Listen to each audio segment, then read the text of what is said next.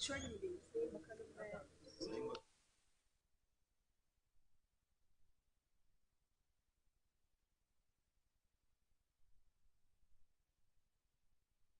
Sayın Bakanımız, Milli Eğitim Bakanımız Yusuf Tekin Bey, efendi salonumuzu teşrif etmişlerdir. Hoş geldiniz efendim.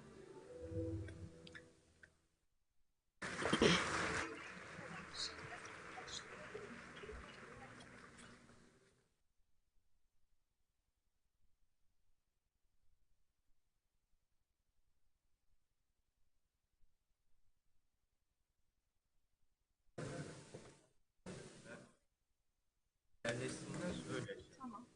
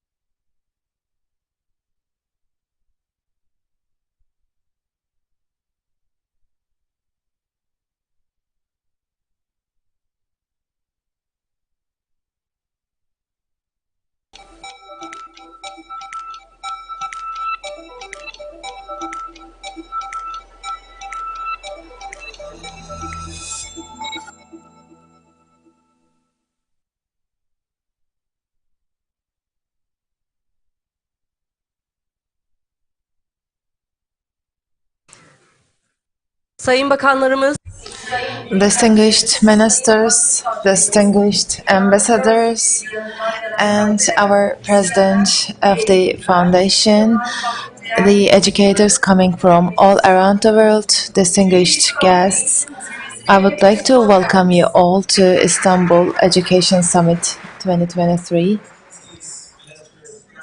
Turkish Marif Foundation, distinguished guests, esteemed speakers, and valued members of the Marif Foundation. Welcome to the third annual Istanbul Education Summit. benim adım Efnan Han.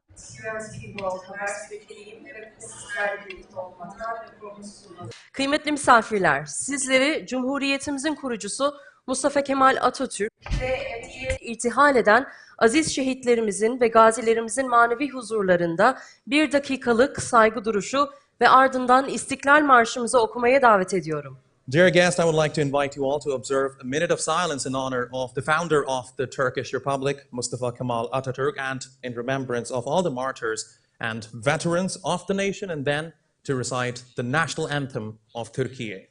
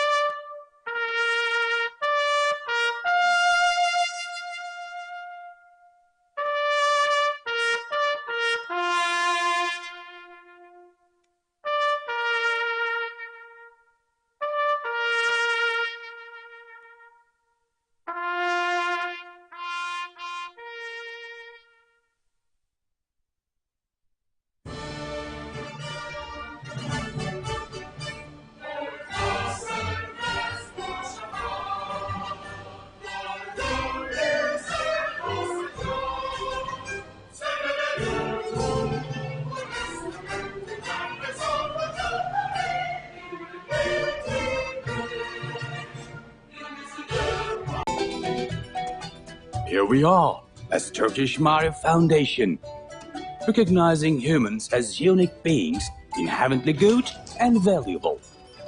We embark on a journey to tell an inspiring new story to the world by raising individuals through quality education.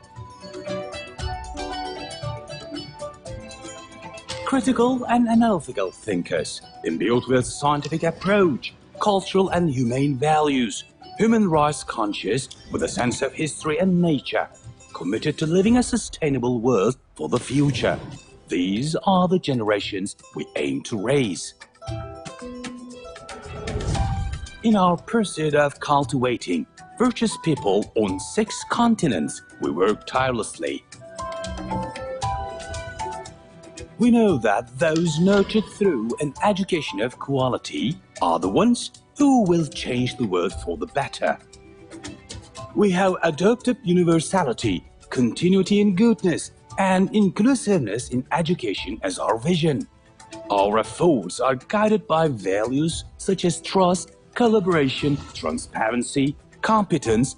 We aspire to become a branded educational institution that educates virtuous individuals who make use of their knowledge and wisdom for the common goodness of humanity, leading the way in their fields and gaining trust worldwide. With devotion to human strong relations and teach our language to children all around the world. Foundation, tens of thousands of students preparing for the future in all the countries we operate are the hope of humanity and the guiding stars in the sky. They are a breath of fresh air, carriers of civilization, glimmers of hope.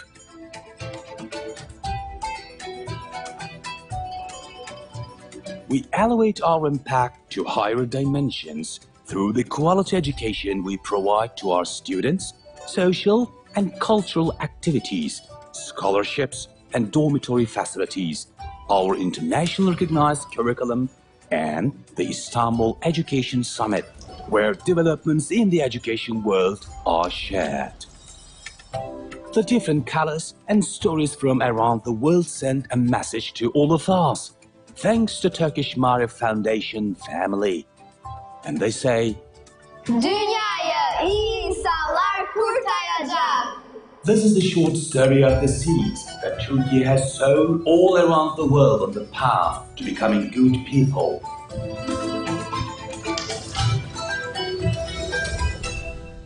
Turkish Marif Foundation, valuing education. Evet efendim. Uluslararası eğitimde ülkemizin dünyaya açılan penceresi Türkiye Marif Vakfı, kültürel ve medeniyetler arası etkileşimin artırılmasına katkıda bulunmaktadır. Kâr amacı gütmeyen bir kamu vakfı olarak okul öncesinden yüksek öğretime kadar eğitimin her aşamasında etkin faaliyetler yürütmek için dünya çapında çalışmaktadır. İlmini ve irfanını insanlığın barış ve huzuru için kullanacak iyi insanlar yetiştirmeyi misyon edinen Marif Vakfı alanında öncü bir eğitim kurumu olma yolunda başarı ile ilerliyor. Turkish Marif Foundation, the main theme is leading the change in education, and that is what will be discussed with various aspects of education. And during the summit, we'll have a high-level meeting with education ministers from different countries, 3 panels and 3 sessions, plus a keynote speech. Indeed. İstanbul Eğitim Zirvesi'ni YouTube kanallarımızdan ve web sitesinden canlı olarak izleyebilirsiniz.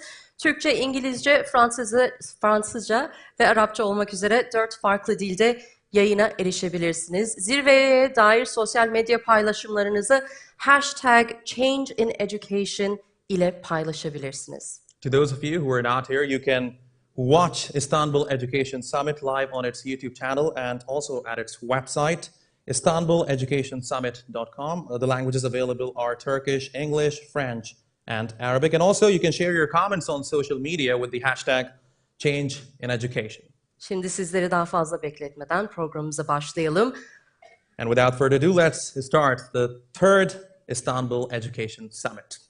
Başka bir programı sebebiyle bugün zirvemize iştirak edemeyen Sayın Cumhurbaşkanımız Recep Tayyip Erdoğan'ın mesajını iletmek üzere Türkiye Marif Vakfı Yönetim Kurulu üyesi Ahmet Türkmen'i kürsüye arz ediyorum. Today, the President of the Republic of Turkey, His Excellency Recep Tayyip Erdogan, could not attend the summit due to another program. To convey the President's message, I would like to invite Executive Board Member of Turkish Marif Foundation, Ahmet Türkben, to the stage. Please.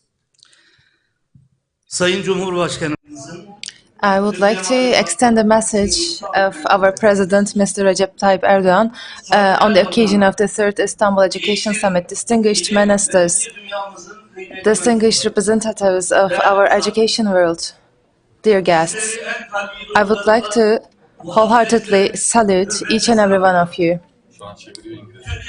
And this is the third education summit organized by Istanbul Marif Foundation, and I hope that this will yield auspicious results within the theme of leading the change in education. I would like to extend my gratitude to all of the participants who will contribute to this education summit.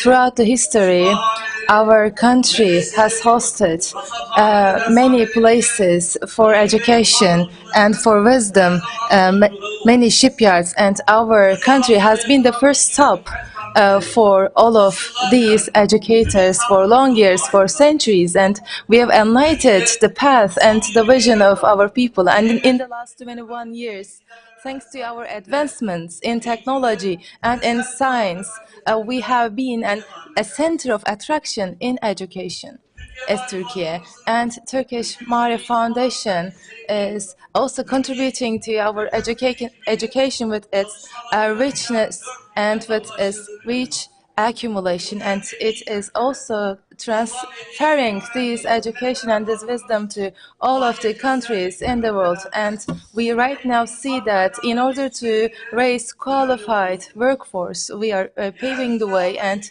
we are contributing. And thanks to the local curriculum and with the success of the international curriculums and different projects, we are now active in as Marif Foundation in 22 countries, and we are reaching out to 52,000 students. And thanks to the education equivalence for all of our students, we are following up all the advancements and the success of our Marif Foundation, and we are also providing necessary support, and we will be one of the biggest supporters of Turkish Marif Foundation with these sentiments. From Democratic Congo Republic to Kosovo to Serbia to Jordan, from Somalia to South Africa, from Afghanistan to Azerbaijan. We have the presence in 52 countries, and I would like to thank all the members of the foundation who are providing services in these countries in really tough conditions. They are facing all kinds of risks and menaces, and I would like to thank each and every one of you on my own behalf and on behalf of my nation, and I hope that your service will have auspicious and fruitful outcomes for us. And I would like to salute you once again, the President of the Republic of Turkey, Mr. Recep Tayyip Erdogan. I would like to thank Mr. Ahmet Bey, and I would like to thank our president, our esteemed president, for honoring our program with his message. His message. Şimdi Türkiye Büyük Millet Meclis Başkanımız Sayın Nurhan Kurtulmuş da sizi iletmek üzere bize bir mesaj gönderdi. Professor Dr. Birol Akgün.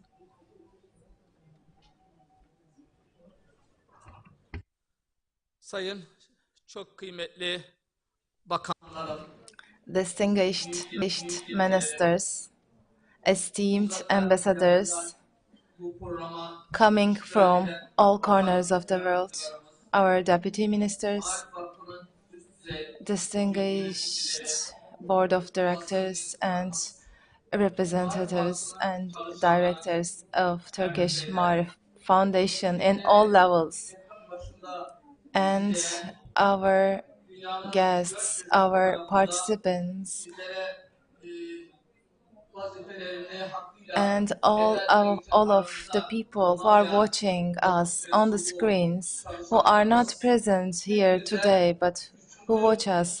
I would like to welcome all of you to the third Istanbul Education Summit. davetimizi kırmayarak bugün bizlerle birlikte olan And I would like to thank fikirlerimizi onurlandıran all of the ministers, our minister, Mr. Yusuf Tekin, Minister of Education, and the ministers of National Education of Malaysia, the Democratic Republic of Congo, and Bosnia-Herzegovina for honoring our education summit and being with us today. At the beginning of my speech, I condemn Israel for its inhumane attacks and war crimes in Gaza. And I wish with all my heart that the human tragedy in Gaza will end as soon as possible and that the children will regain their right to education in peace and tranquility, which is their most fundamental right. çok kıymetli misafirler. Distinguished guests, this year we are proudly celebrating 100th anniversary of the Republic of Turkey, and taking this opportunity, I would like to respectfully commemorate the founder of our republic, Gazi Mustafa Kemal Atatürk and his comrades. And I would like to express that we, as the Marif Foundation, Turkish Marif Foundation, are proud to be a brand of Turkey in international education, in line with the vision of the century of Turkey, put forward by our president, in line with our country's step-by-step progress towards its 2053 goals. The Marif Foundation was established in 2016 with a special law adopted by the Turkish Grand National Assembly. The aim of our foundation is to carry out formal and non-formal education activities abroad on behalf of Turkey and to develop humanitarian ties in the social and cultural fields between Turkey and the peoples of other countries.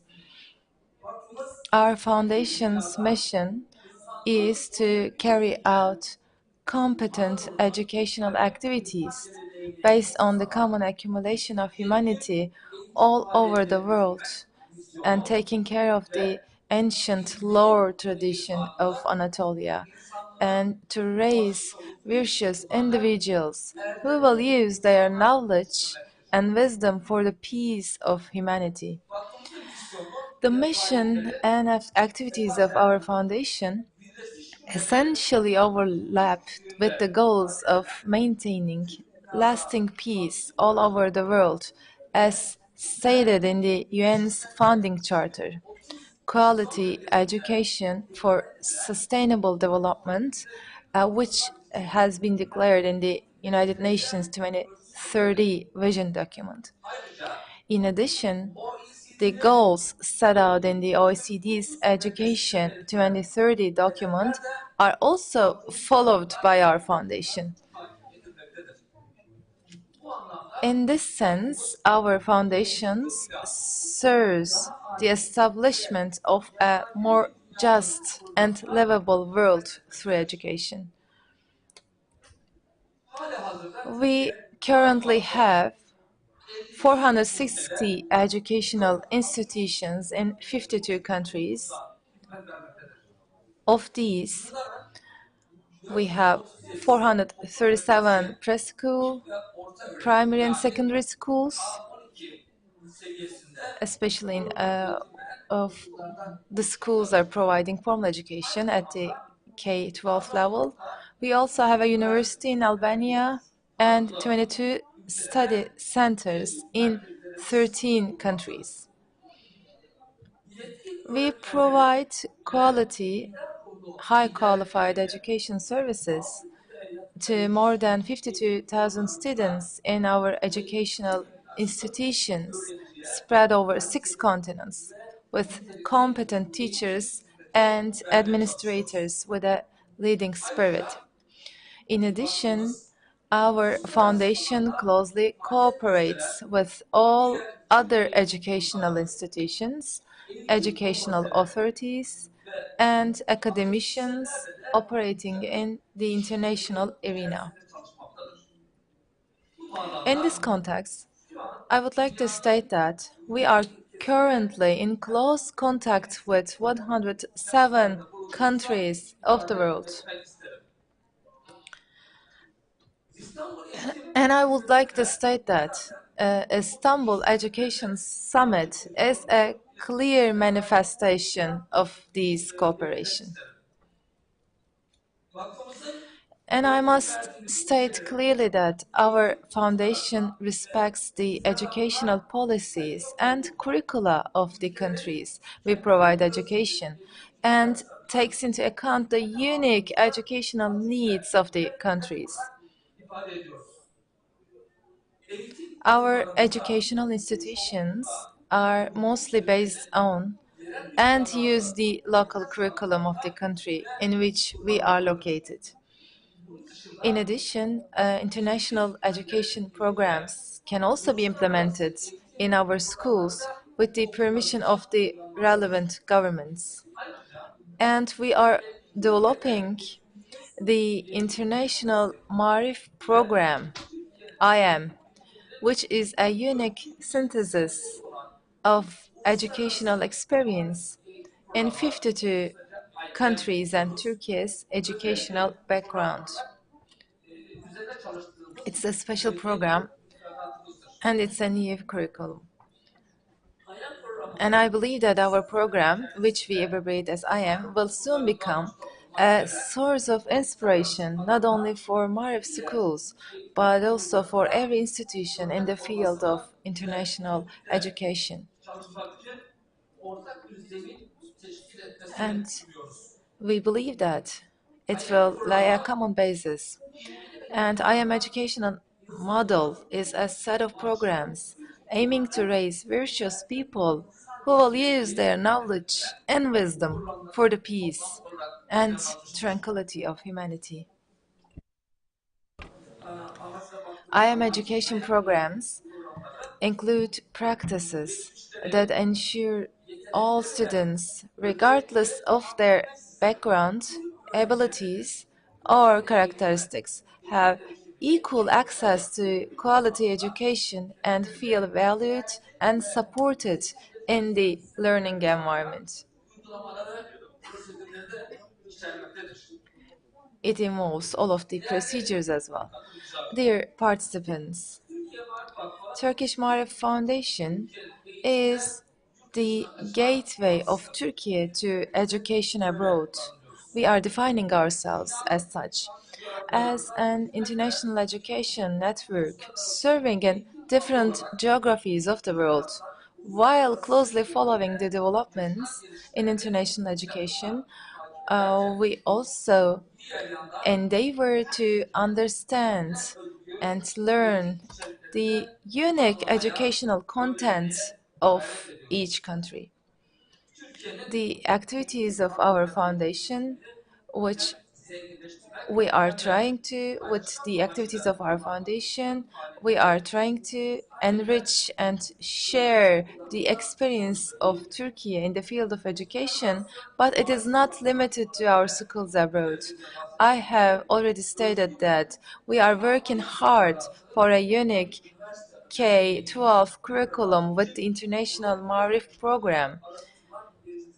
And we have research and development activities in the scope.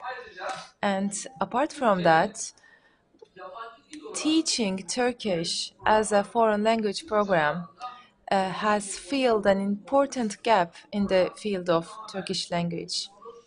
This program is over now, and in our schools and in different schools, we are providing this program to everyone who would like to use this program. And we also contribute to the internationalization of higher education with the Marif Foundation established within our organization. We have developed fruitful collaborations with many esteemed institutions, especially the prestigious universities of Turkey and the countries where we are operating. And we consider Turkey research centers we have opened in important universities of the world as a part of our public responsibility. While carrying Turkey's educational experience and know-how abroad, we also bring global developments to the agenda of our country and put them at the service of the Turkish education community. And in this sense, I would like to mention the Marif Journal of International Education, which we recently published the 5th issue, and the Turkish Marif Encyclopedia, which we prepared together with the Turkish Academy of Sciences, and the books we published under the title of Marif Global Education Series. We have been organizing Istanbul Education Summit for 3 years in order to strengthen the interaction of the strong education network we have created as a foundation and to bring together the experience of the world. Actually, we first started to think of Education Summit during the pandemic. We were together with our children at our homes and we discussed about it and we thought how can we interact in the public area. That is how we came up with the idea of Education Summit. We held the second last year and we are holding the third one this year. In 2022, we held the first Istanbul Education Summit online with the theme of new trends and transformation in education. We touched upon the impact of digitalization on internationalization of curricula and the future of education, education remodeling, and educational and social justice, education and development.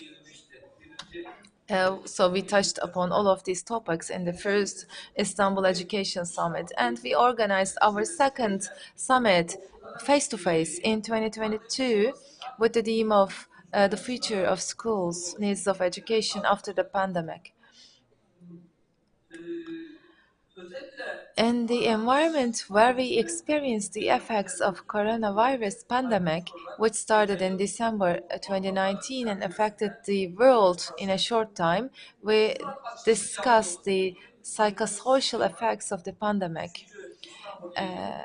And now we are opening the third Istanbul Education Summit, and the theme of the summit is the leading change in education. In this summit, the struggle of human beings who are surrounded by artificial intelligence, biotechnology, and similar technologies, and to preserve their ability to think critically and remain human in the age of the digitalization. So we will be discussing all of these topics.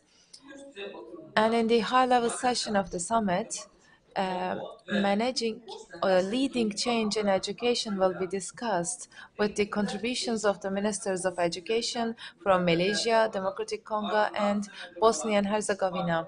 In the 3 panels to be organized afterwards, academicians and field experts will be hosted to discuss different aspects of the main theme of the summit.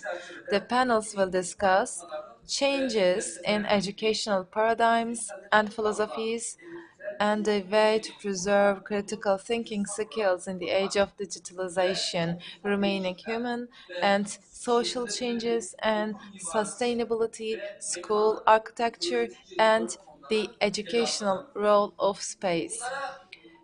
In addition to all of these, as I've stated in the beginning of my speech, this is the 100th anniversary of the foundation of the Republic, so we will be discussing education in the in the century of Turkey, the technology in tomorrow's education world. School administrator sessions will be organized, and the program will also be enriched with global examples in education, and we will be discussing today's Turkey and tomorrow's Turkey. With all these feelings and thoughts, I would like to express my gratitude to our ministers, ambassadors. Our minister, Mr. Ismet, is also present here today. He also honored our program. We also would like to thank our governor and our deputies, representatives of institutions, our mayors, academicians, teachers who participated and supported us in the third Istanbul Education Summit. And I would like to thank our President, Minister of National Education, and sponsoring organizations for always supporting us. And last but not least, I would like to thank the members of the Board of Trustees and the Board of Directors who also contributed to the organization of the summit. And I also would like to thank the secret heroes of this foundation, and especially for the Mr. Zeynep Arikan, who contributed to the organization of this summit, and she's also the member of the board of trustees. So all of our friends contributed to this organization day and night, 7 days, 24 hours, with all of their efforts. And I hope that the summit will be successful. And I extend my sincere regards to each and every one of you. I would like to thank Mr. Biral Akgün, the chairman of Istanbul Marif Foundation. Now, I would like to thank Mr. Yusuf Tekin, the Minister of National Education of the Republic of Turkey. To the stage, please welcome His Excellency Yusuf Tekin.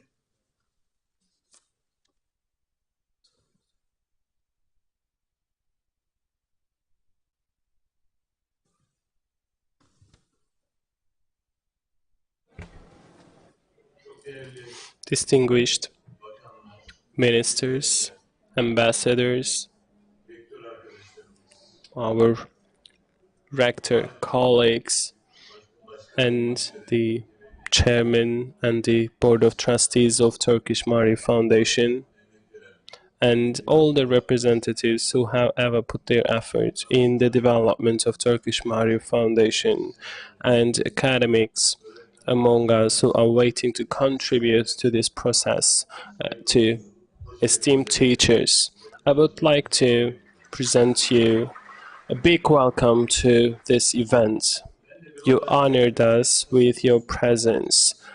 Just as Mr. Akgün, I would like to start my speech by underlining a few remarks. First of all, we are experiencing the 100th anniversary of Turkish Republic, and as our president has stated, the new 100th anniversary, new century for Turkey, for the new Turkey, will be crowned by much never a novel success. Also, in the recent days, we commemorated the 85th anniversary of the death of our nation's founder, Mustafa Kemal Atatürk. I would like to hereby commemorate all our martyrs, starting from Mr. Mustafa Kemal Atatürk to all his comrades and all the soldiers who have shed their blood for the independence of this country. I would like to say that, as you all know, next week, 24th of November, is the Teachers' Day, and I would like to celebrate all the teachers in this hall. Maybe a last round of statement could be the UNESCO General Conference in the last weeks, and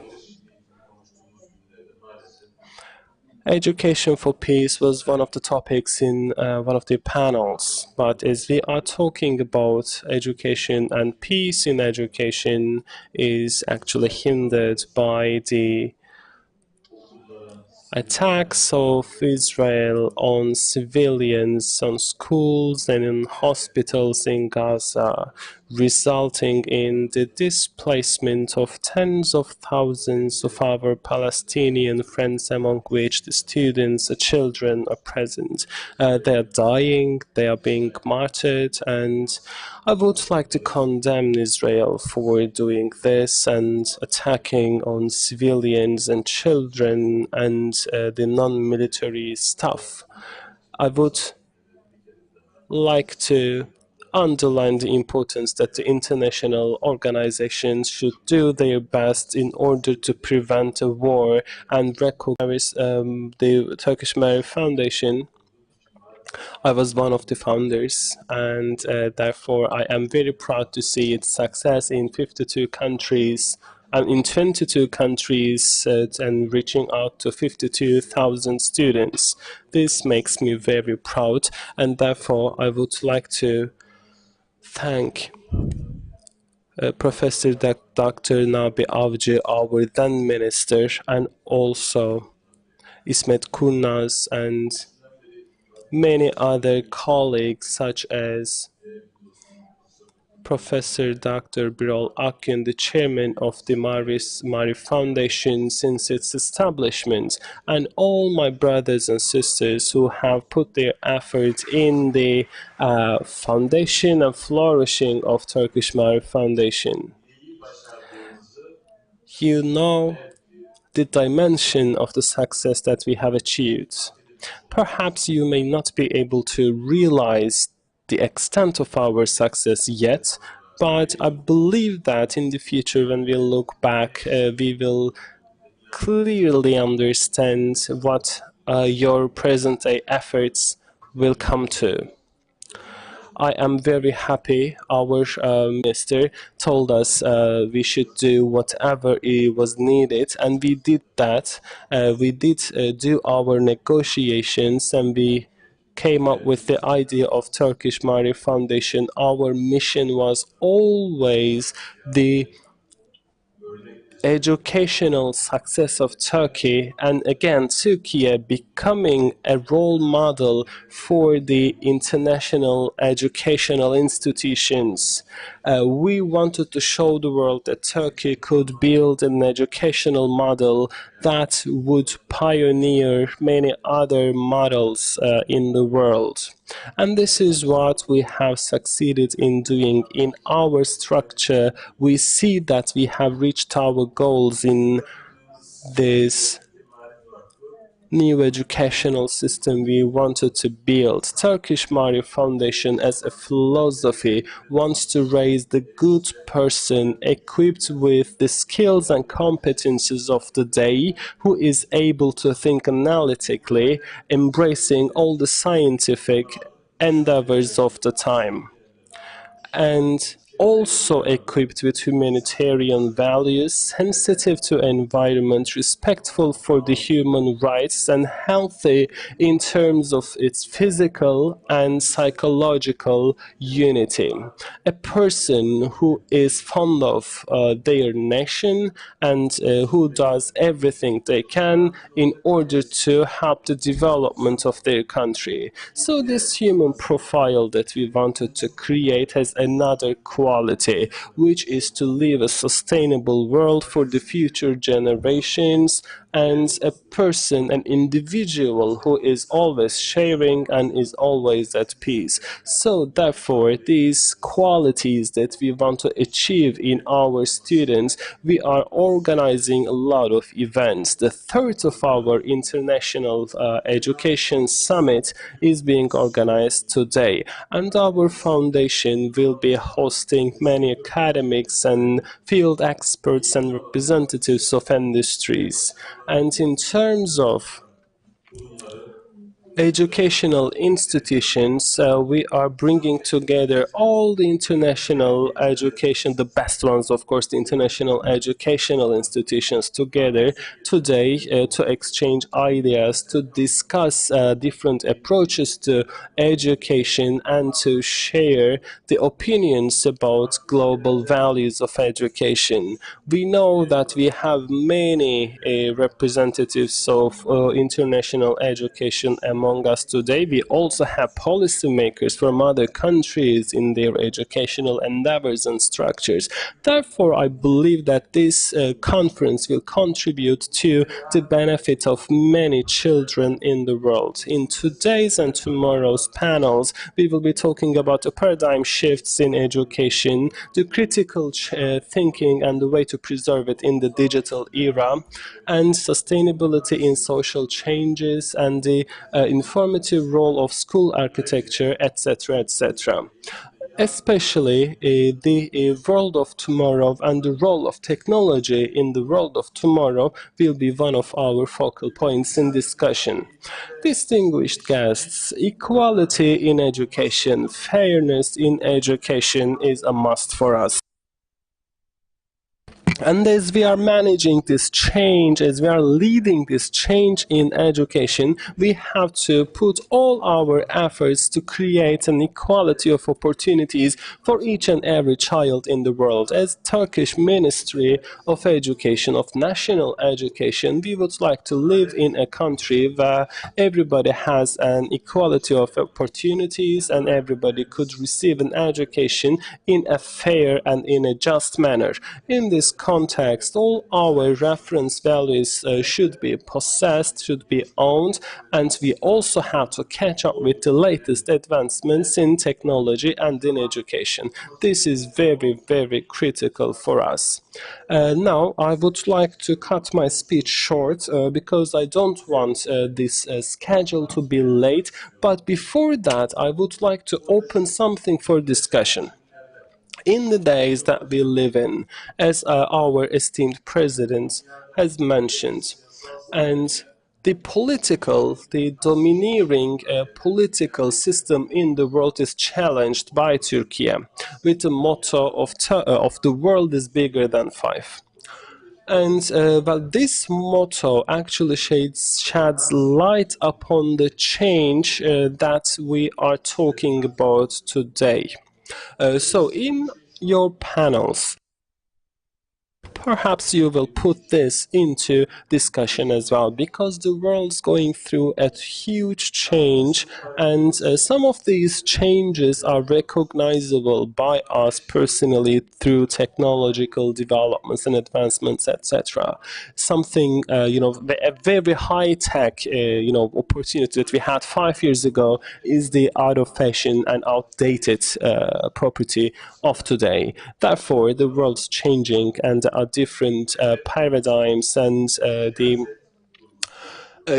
fiction for the state is changing, and the structure for politics is changing, etc. And as our president puts it, the world and the governments in the world need to keep up with the pace of this change. The economic regulations in the world is changing. The economic order that is based on the capital structures of the world is being changed at the moment. And in the face of all these changes,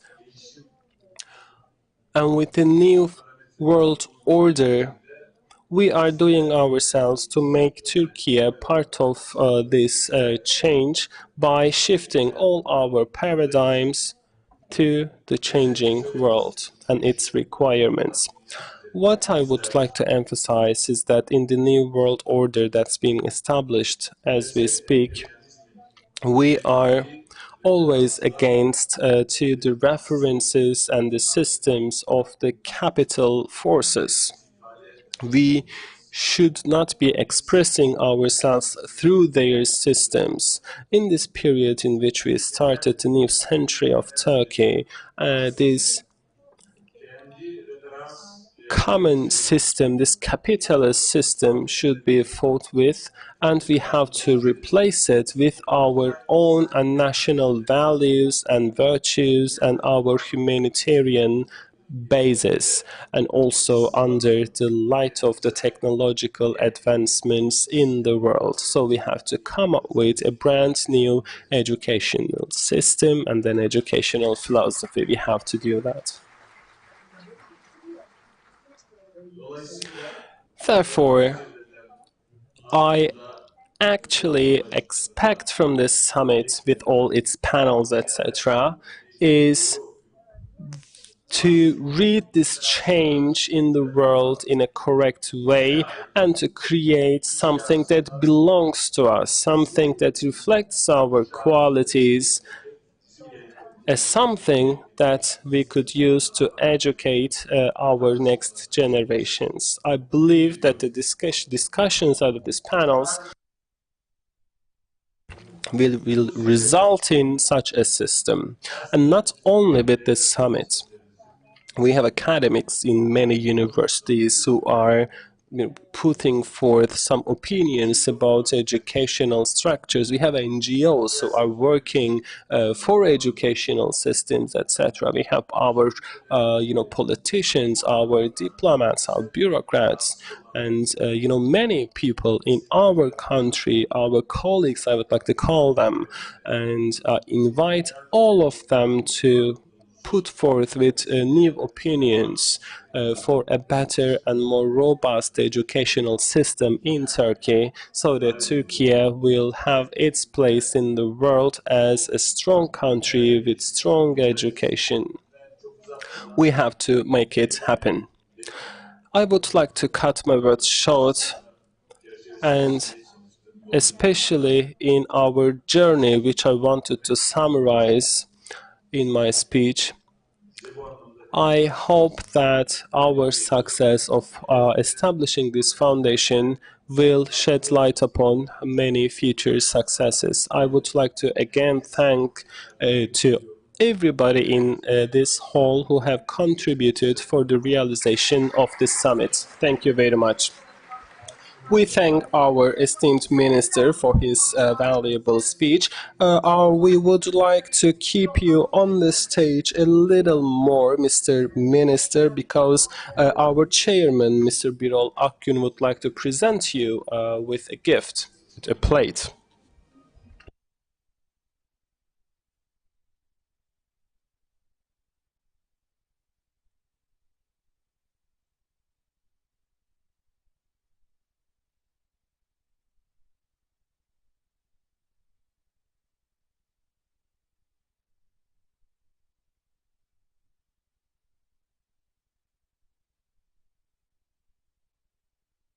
Thank you very much.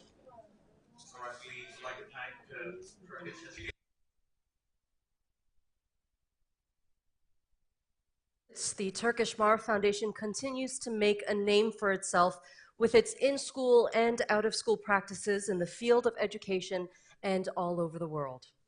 As of 2023, in their fifth year, the Good Practices in Education initiatives highlight the Marif school culture through educational practices, fostering a positive school environment, and facilitating the transfer of educational culture across generations. Today, we will present 8 good practices in education from different countries. The first one is from Bosnia-Herzegovina. Let's see what they have accomplished. A 4-language dictionary project in a multilingual school culture.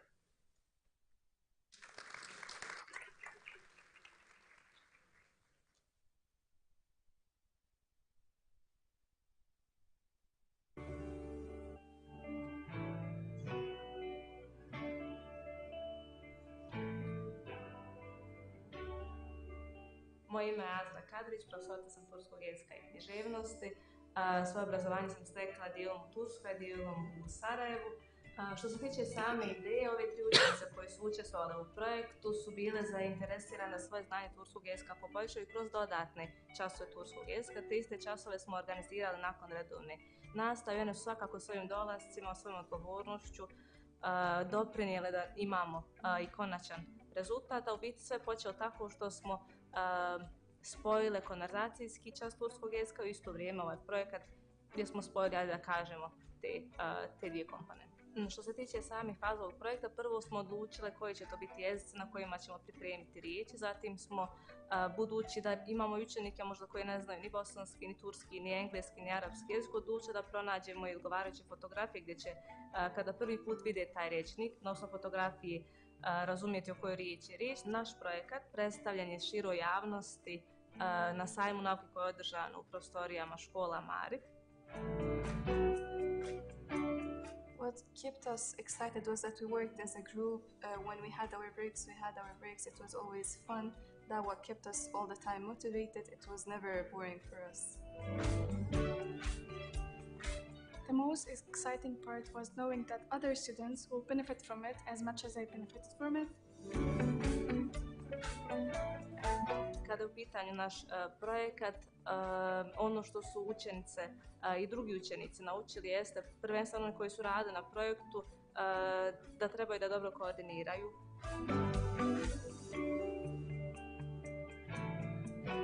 At the beginning, it was so difficult for me following the three languages that I don't know. I came here just knowing Arabic and a little English.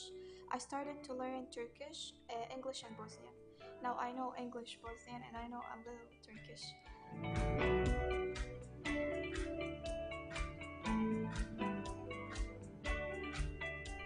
Our friends were excited to start learning a new language, especially the students who are beginners for these languages.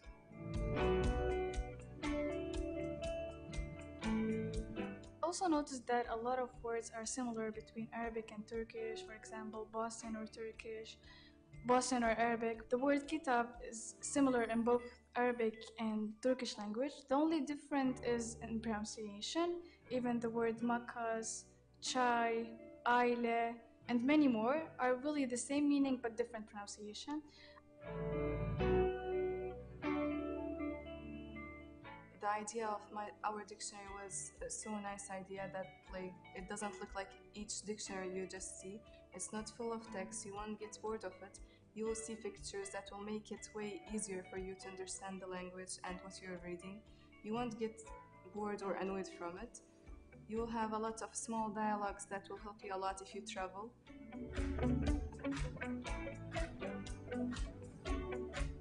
I have learned how to work in a group, how to organize stuff on time, and I have learned some new words in Turkish. My favorites were bal, sakız, and şeftali. From my opinion, from what I learned, time or any difficulties won't stop you from doing what you're willing to do. The most important thing that I learned in this activity that no matter what, nothing is impossible. And always remember that your only limit is you. Na našim prostorima postoji jedan izraz gdje kažemo kad se male ruke slože, sve se.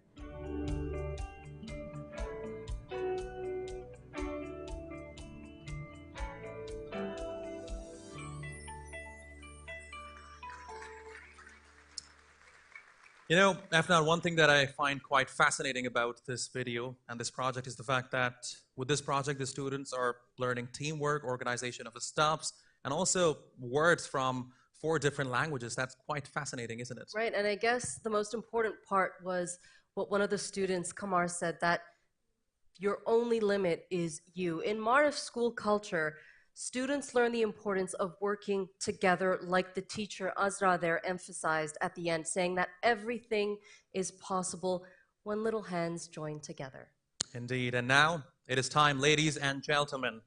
I would like to introduce our first session, which is the high-level meeting called Leading the Change in Education.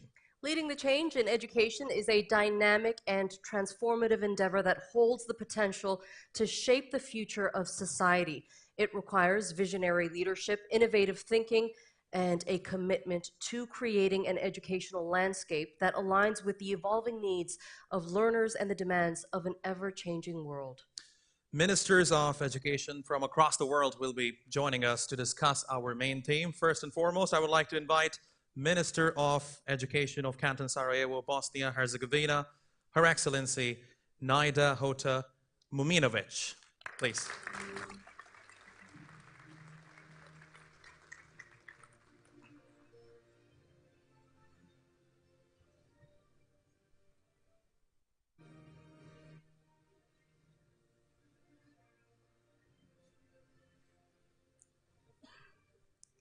right here.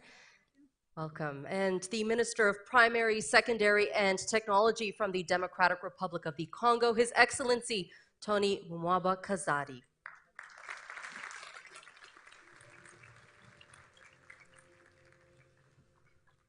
Welcome, Mr. Kazadi.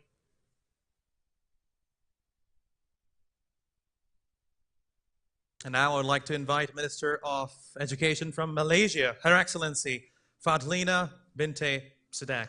Welcome, Ms. Sadek.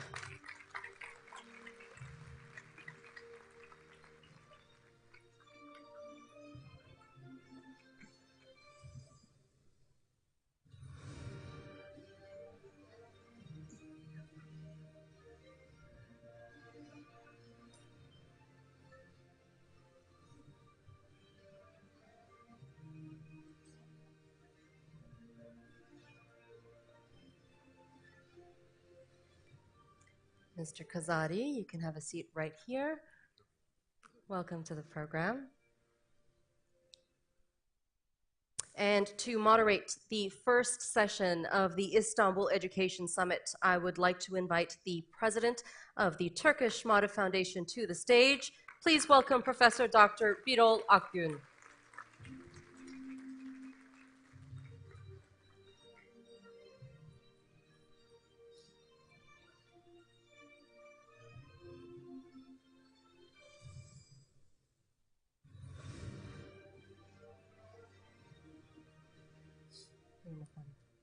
Welcome. Professor Akgün and our distinguished guests, have a great session. Thank you.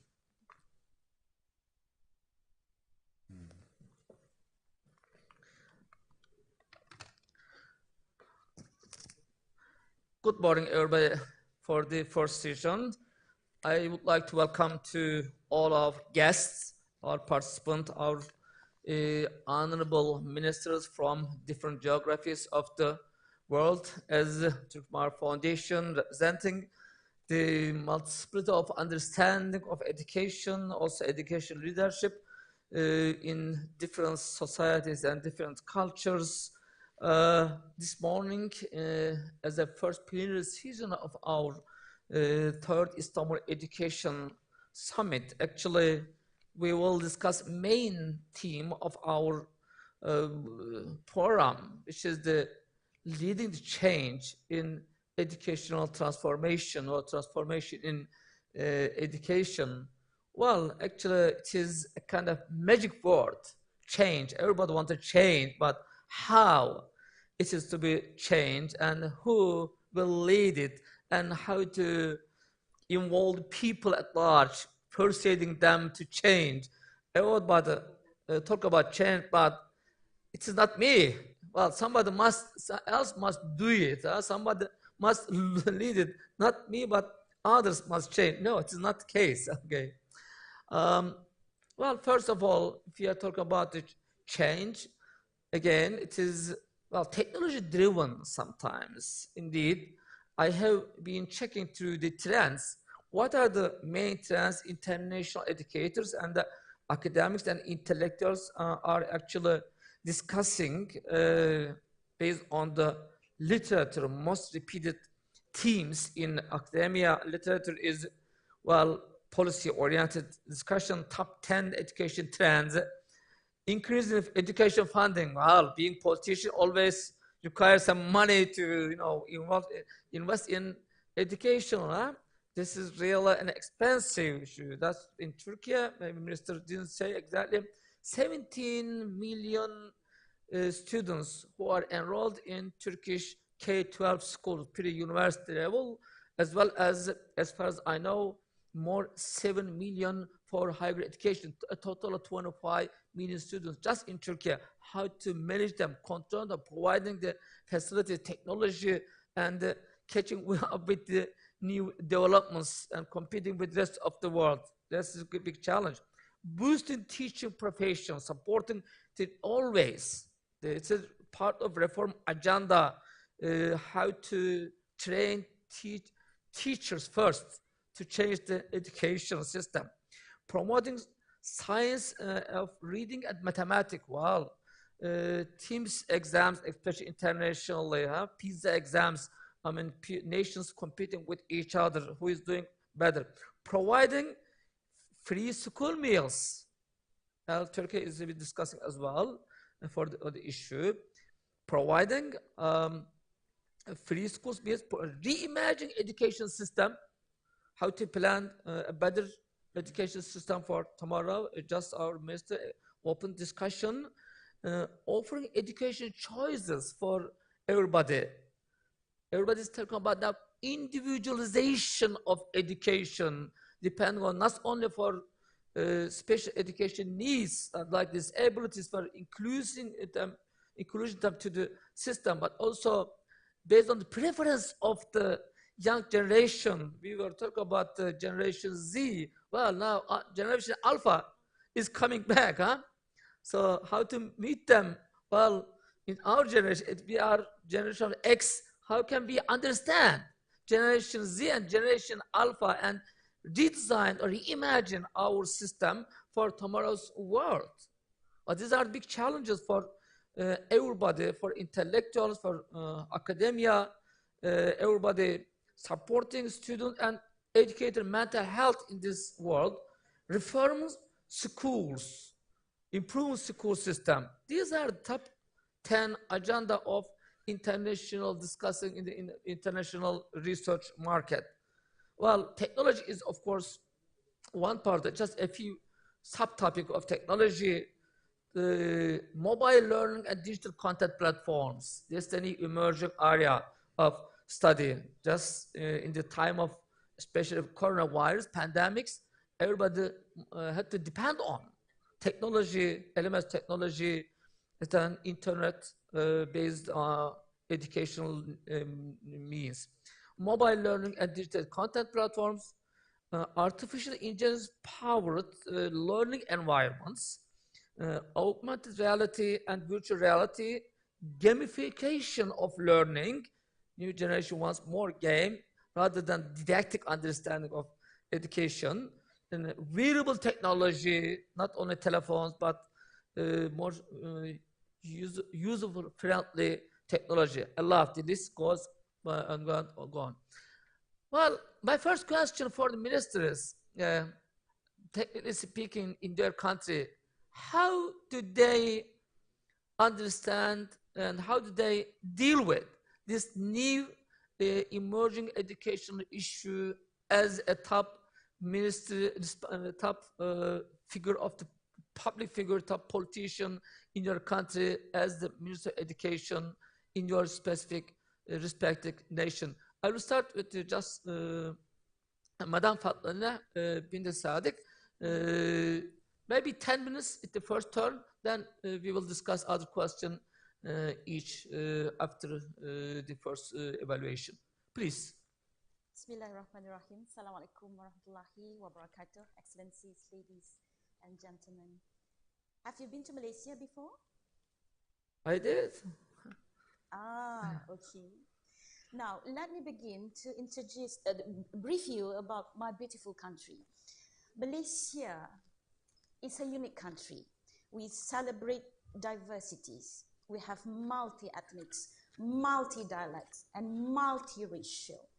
So our specialties actually dealing with how to manage diversity in our country. That is number one. Number two, when we talk about diversity, we must understand that we have so many things to deal with. The cultural background, the religious background, and the social background. So being the most complex ministry, being the first lady minister in education especially, and being in a huge ministry, we have 5 million students, more than 10,000 schools in Malaysia. So I look forward for this discussion to share the best practice from other countries, of course from my colleagues, and of course from Turkey. Thank you. Thank you for the first round. Thank you. Thank you. Thank you very much. Okay, it's just short, brief, but to the point, precise. Thank you very much for the minister. Now, the second turn is Mr. Tony Kazadi from Democratic Republic of Congo. It is your turn, sir. Merci, Monsieur le Président, de la parole. Thank you so much. Thank you for giving me the floor, and thank you for inviting us to the third Istanbul Education Summit. You honored us. We will be talking about education, and it's a great pleasure for me to in Istanbul. Ladies and gentlemen, distinguished guests, and the representatives of protocol in May 22, as you know, in Democratic Congo Republic, we have signed a memorandum of understanding, and Turkey and Democratic Congo Republic signed a memorandum of understanding, and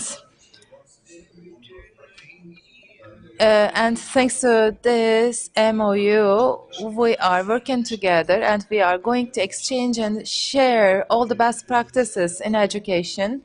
And Turkish Mari Foundation played a vital role for this. And from Congo's side, the ministry was involved. And once again, I would like to repeat that I am very pleased and honored to be here. And we are now exchanging our views and experiences in the field of education.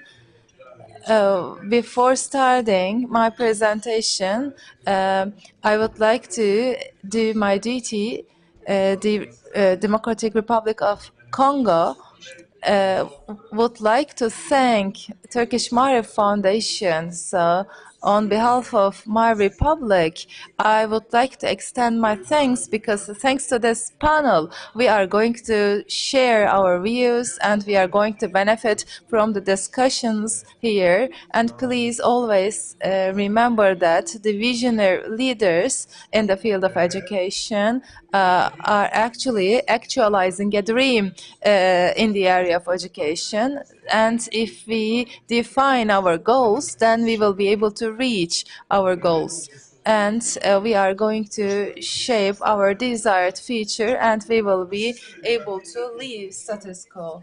And if we look at the education system, we see blockages, like it is frozen. But again, the world is changing very rapidly, and there is a need for change. There is a need for renewal. And our education system has been static for a long time as we are exploited from Belgium. After the first reforms, we haven't changed our systems. And these all of these started during that time, and that is our education system started in the colonialized period, and in 1962 we have post-colonialized reforms. And after 1963, we were able to reach our sovereignty in June 1960. And our country abandoned metropolitan system, and we have 6 years of primary schools and 6 years of secondary schools, and we divided them into groups. And as of that time, we have many reforms. And in our education system, we have didactic approaches, and it is our utmost effort and goal to have didactic approaches, and we are trying to develop the know-how of our students. And thanks to these changes, our students will be able to serve to their nation, and our vision has changed and we are targeting 2016-2025 years, the secretarial strategy of education. And we have now strategic goals for education, and we can divide them into 3 groups. The first one is reachability.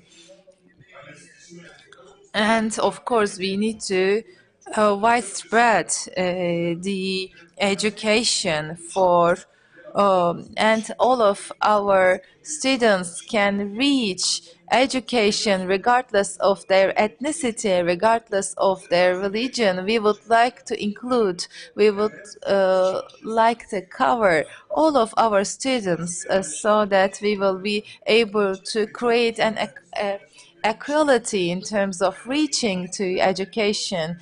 And for the food, the canteens of the schools are properly organized, and in starting from 2016, according to our law, now the primary school is obligatory and free of charge, and for the last 13 years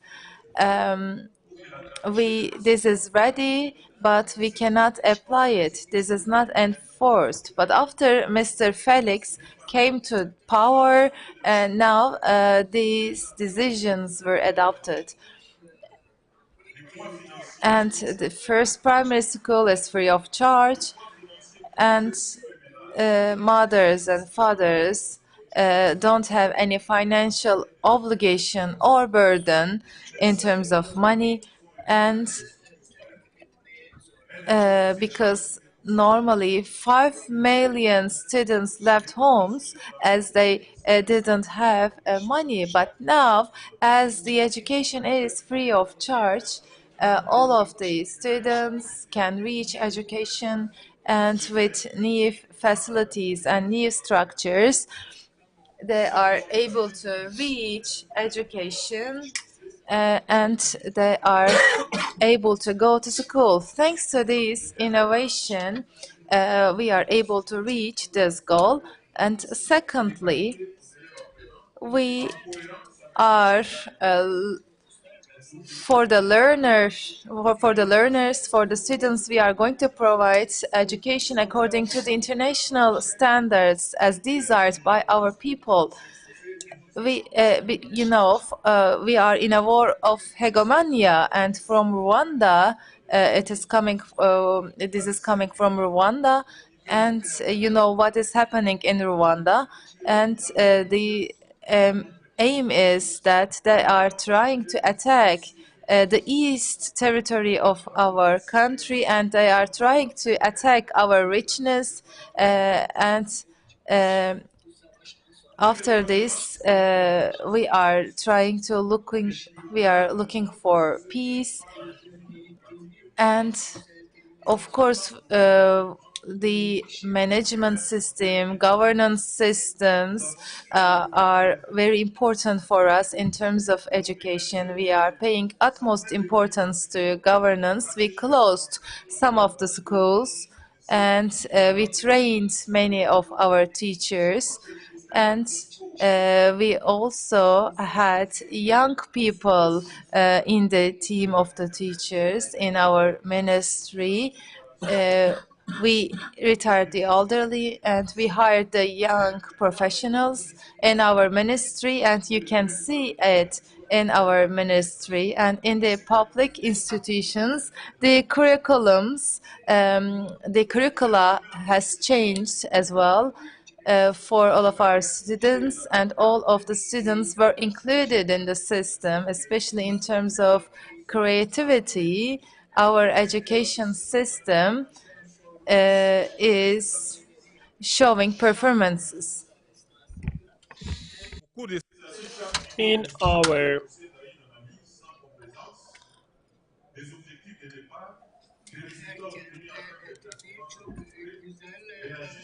In our endeavors, we have provided some nice targets for each city, and we have created some strategies for them.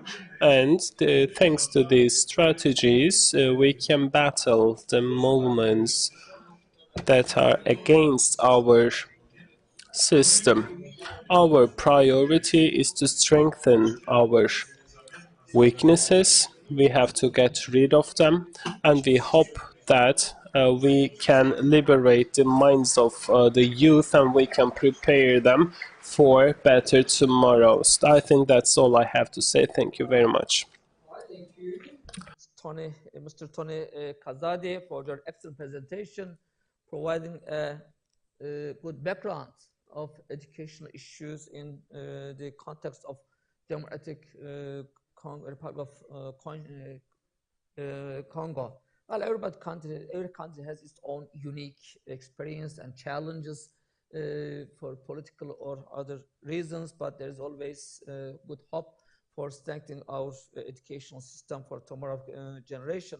Now, the third speaker is Her Excellency Ms.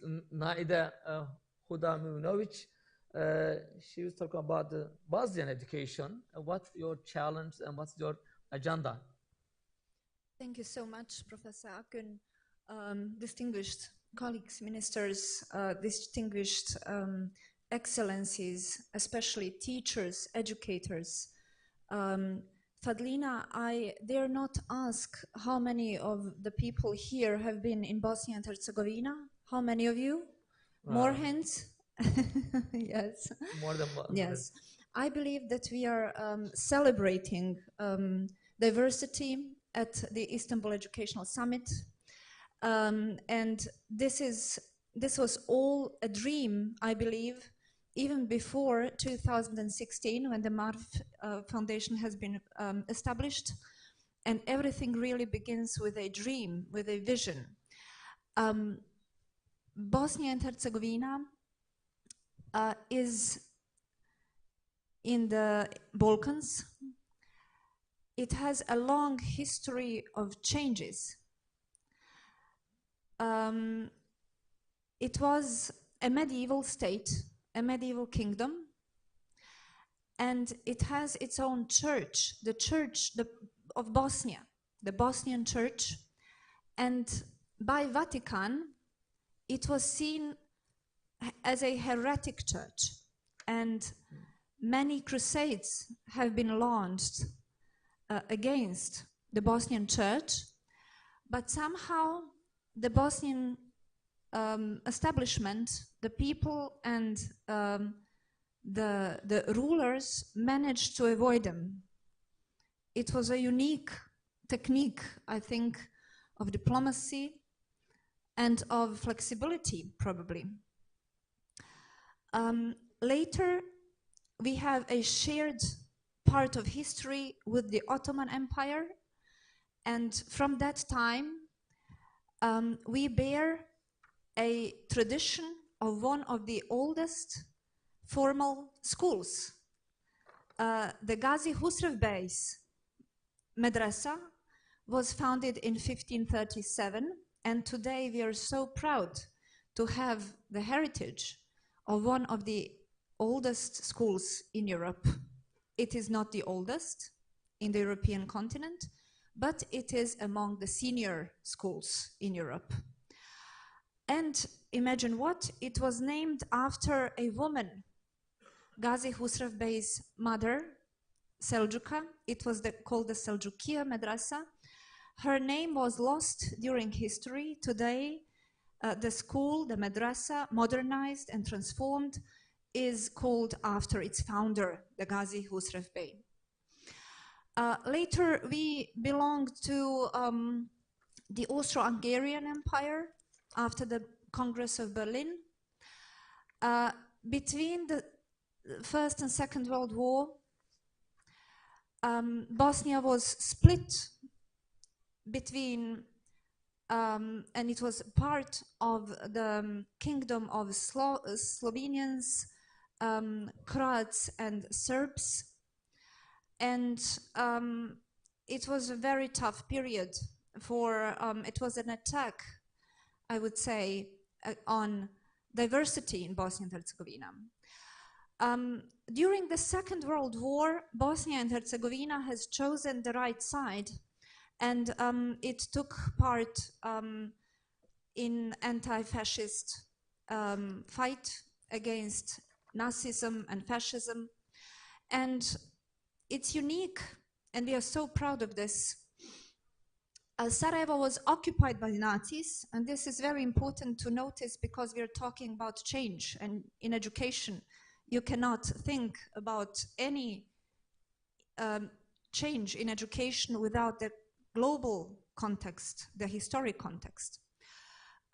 For example, Sarajevo was occupied by the fascist regime at the beginning of the Second World War, and it remained occupied.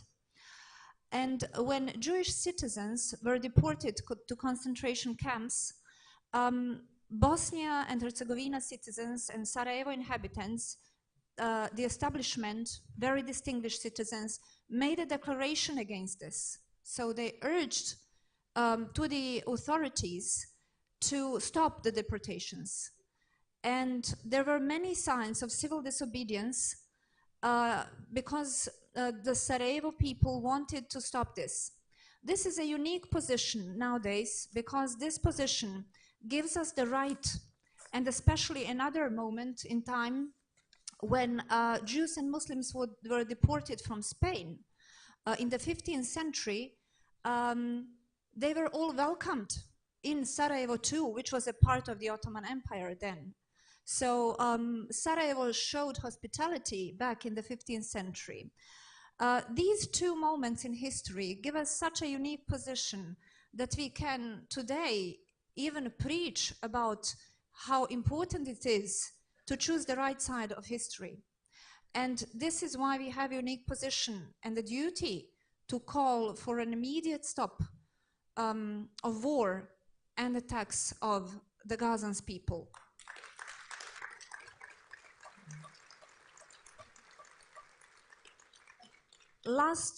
Actually 2 weeks ago, and I will round us up this first question and session, Professor Agün just to announce. Yeah. 2 weeks ago, I was in Vienna. It was a general assembly on a project called School Food for Change. And it was held in the Vienna Rathaus, which is a city council. And by the end of my address, and I pointed out the two very unique moments in history there too, I reminded all educators and decision makers and policy and opinion makers that whenever we dream big dreams for our own children, students, learners, and teachers, we have to dream big dreams for the whole world, for every child in the world.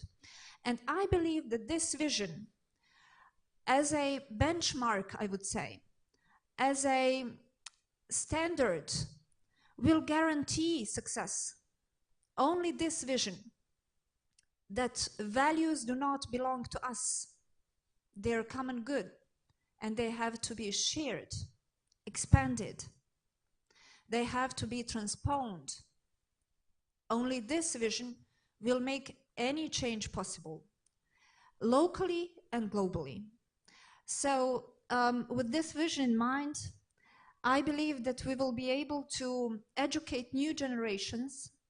And by the way, I have a problem with the English word educate and education. It somehow seems to be so technical.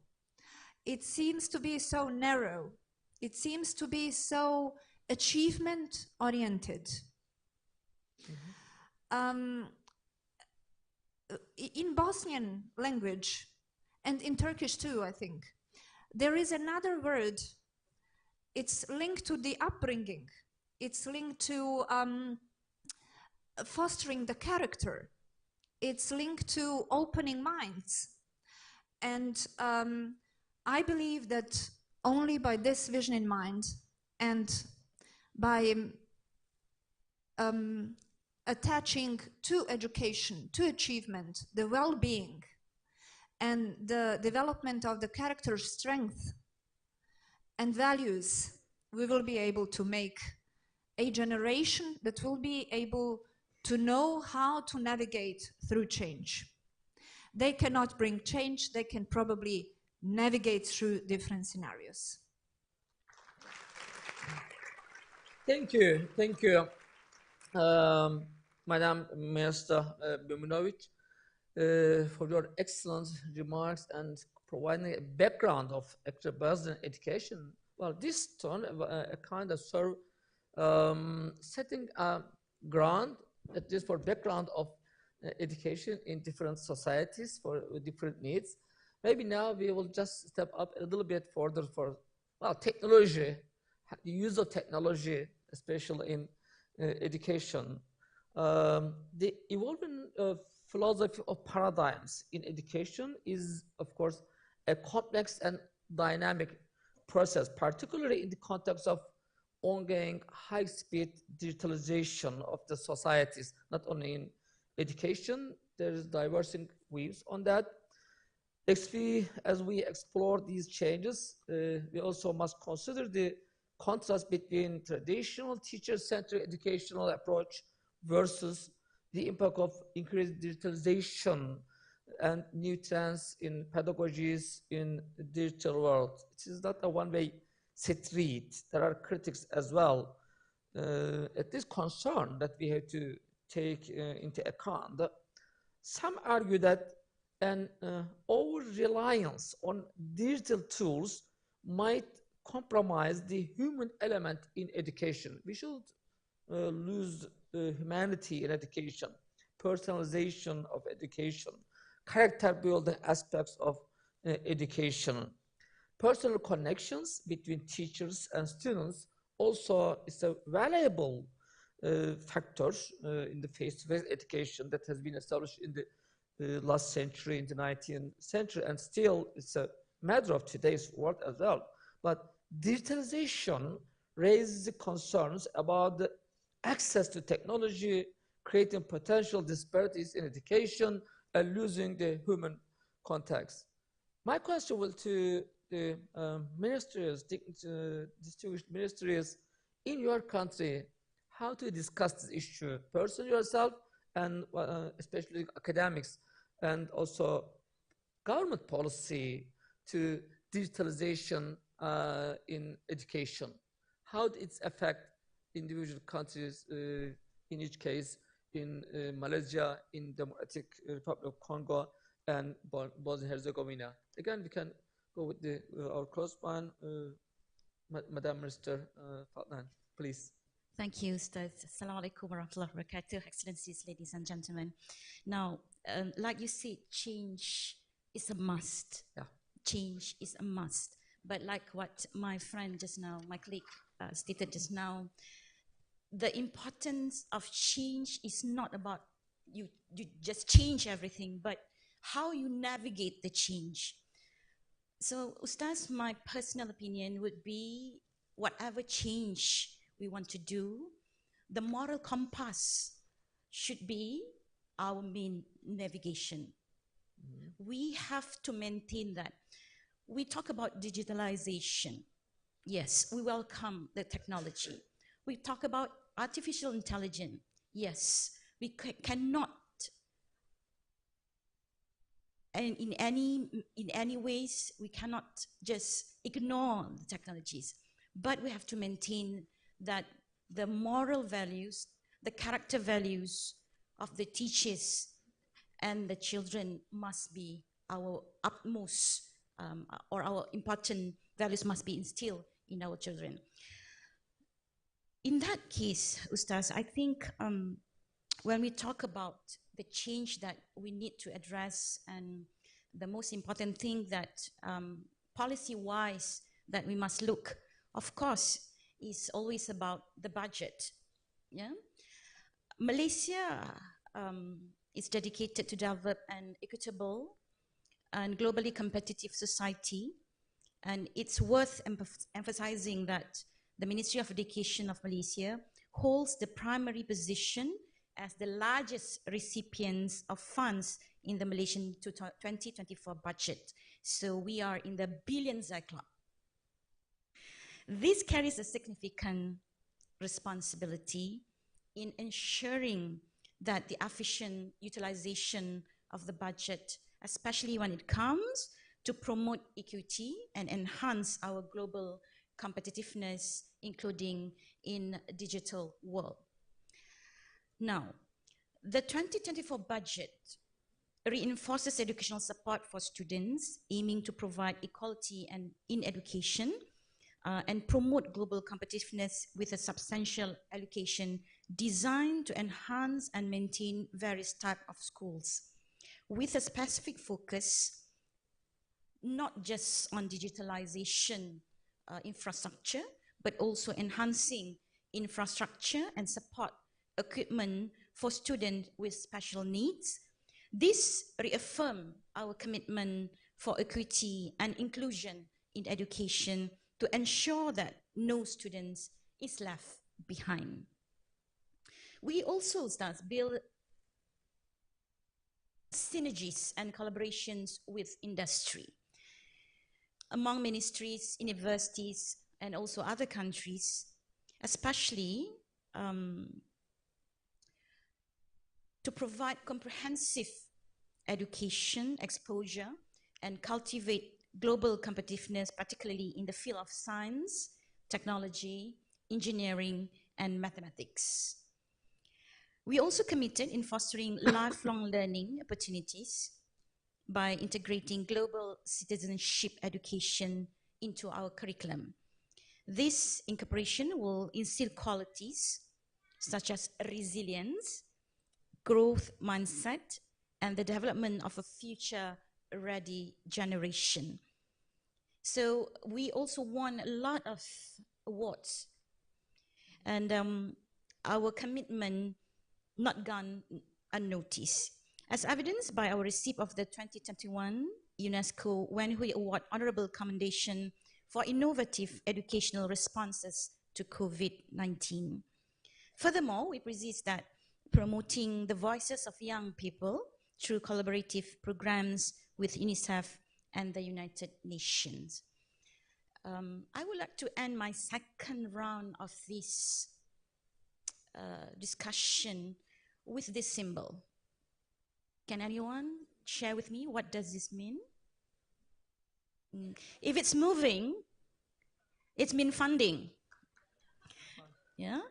So our education system, not just lack of funding, but also lack of love. So we must start education system with the love of the education, with the love of God, and with the love of the people. This morning, Professor Yusuf, the Minister of Turkey, has conveyed a very strong message to me. He told me that, sister, the message that we must pass on to the next generation is a message of brotherhood, is a message of peace education, and the message of humanity. And this would be our commitment for the next generation. Thank you. All right. Thank you very much, Fadla bint Sadiq. Well, inspiring last remarks, especially for the future, passing the message of peace to our young generation. It's a good message in this context of nowadays in the world as well. I'm turning now to Tony Kazadi. Actually, he summarized his efforts to improve educational system for everybody, how to make it more accessible at the very primary level of education, especially in a post-colonial context in Democratic Congo. And I'm sure they achieved a lot for the providing equal access to everybody. But in terms of use of technology in education, where are you now? And at this point, what is your vision in terms of understanding the use of technology in your specific country, sir? Merci, Monsieur le Président de la parole. Thank you, Mr. Chairman, for giving me the floor. Now, Congo for the digitalization, of course. Digitalization is on the agenda for both communication channels and education channels. This is a parameter that we attach importance. And I can say that especially during the COVID-19 crisis, as you would remember, this we were deeply affected by this crisis altogether, and many education systems, including us, were harmed at that time. And we have seen the limits of our education system, and the COVID-19 pandemic hit us very sharply. And I will give you some idea about that. And for example, 3 months, the schools were closed in 2021, 2022. All the curricula were stopped, and all the programs were halted due to the COVID-19 pandemic. We couldn't continue our training, our education, our physical education in the classrooms, and we couldn't continue our face-to-face communication and face-to-face education. The schools were closed, and on taking this opportunity, taking this chance, we made some examinations, and we were able to see the boundaries of our school system. And we know that before COVID-19, there was the issue of online education in some schools. We know that. And they were using the novel technologies and education systems. But for the other countries, they were amazed, like us, because we didn't have e-learning before or internet training education because the students were at home for 3 months, and while we were facing these consequences, we were in despair.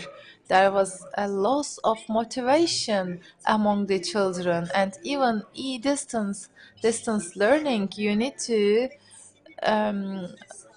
do something for these children so that they will be able to pause their attention to the education. Otherwise, they would not continue at their education.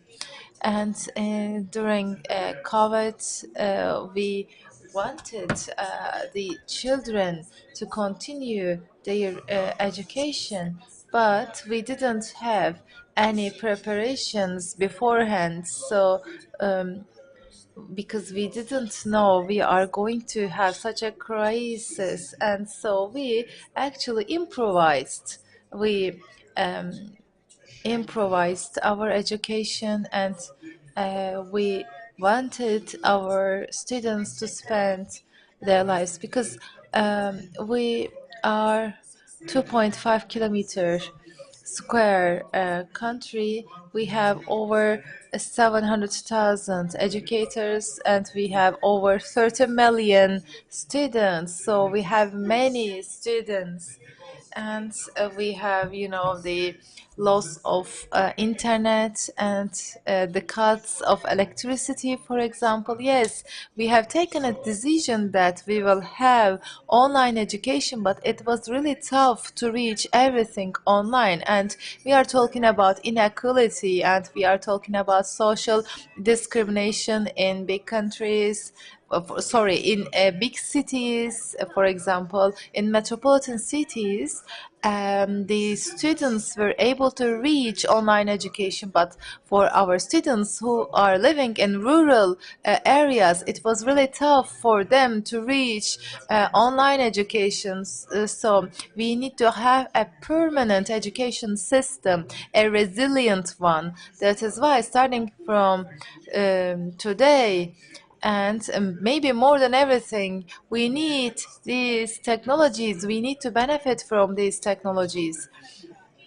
and we need to include the new technologies into our education program. And for example, everyone should reach electricity, everyone should reach internet without any cuts, and so that we will be able to reach all of the students starting from the farthest point of the country. We need to have alternative mechanisms like tablets, for example, because in tablets, sometimes tablets may have their own internet, and sometimes tablets don't need electricity all the time, maybe. Or we can have renewable energy systems, especially for the electricity cuts or internet interruptions. What can we do for the cutoffs? We need to work on this. We need to find alternative ways, because the new technology has been imposed on us, as our colleagues said. We need to pay attention to ethics, and we need to see that if something is against our culture, against our country's values, then we need to get rid of them. And for the distance learning education systems,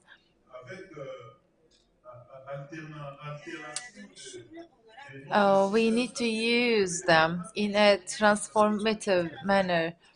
For example, think of a student, and the physical interaction and face-to-face education is very important for both a student and the teacher. So for example, there should be maybe a hybrid way for this, because we need to have interaction to be continued in the schools, and the parents should also pay attention to follow up the students. And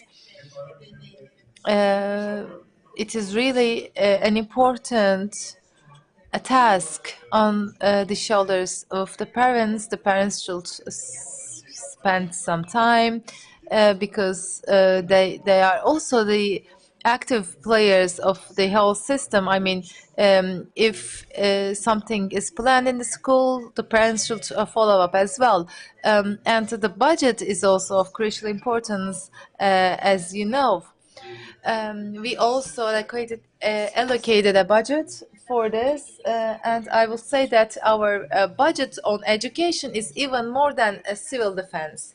But of course, budget is always limited. And our government has allocated a fund for training and education. And thanks to this fund, if we need something other than budget, we can benefit from this fund, and we can overcome some difficulties. And in our country, in the Democratic Republic of Congo, this is the experience that we have so far.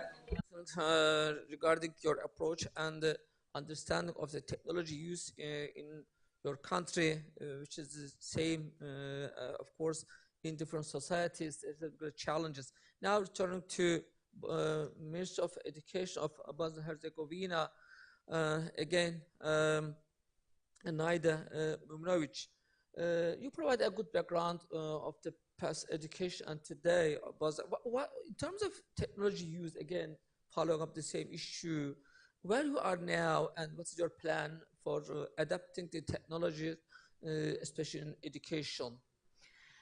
Thank you. Let me just briefly come back again to one of the oldest schools in Europe. In the foundation papers, in the Vakufnama of the Gazi Husrev Beg's madrasa school, it is said that in this school there are going to be subjects taught, and then there are subjects. And now pay attention. And other subjects that time will demand. And it was the 15th century. I believe that today's time demands the knowledge about digitalization. And today's time demands digital skills. And it is on us, teachers, parents, educators, ministers, principals, adults, to make good use of technology and digital processes. Teachers were so shocked when ChatGPT was released. They felt so helpless. They said, what can we do now? We cannot assign a single essay topic to our students for homework. And this indicates that we are several steps behind the present moment as educational communities. And this indicates that we have to make a very fast paradigm shift. This will urge educators all around the world to reshape the way they are posting homework assignments and tests in general.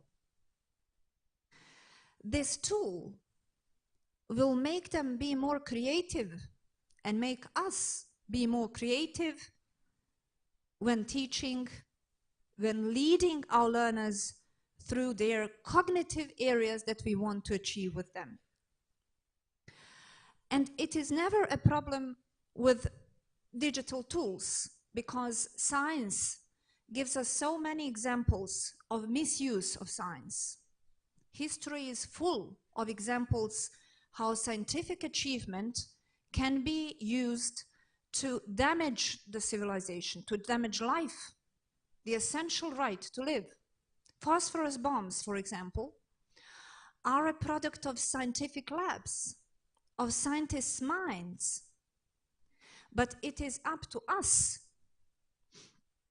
to foster a new generation of learners who will put a scientific achievement through the filters of ethics.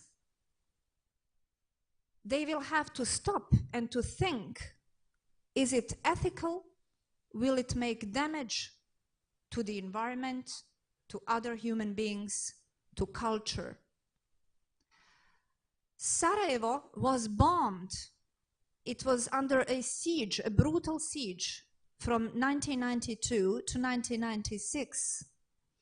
And it was bombed on a daily basis. Libraries were burned down. And you know, people who made the agenda for this destructive aggression were very high-ranking academic persons. So let us not be afraid of digital processes, of digital tools. We have to use them for further development. And we have to use them as an opportunity to show our students how we can use and misuse the digital tools. Another thing to use digitalization in terms of improving the standards of values in our society is digitalization brings so many transparency to processes, you know. It can be used. And we have an example in the Sarajevo canton with the enrollment in kindergartens in Sarajevo canton. This was one of the recent projects that we have done. We digitalized the process of enrollment in kindergartens. And believe me, it was tough. It was very hard. Not because of technical requirements, we solved them, but because of the lack of readiness by parents to go into the digital process of getting a score under certain criteria and applying to a kindergarten without having to find the minister, the principal of the kindergarten, anyone in the ministry, without having to find a recommendation to enroll your child in a kindergarten. Because previously, the practice was that you had very closed system of enrolling children into kindergartens.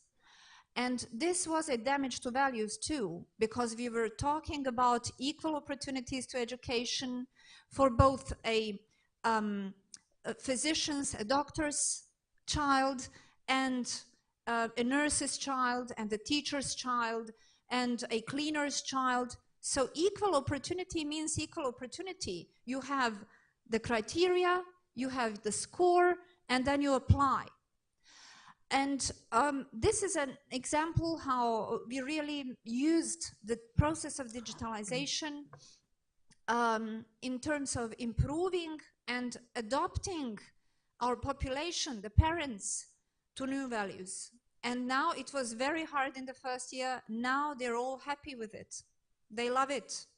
You know, they don't have to go and say, please, can you do me a favor? I have a child at home and I need a place for him or her in the kindergarten. So I believe that together with our flexibility, raising awareness about what are the good and the bad sides of digitalization, by fostering resilience with our children, resilience in terms of how they use technology, how much time do they spend there, does it harm their inner being, does it dehumanize or does it humanize? So these are the questions that we have to ask as teachers, educators, ministers, parents every day. And school is not about, you know, content in classrooms. It's never about the content in classrooms. This is just one part of education. There are so many other opportunities outside classrooms for teachers to use and to shape a better world, developing and aiming at both achievement and performance and the well-being. So by being attractive, by being competitive to all the anti-values, we can develop a very resilient and a very aware educational system, which means a future resilient and aware citizens of our countries and the world. Thank you, thank you. That is a great, excellent speech, inspiring. Based on real experience, I understand that is why this plenary session was about bringing the ministers. They know, I mean, what's happening in the field. I did. Thank you. For the last, the final turn, of course, our theme of the Istanbul Education Summit of 23 is leading the change in transformation of education.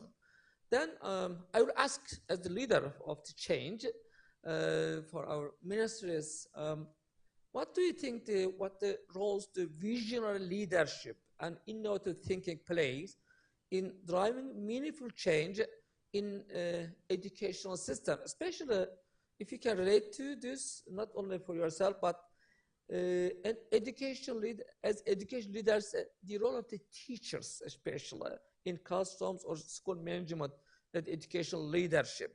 What roles do they play, or can they play with their creative and visionary leadership in school environment? Please, again, from your Ms. Fatma. The round? I think so. This is the final round. Yeah, okay. Please. Are you still with us, everybody? Yes. Yeah. Okay, thank you. Now, can you name me? Yeah? Can you name me one or what are the problems in this world that you really want to resolve? one problem that you think that we need to resolve this problem? One problem in this world. Anybody? Yes. Wars, pollution. Yes. So we got so many problems with that now. Yeah. Now, when we talk about problems, we need problem solver. That's why I think in education system, we need to focus more on how to empower our students to become problem solvers, innovators, and adaptable individuals who can actively contribute to build a sustainable future. So in Malaysia, Ustaz, we firmly believe in a results-oriented and data-driven approach as demonstrated in the implementation of our Malaysian education blueprint. So we have all these techniques, tools, dashboards, data visualization, change management, and effective communication. And these methods continuously monitor, evaluate, and improve the performance and outcomes of our educational system. We also collaborate with a wide and diverse network of stakeholders comprising students, teachers, parents, school teachers, district education officers, state education departments, and other related agencies. This is purposely designed to harness the collective efforts and contribution diverse stakeholders to lead and bring out effective transformation of education, which leads to positive change. Now, we cannot talk about how to lead education, how to lead the change without the machineries, the people itself. So I think the most important role that we have to play is the role of the teachers and educators is very crucial and vital. There's one beautiful tradition spelled out by Imam, the great Imam of Abu Hanifah, when he chose his own teacher, Hamad bin Sulaiman. This is a great story, Ustaz. So when he chose his teacher, he set out some rules, some characteristics that this teacher must be A, B, C. So what he found in Hamad bin Sulaiman is, I quote in Arabic, وجدته شيخا وقورا حليما صبورا. So these teachers or educators simplified in this story by Abu Hanifah. So this Hamad bin Sulaiman, this great teacher, is the Shaykhan Waquran, like you. The man of authority, number one. Number two, Shaykhan Haliman, polite. All of us agreed on this stage that we must maintain values, ethics, and navigate the future with love and ethics. So yes, Haliman. And the third one is Saburan fil umur. Yeah? Patient in every occasion. So the characteristic of the teachers are also important and played a vital role in this visionary leadership. So our commitment to enhance professionalism and competencies is embodied in the Teacher Professionalism Master Plan 2.0, which underscores the development of well-rounded educators, focusing on adaptability of new approaches facing domestic and global challenges. We are dedicated to empower teachers with technology competencies through continuous professional development, nurtures ICT and 21st century skills, as well as promote digital literacy using remote teaching resources. Ministry of Education of Malaysia has enabled and provides continuous upskilling opportunities in various areas to support and grow a professional community of passionate digital educators. We are also continuously seeking to customize learning and teaching contents, where we are working very closely with UNICEF Malaysia in developing the teacher digital learning community platform. More than 2,000 resources have been curated from the 4,000 teachers who have completed the online training, of which 49% are from rural schools, which is now actively contributing to the resource bank. Guided by our digital education policy, this is very interesting. We just launched our digital education policy. We modernized our education system and adapt it to the digital age. This is not only prepares our students for the challenges ahead, but also ensures that we are well equipped for a significantly different future. Now, ladies and gentlemen, we strongly believe and firmly believe that the process of nurturing human capital should not revolve solely around examinations.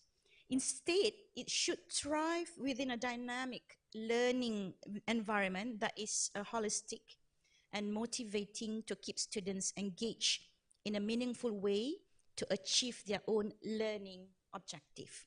So we are looking forward for a holistic approach to guide our students for the future. So in line with this vision, we have replaced major exams with a school-based assessment system that aligns with our core educational goals.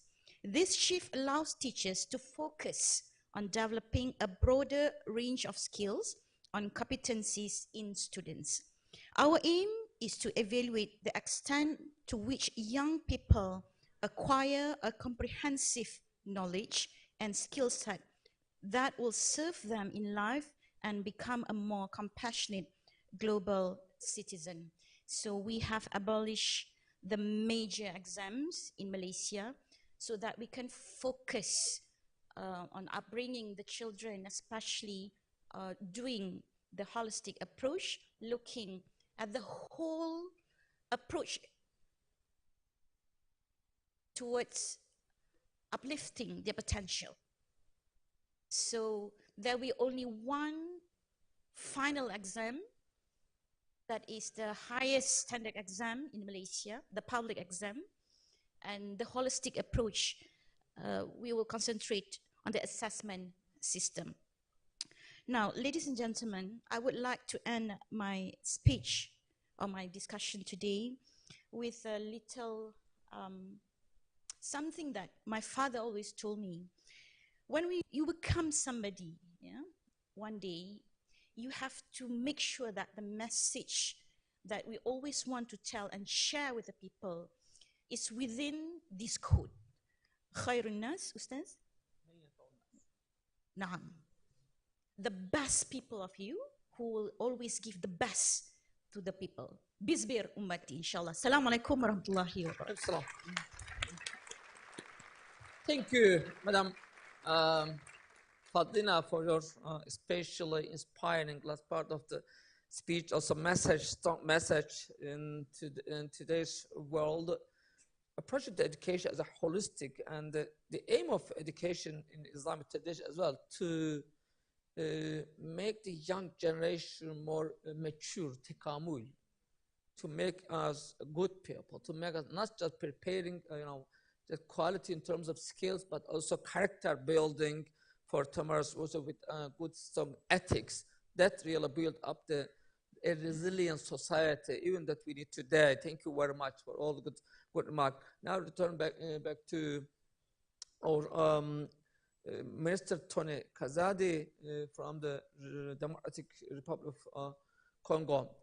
Same question. I mean, what's all the vision, leadership, and innovation, especially in the management of the transformation of education, as yourself as a leader in your country, as a Minister of Education, what visual leadership role actually play in meaningful changing educational system? What is your vision about it?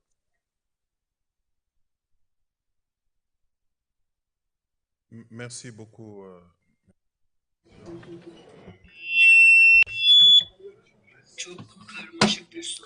I would like to thank you for your question, first of all. Well, this was a very complicated question, but this is how I want to start my speech. For a change to happen, we have to have an open vision and a strong and responsible leadership.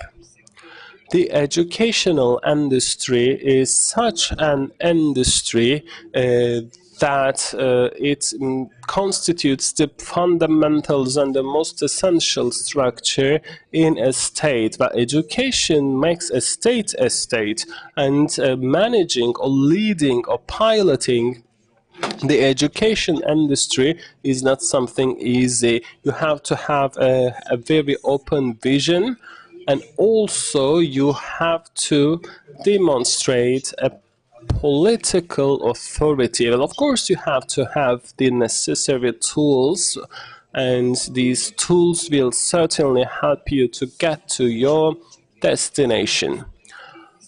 In this vision, we have to include all of this because these are the means for reaching our targets. In my country, for example, there was the moment which we went through a crisis in many industries, including the education system. And our education system kind of collapsed, and with all the financial and technical expertise partners of our state, we began to reconstruct it. And I would like to mention three different challenges here. Some challenges that we have to battle with and we have to overcome if we would like to improve the education structure. The first challenge is the access. We have to increase the access. The second is the quality, and the third is the governance. And about the first challenge, the access is very important. In my country, this became such a difficult challenge that only people from wealthy families were able to send their kids to school, and the middle-class families and the poorer families did not have any access to education. This was the case in Congo until 1980s. The state was unable to provide education to the children, and they failed to create peace and a non-conflictory environment among teachers, for example. After 1980s, the state began to regulate the system for education. They started to open new schools and increase the capacity of the existing schools. This was very important. Well, of course, it is all tied down to economic structure of your country. You have to provide a budget for that. We had to increase the number of schools, as I said, and we had to motivate the families to send their kids to school. In our first constitution, dated 2006, the schools were made free of charge. In 2019, when Felix Antoine was elected as a president, he reinstated the 43rd article of the Constitution, and as of today, all the schools in Congo are free of charge, free of tuition, and this helped us increase the number of kids in the schools. And nowadays we see that at the beginning of each school year the number of students are increasing, especially in the primary school. As of today we have 7 million students in our country.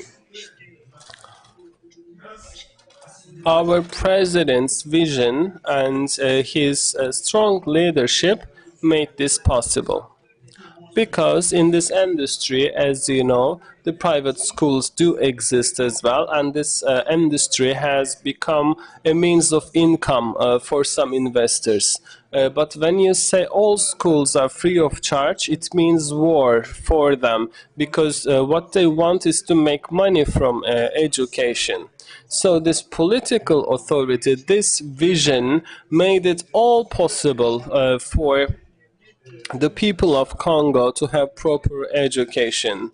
And the president included the whole nation in this decision to make schools free of charge, and this is the vision that I would like to express.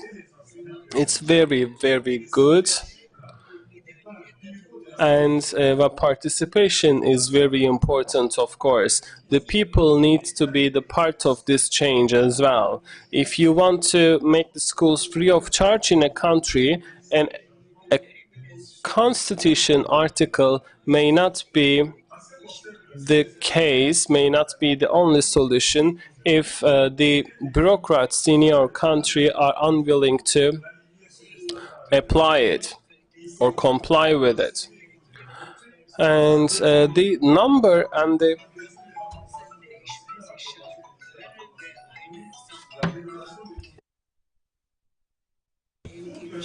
increasing the number of the schools is not the only problem, and it's not the only challenge for the access of school. The quality of education also plays an important role here, because only going to a school would not solve your problems. You have to provide a higher quality of education. You have to plan your curriculums. You have to implement some internationally recognized programs in your country. This is very important in terms of the quality of education. I would like to say a few things about governance as well. When we changed the structure of our educational industry in our school, we had to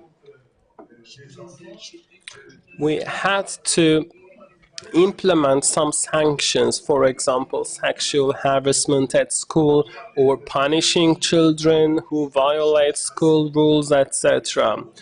So we wanted to have a good governance as well. We put forth a set of rules for school, and this made schools cleaner places. We did apply some principles for governance at school. For example, we adopted the principle for transparency, and we really started to work very hard to provide transparency for education systems. Today, if you are sitting in your house, if you have a mobile phone and an internet connection, you will be able to get all the educational policies of the Congo state free of charge and whole transparent.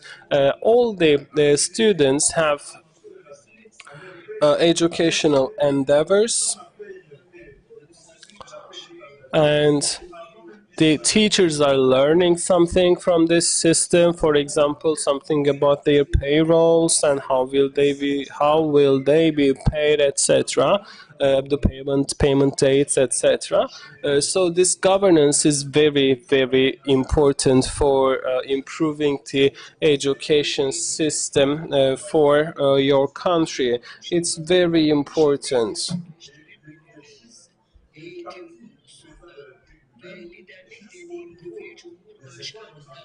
And this governance starts with the prime minister or the president of the country, and it goes down to school level administrative personnel as well. We had to divide our country to different regions and districts.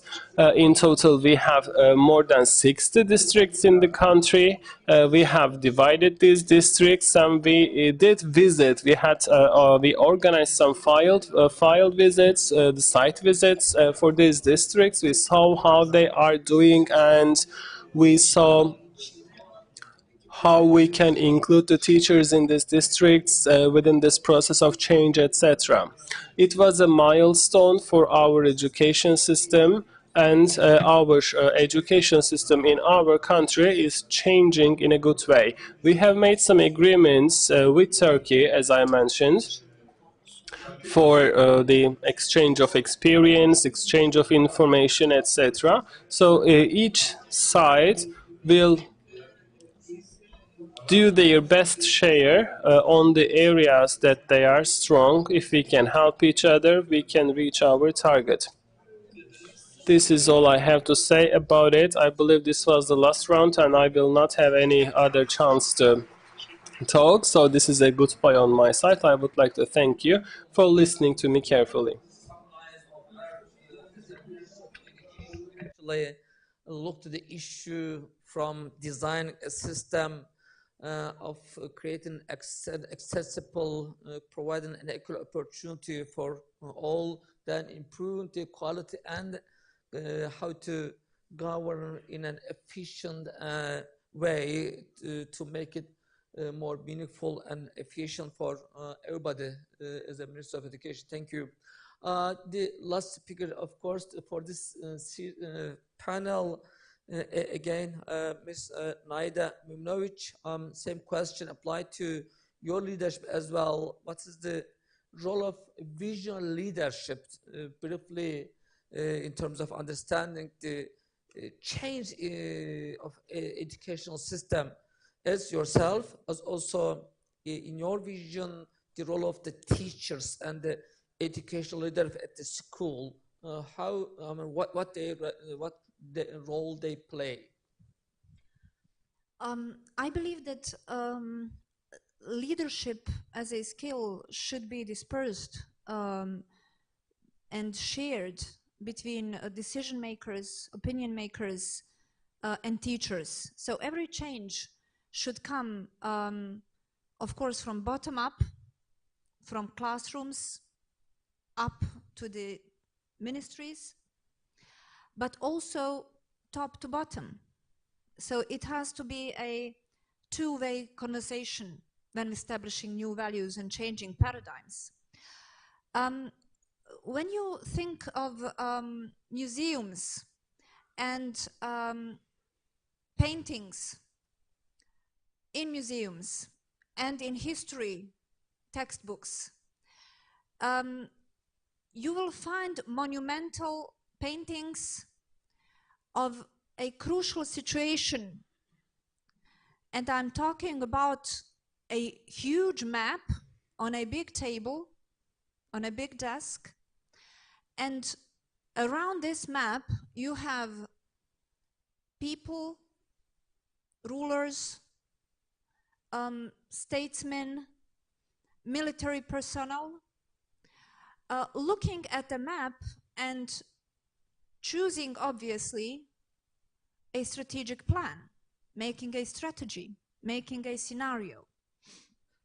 Such monumental scenes should be placed back into our teachers' rooms. And when visiting schools at home in Bosnia and Herzegovina and in other countries, I see a tendency of establishing separated teachers' offices for individual teachers or subjects in groups. This will not bring us far. This will only bring us to a more fragmentized world, a more fragmented world. And this will create learners who will have a very narrow perspective on the world. If every teacher remains in charge just for the subject he or she is teaching, this will lead to particularism and not to the wholeness in education. So we have to bring back common spaces for teachers.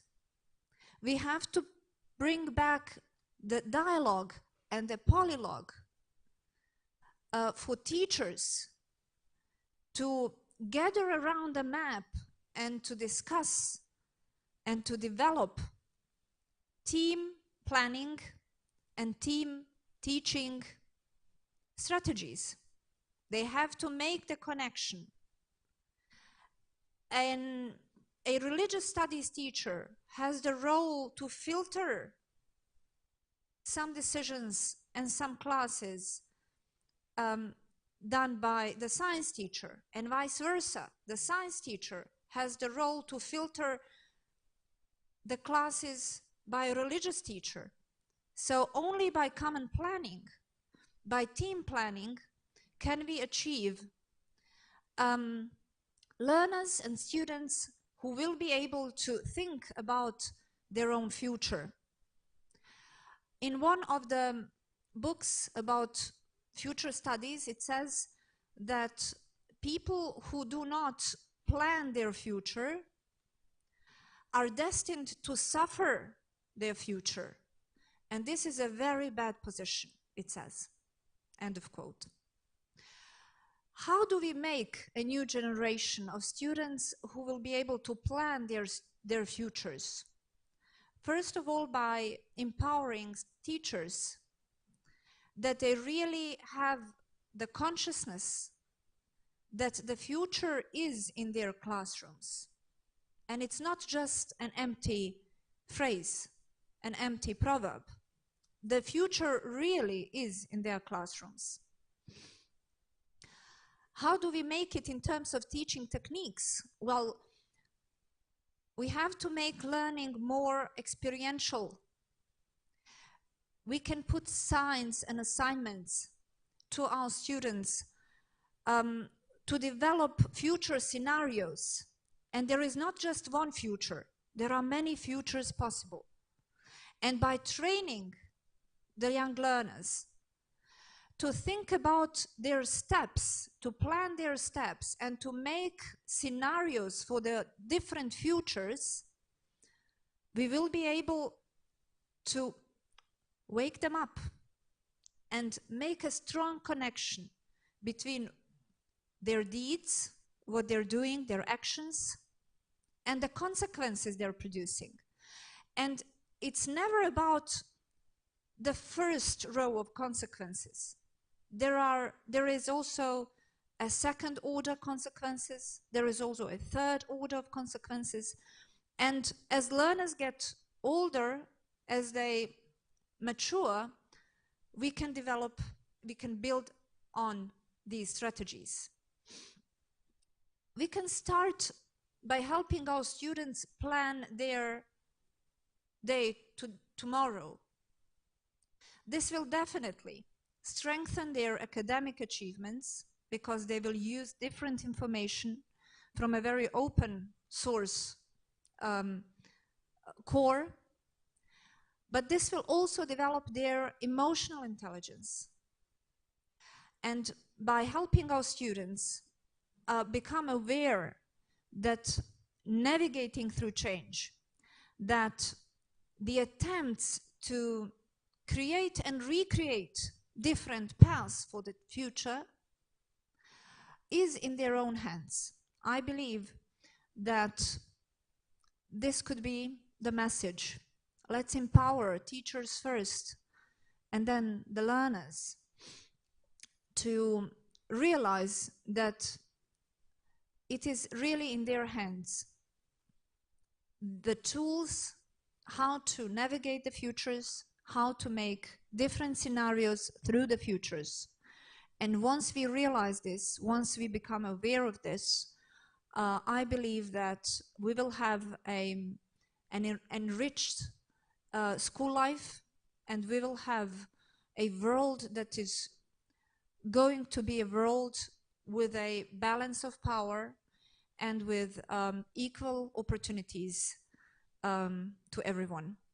I believe that the Istanbul Summit for Education is just such a monumental scene that will be seen later on, once other people come, as an opportunity for collaborative planning, making strategies, and opening new and challenging ideas. Thank you so much for this opportunity. Thank you. Well, to you most wonderful ministers that we hosted today, I am very much grateful for their time, their commitment to the education, but also their sparing time to accepting our invitation, all the way coming to Istanbul and making today possible. Give them applause on behalf of all this Istanbul Education Summit. Really wonderful. Not only just appearing here, but they shared the most valuable ideas that bring with themselves to Istanbul. It was very informative, very productive, very creative indeed. A panel that I am really benefited a lot from each of them, their rich and enhanced experience as the leaders of their own countries, at the helm of their countries, many of the transformation of education. That's the theme of the Istanbul Education Summit of 23. So I am again thankful to each of them. I'm sure everybody learned a lot, and it was a very good start for the Istanbul Education Summit as well. Because of the sake of time, I will stop here. Thank them all. Ms. Fatlina, Mr. Tony, Mr. Tony Kazadi, Ms. Naida Muminovic, thank you for coming and sharing your ideas for this wonderful platform. It could have been possible without your support and without your committee. Thank you very much, and look forward to meeting next year, hopefully in a different context and different team together. Thank you very much. A lot. Okay. Well, it was a great discussion. We thank Professor Akgun and ministers for sharing your valuable insights into this important topic, but we're not leaving you. Just bear with us for a few more minutes. Right, we do have a couple of gifts to hand out to our esteemed guests. I would now like to invite His Excellency İsmet Yılmaz to present a gift to Her Excellency Fadlina Binti Sadek.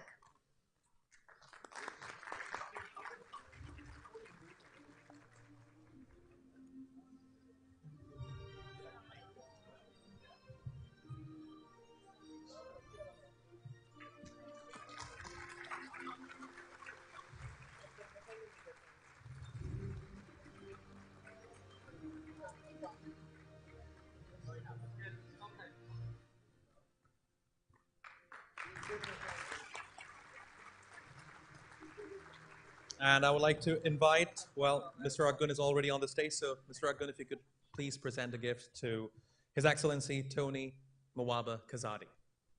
Yes.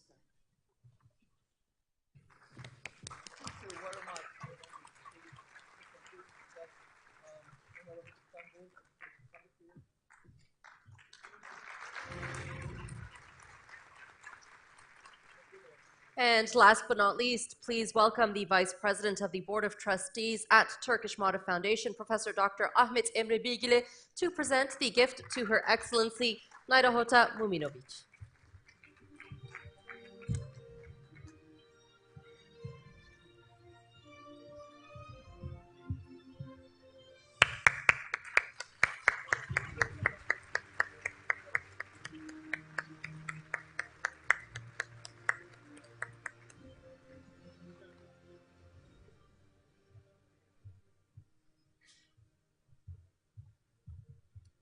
We'd like to thank our guests once again for that amazing discussion.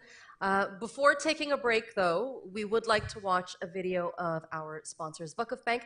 If you would like to, we can give you a break now. We can let you guys come off the stage. I think a 2-hour discussion was very tiring for you, but it was great and very informational. Thank you so much. Thank you.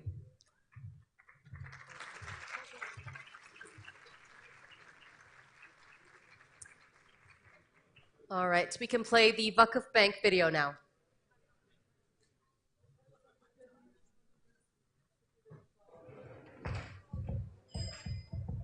Günaydın arkadaşlar. Alo. Good morning. Thank you. I'm fine. How are you? Yes, I have the document now.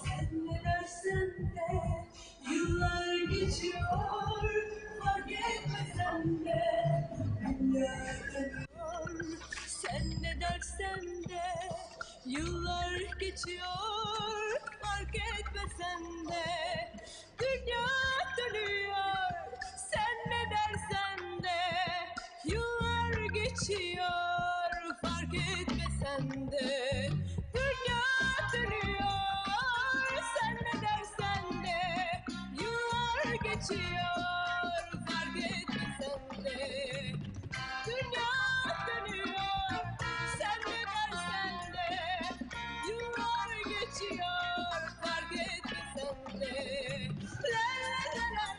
Biz bu kadar yıl nasıl geçti fark etmedik.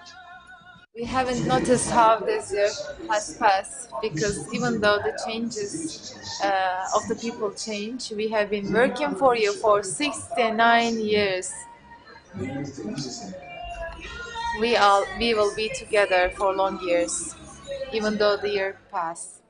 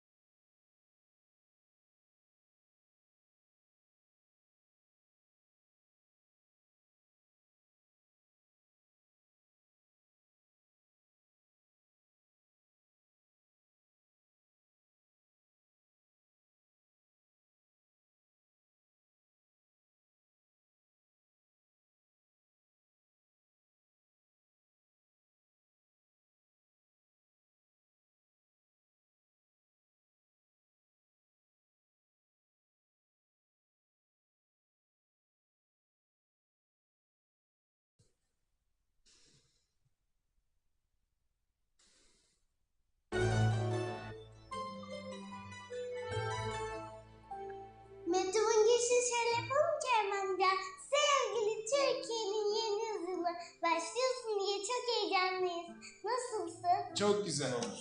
Al yaz bakalım. Eyvallah, sağ ol. Bizi soracak olursan iyiyiz. Doğruluk ve kardeşlik düsturumuz. Çalışmak ve üretmek aşkımız. Ne güzel dedin be usta. Yaz evladım. İşleri soracak olursam Fabrikalar üretiyor. Memleketimiz durmadan boy atıp büyüyor. Yazalım bunları da. Sen bu satırları okurken Biz geleceği yazıyor olacağız. hayallerimiz büyük. Sakın şaşırma. Sayenizde bu bizim yüzyılımız olacak arkadaşlar. Zirveler korkutmasın seni. Yüzde cesaret, Yürekte sevginin Emeğin, hayalin, Ahmet'in, Zeynep. Herkesin, her şeyin selamı var sana. Sağlıcakla kal, payidar ol. Kerem Bey ne güzel oldu. Evet ama pulu unuttum. Pul unutulur da Atatürk unutulur mu? Unutulmaz. Unutulmaz. Tam 85 yıldır ülkemizle büyüdük, ülkemizi büyüttük. Bahtiyarız. Türkiye'nin yeni yüzyılında halkımızın her hayali gerçek olsun diye var gücümüzle desteğe hazırız. Çünkü biz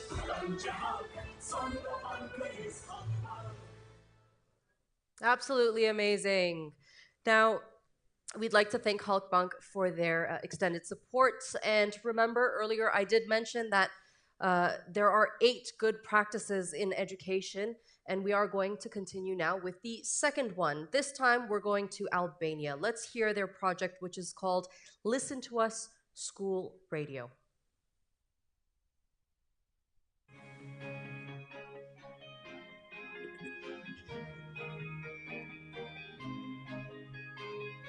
This project came to life through a multi-step process.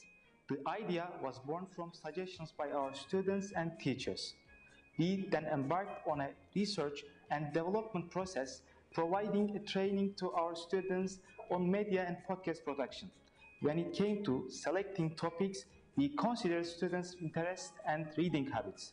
Our students wrote their own scripts in different languages and transformed them into a podcast format.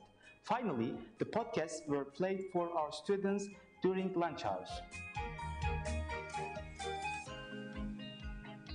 Our Marif podcast is an important project for us because we created it by ourselves. The most important thing that I want to emphasize is that we are working as a big team, from school principals, teachers, a lot of talented students, and parents too.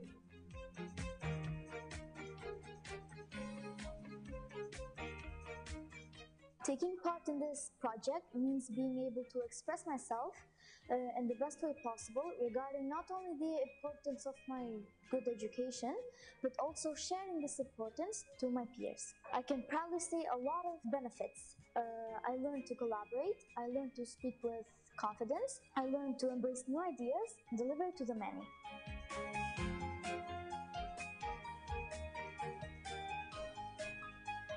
Taking part in this project is very helpful for me. I feel free in communicating and interviewing. Our students had the opportunity to explore their own voices. Simultaneously, the podcast improved communication skills within our school and gave them the chance to share different perspectives. Except discovering the new talents, this activity and project has developed also some skills on the students like confidence and literacy skills. This podcast project has created also a supportive environment for students, not only the ones who are part of this project, but also all the community. Në momentin që ti kërkon shumë nga vetja, nuk ka hapësirë më që të tjerë të të korrigjojnë ty profesionalisht. Bë prova, gjë material, kërko, përgatitu, merri gjërat seriozisht. The most exciting time were when we went in Skanderbeg Square and we take interviews.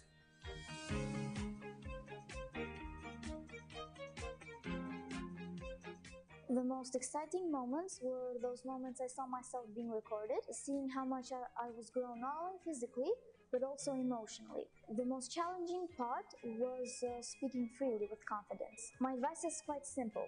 Do it. Never say no to such an amazing opportunity. It will help you get to know yourself and better it in the best way possible.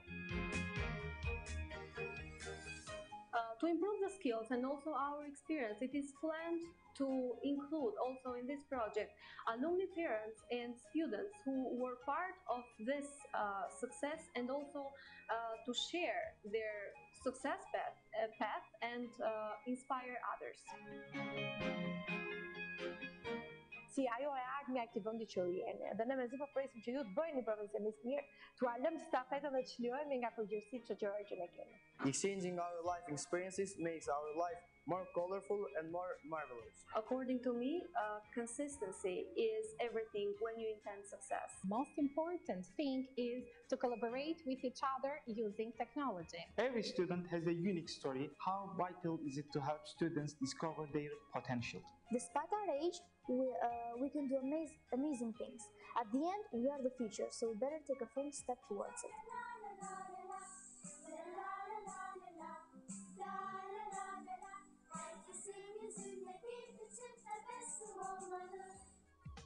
Gelecek programa görüşmek üzere. Hoşça kalın. Hoşça kalın. I think it's a great idea to provide these students with a platform where they can find their own voices and also gain self-confidence. I'm sure that these students are going to be great journalists and communicators in the future. Indeed, just like you are, Jafar. One of the students in that video, Tessa, she had said, at the end, we are the future. And Maarif students will become the pioneers of the future. And it is time now for the first panel of the day, titled The Change in Philosophies and Paradigms of Education. Indeed, education field has undergone a profound shift in paradigms and philosophies, leading to a new perspective and approach. As educators begin to recognize the imperative for aligning educational models with the demands of the future, they are embracing new perspectives and approaches that prioritize holistic skill development, learning, personalized curriculum, and the integration of emerging technologies. Now, I would like to introduce our first speaker of the panel. Please welcome Mark Winterbottom, Professor of School of Education at the University of Cambridge.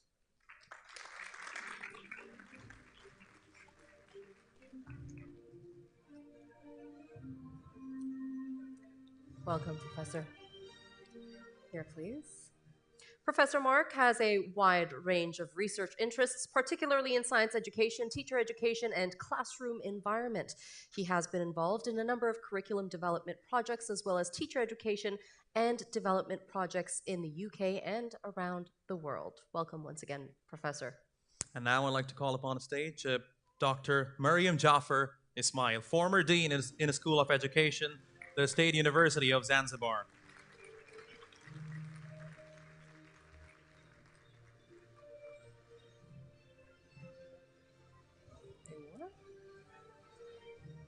Dr. Ismail is a senior lecturer and teacher educator with 35 years of experience. He's also an education consultant at the Ministry of Education and Vocational Training, Zanzibar, leading various projects funded by organizations such as SIDA and the Swedish Research Council. Welcome. And next is Charles Raylith, Professor of School of Education at Indiana University. Professor Raylith is a distinguished educational... Please come on stage, please. Educational researcher and consultant focused on paradigm change in education. He facilitated paradigm change efforts in a small school district in Indianapolis for 11 years. Welcome to the stage. And now, lastly, to moderate this important panel, let's invite to the stage Mehmet Özkan, Professor of International Relations at Turkish National Defense University and Executive Board Member at Turkish Maarif Foundation. Dr. Özkan has extensive experience in academics, think tanks, and government, where he worked as Executive Director of Maarif Foundation USA in New York and Founding Regional Director for TICA in Colombia, and also the director of International Center for Terrorism and Transnational Crimes in Turkey. His research focuses on religion and politics in the Middle East, Horn of Africa, Latin America, and so on. Welcome. Welcome once again, and we wish you a great discussion. Thank you. All the best. Thank you. Good afternoon, everyone. Now we'll start the first, panel here, and we have 3 distinguished guests here from 3 different continents in a way, one from Europe, one from USA, and the other one from Africa. So with these esteemed guests, we will discuss a very important topic, as you know, the change in philosophies and paradigm of education. Now, paradigm is changing everywhere in terms of education, not only in terms of curriculum, but also the content, the way we teach, the way we learn, and everything has been on discussion in many places. So with these 3 guests, I think we will get a sense of what's happening in different regions, different parts of the world. They all have wide experience from different parts of the world as well. So they introduced already, but let me start very short. Dr. Maryam Jafar Ismail. She's a very expert. She's the former dean of School of Education in State University of Zanzibar, and with her, I had a good working relationship, so we know each other. And of course, Mark Winterbottom is a professor of education from University of Cambridge. He is a well-known expert as well, and Charles as well. Charles Elliott is a very well-known academic as well from Indiana University of School of Education. Let me start with Mark, perhaps, from the left, so we can go from left to the right, right? That would be much better. Also, then we can start. So I will give each of you 10 minutes as a first round. Then later on, I will give another 10 minutes to each of you, so we can have a discussion. At the end, we'll get some questions. So in your understanding, how we should understand change in philosophies and paradigm of education, where we are going, what is the change? What's your perspective on that? So floor is yours, Mark, please. Thank you. So I think what we've heard this morning is a lot, and even from our 2 excellent presenters a couple of moments ago, about a shift which takes into account the whole child, which builds a holistic education, which builds on the strengths and the limitations of children, and which introduces values into our curricula, and moves a little bit away from an absolute obsession with data, with exam attainment. And so the way I started to think about this was, what is it actually that has made it so that we are really focused on attainment as a key aim? And actually, I think it's to do with technology. And I read something by Michael Rice, who's a professor of education at UCL in London. And he says this, he says, rapid technological advances within a highly connected and globalized world are happening. And that world's quite deeply fragmented. As a result, you get increasing numbers of people in the world's countries actually able to communicate with each other, and an increasingly proportion of the world's population with instantaneous access to information, goods, services, etc. And so with those advances come an increased accessibility, travel, job mobility, rise of technologies. And when you've got that situation, then essentially where you end up is that we've got an escalated global competition. And as soon as you move into a greater competition, then you're starting to think about your children and how they're going to compete either for themselves or for your country in that globalized world. And we all know that TIMSS and PISA have become increasingly important in the way in which education systems are evaluated. And actually, when you look at how some countries define their aspirations for their children, you can see 3 things. I'll read you this one.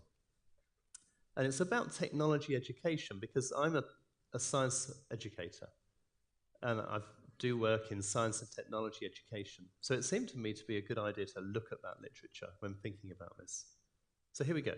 STEM education promoters often, for instance, appear to adopt a salvationary rhetoric, claiming that STEM education should allow individuals and jurisdictions to be saved from economic disaster and indeed to prosper in terms of jobs and services. So what you're seeing there is a real economic argument for education. It's all about the economics of the individual. It's about the economics of the country. And you see that as well if we go into, whose is this one? I think this might be America's, yeah, the USA. Our nation, you know it's the USA because they're the only people who say our nation. Our nation needs an educated young citizenry with the capacity to contribute to and gain from the country's future productivity. Now, productivity has an economic meaning in this sentence, I think. But we've got the idea that a student can give to that productivity and benefit from that productivity. So we have a little bit more interaction there. And then all young Americans should be educated to be technology capable or STEM capable. So if we are starting to think of a purpose, well, if we have been thinking of a purpose of education in increasingly economic terms, then it's hardly a surprise that we then start to judge the quality of education in those terms. And I think that gives us a problem because we move away from a holistic view of a child and we move towards a mechanistic and attainment-focused view of the child. So what that does is it tests our ideas about what education is for. And I think I'd like to talk about a few of those ideas around what education is for. So if it is to foster economic prosperity, then actually, what does that mean for us? It really means that we're going to be continuing with PISA, we're continuing with exam results above all else, and the chances of that broader holistic education sitting alongside are less. In my second 10 minutes, I'll tell you why that's not true, but that's the implication that it has. If we go a little bit further than that, though, and we think about the individual and the contribution they make, so sure, the contribution at the end might be economic, and that might be the output, but what about the contribution they make to society? We move a little bit more towards what's the child going to gain and what's the child going to give. And so maybe the purpose of education is to provide a preparatory education for those individuals who will become future technologists or who will work in particular careers. And maybe that's our benefit in terms of the technology education that we need to build. And actually that will lead to a functioning society. So we're getting a little bit closer, if you like, towards something that feels like it's more child-centered. We're still not there. Michael Young talks about the idea of powerful knowledge, which I think is, to define that, it's knowledge which enables children to think beyond their own experience. And for science and technology education, it's the knowledge produced within and agreed upon by a science community or a technology community. Now, what that does for children is it gives students those new ways of thinking, gives them powerful ways of analyzing and explaining, gives some power over knowledge, develops their criticality, and it's knowledge that enables them to follow and participate in debate. And I think everybody in the room will suddenly see that's a shift. We're suddenly saying, what can students do with their knowledge? And so having reached that point, I thought, well, hang on then. We've got some really interesting ideas coming out here. We've got criticality, we've got debate, we've got interest and engagement from students. So I carried on a little bit to see what else and what other ideas around education I could see. And again, I'm a science educator, so I'm rooting it in that literature. But I think it sits more generally. So Hodgson in 2008, he said he used the term universal critical scientific literacy, which carries with it a commitment to rigorous, analytical, skeptical, open-minded, and reflective approach to education. All of those things I think we value to different extents for different ones of them, depending on who we are and where we come from. But I think those certainly sit much more within a whole child framework of education. And so if we had a scientifically literate student in front of us, They'll be interested in and understand the world around them. They'll be skeptical of questions and claims made by others, and they'll make informed decisions about their environment. Okay, you get the idea now. So I'm going to give you a few more, just very straightforward, what is education for statements. So next one, to equip and benefit students in ways that have positive impact on their lives and help them to navigate an uncertain future. To advance a truly democratic society, to enable citizenship. To equip students as agents of change in socio-political action. To pass on reliable knowledge of the world because students are interested in something and they get excited about it. And because it's worth knowing, because it's part of modern culture. So what I want to do is conclude these 10 minutes by thinking there's so much more to education, and the shift that was expressed by our two presenters, which I think is in process in different parts of the world to different extents, and I think will resonate with different people in the audience to different extents, is one which is a good thing. And so if we wanted to say what education's for and where we should perhaps be going towards, then I think it's probably with us being able to furnish young people with an experience of the explanatory power of knowledge in relation to objects, events, phenomena, stories, debates that they encounter. To provide a basis for understanding issues involved in making decisions, for example, about their own or others' health and well-being, the environment, the use of energy, etc. To give students enjoyment and satisfaction in being able to answer or find answers to the kinds of questions people ask themselves about the natural world, and to embed cultural significance, for instance, affecting views around humans, who they are, human activity on the environment, etc. And then lastly, to prepare students for further study or for work, and hence to make a contribution to their society. Done. Thank you, Mark. Very timely and excellent. Floor to Dr. Maryam Jafar Ismail for her first comments. Please, Doctor. Thank you very much. Good afternoon, everyone. And as I've been introduced, I'm from Zanzibar. And if you don't know where Zanzibar is, probably you can just check the map, and I'm from East Africa, in the United Republic of Tanzania. And there is a little small island called Zanzibar, and it is a UNESCO World Heritage Site, so you can check it later. I'm so glad actually to be here today in Turkey to present this topic of utmost importance and relevance in this rapidly changing world. And I would like to, because I've been introduced I've been a teacher for almost 35 years plus, maybe. I started teaching in the 80s, so I will want you to reflect. Maybe you can close your eyes and start thinking on what I'm gonna say. I want you to imagine a time when classroom were confined, because that is when I started teaching. Confined by four walls and desk, and learning was synonymous to chalkboard, teachers, book. And actually in my place, I remember every time when we were in the class, when the teacher is coming, we all have to stand and greet the teacher, and we'll say, all of you stand up, greet the teacher, and everyone will say, good morning, teacher, or good afternoon, teacher. And then we don't sit down unless the teacher said, now you can sit down. So I want you to imagine that. And then I also want you to picture a world where education knows no boundaries, where students are active participants in their own learning journey and technology. We have just seen in the best practice from Albania, and we have seen how technology is no longer a threat, but a powerful tool.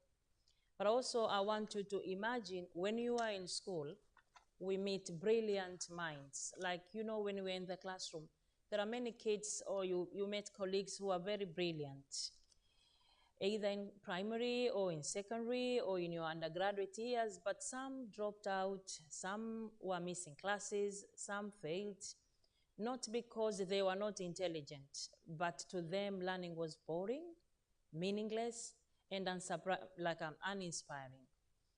Maybe the only reason me and you survived or stick around because of the social pressure to conform and get certificate. We had no choice, like we had to get a certificate.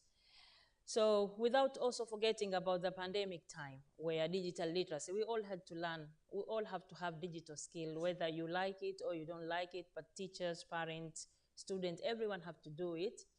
And you can also imagine if you are in an area whereby there is limited technology, you can imagine, I don't want to remind you too much of that. So I just want to get you ready to embrace the transformative power of education and redefine the way we nurture knowledge, values, and skills in 21st century.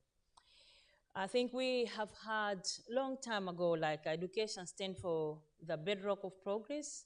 It's an essential vessel through which we transform knowledge, values, skills to successive next generation. But, and I think you have also heard that education without value tend to make a man a clever devil. I think we have heard about this every time.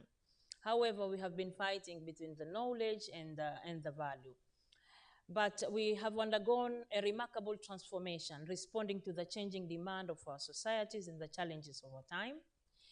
And previously, the traditions that once anchored our education system are now confronted by demands of an ever-changing world.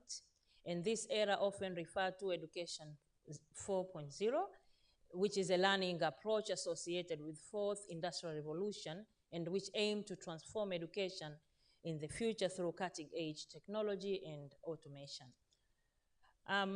But also I want you to think of, my colleague here has mentioned technology advancement.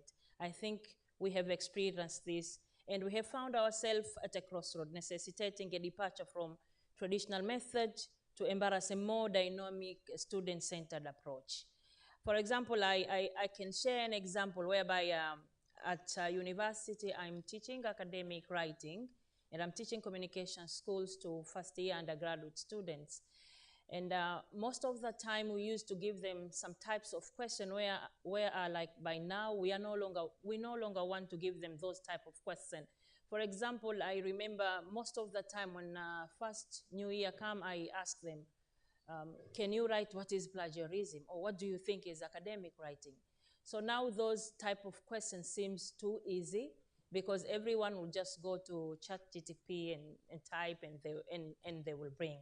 So as academics, sometimes we are at crossroads thinking like, okay, technology has to support the students, but also can we avoid plagiarism? How can we teach them? How can we train them to use technology in a very positive way?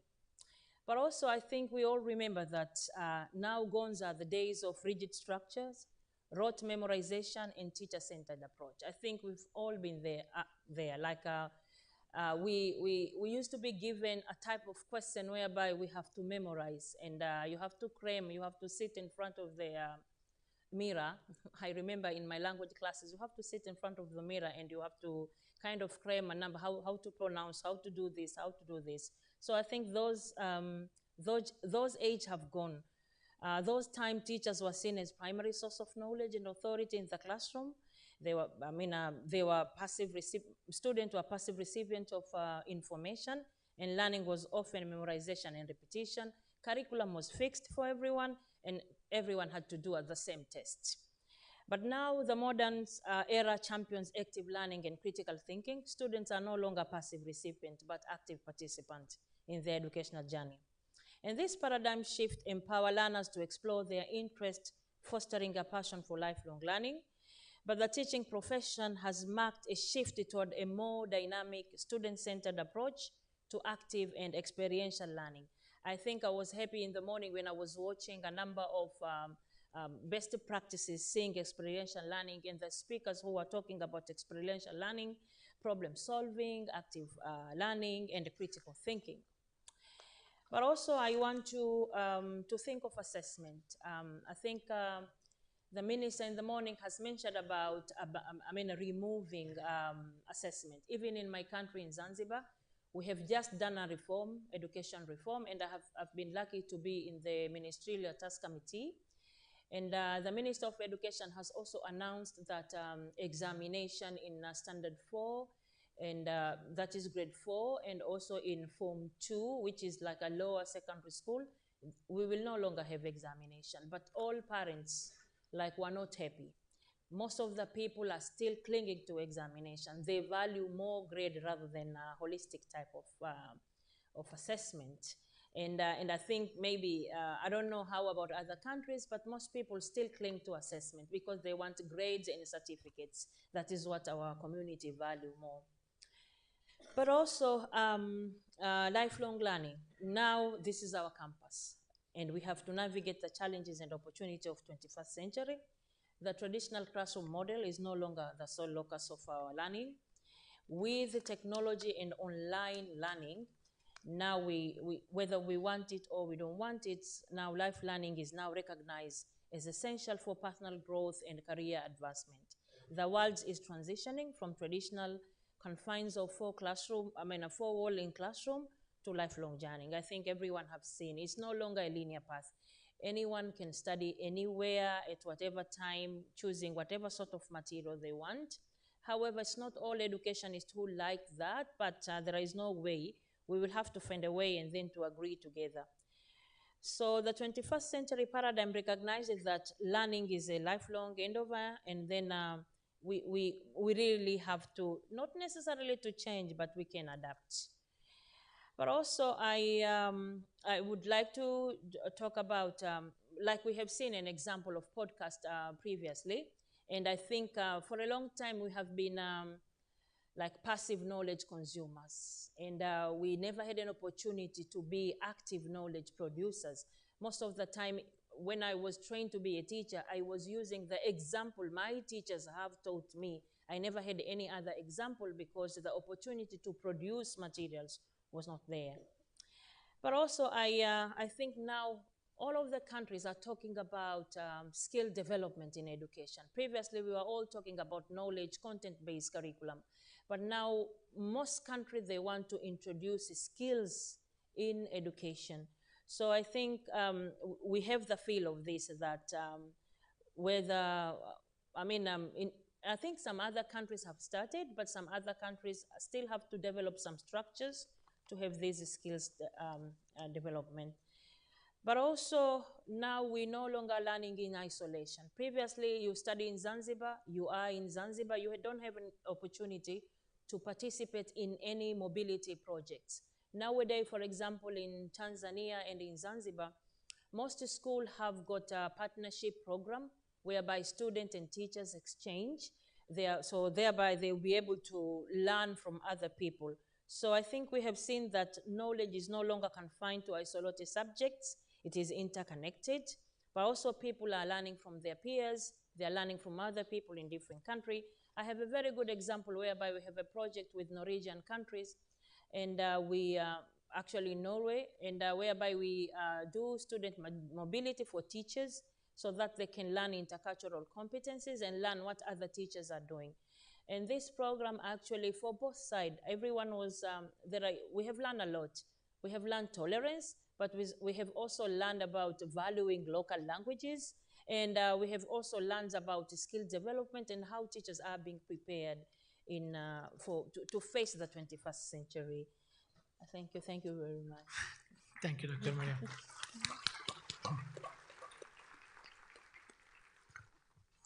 Now I want to give floor to Charles Reglo. Charles, floor is yours. Okay, thank you. Good afternoon, everybody. I'm really delighted to see that this summit is focusing on paradigm change, which is very different from piecemeal change or reforms in education. It's a lot more difficult and a lot more time consuming. There are two sides of the coin for leading paradigm change in education that I'd like to talk about today. One of them is, what is this new paradigm like? And the other is, how can we get there from here? How can we transform our current system into this new paradigm? I'll address both sides of the coin, but I'd like to lead off in these 10 minutes with what the new paradigm should be like. There are three characteristics that I'd like to talk about based on a study that my research team at Indiana University and I conducted with over 50 learner-centered schools in the United States. The first one is learner-centered. The new paradigm is learner-centered. Well, what do we mean by that? First of all, student progress is based on learning rather than based on time. In our industrial age paradigm of education, the whole class moves on together. It's time-based, whether or not the student has learned the material. So what happens there is the slower learners end up with gaps that make it more difficult for them to learn related material in the future.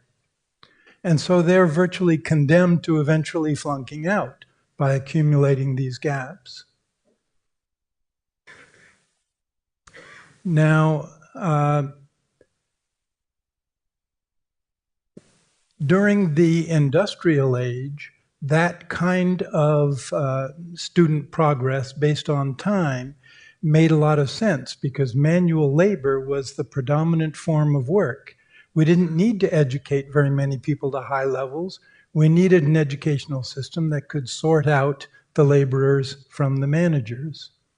But now that knowledge work is becoming the predominant paradigm of work in the digital age, we find we need to educate far more people to far higher levels. So we need a system that is focused on student progress that's based on learning rather than based on time. One additional benefit of changing to that is that faster learners often get bored waiting for the rest of the class to move on. With that wasted time, we are wasting a lot of potential of these faster learners to learn a lot more. But how can a teacher manage a class where all the students are learning different things at any given point in time? Clearly, learning needs to be personalized. Now, in the schools that we've studied, we've identified that they have personalized not only the pace of learning for each student, but also the instructional methods that are used, and even the learning goals for the students. Why goals? Well, there is certainly a set of core competencies that all students should have.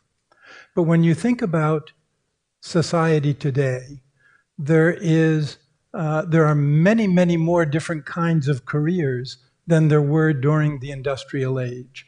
If we have a system that produces students that are all the same as each other, that's counterproductive to what our needs are. We need students to be different. We need to cultivate the individual interests and talents of each of the students. So that's why the goals need to be customized as well. Now, learner profiles are very important for accomplishing this. The profiles need to contain not only what competencies each student has mastered, but also what their interests and talents are, and a variety of other things.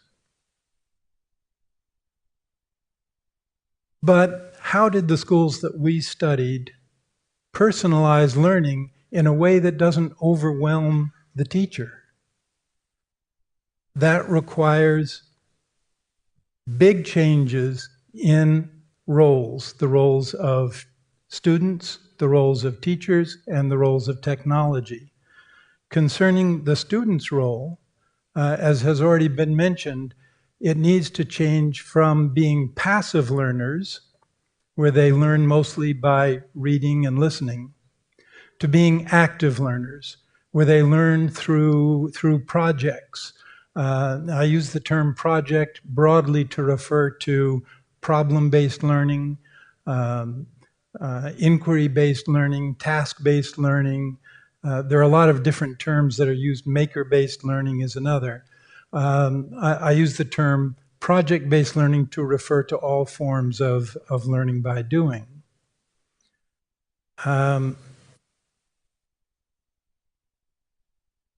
For the student's role to change to being an active learner, it's important for the teacher's role to change from being the sage on the stage to being the guide on the side. The teacher needs to become a facilitator of the student's work on projects. Technology also needs to change roles from being a tool primarily for the teacher to being a tool primarily for the learner. Technology is very powerful for creating immersive learning environments that can really motivate students to be engaged with their learners. And it can also provide just-in-time tutorials during those projects so that students can more efficiently and easily acquire the skill that they're going to need next in conducting their project. And those just-in-time tutorials can also ensure that all students are mastering all of the competencies that they need to. Now, there are many places where such tutorials are already available for free. Some of you may be familiar with the Khan Academy. They have a system where they have an excellent system of tutorials that automatically keep records of what the student has mastered. The teacher doesn't need to spend time keeping those records. Now, another important feature of this learner-centered characteristic of the new paradigm is collaborative learning. Collaborative learning is basically team-based learning, working on projects together collaboratively. And that's important, not just because the students help each other to learn in the project, but because in the knowledge workplace, collaboration is the norm. Students need to learn how to collaborate well with each other. They need team working skills.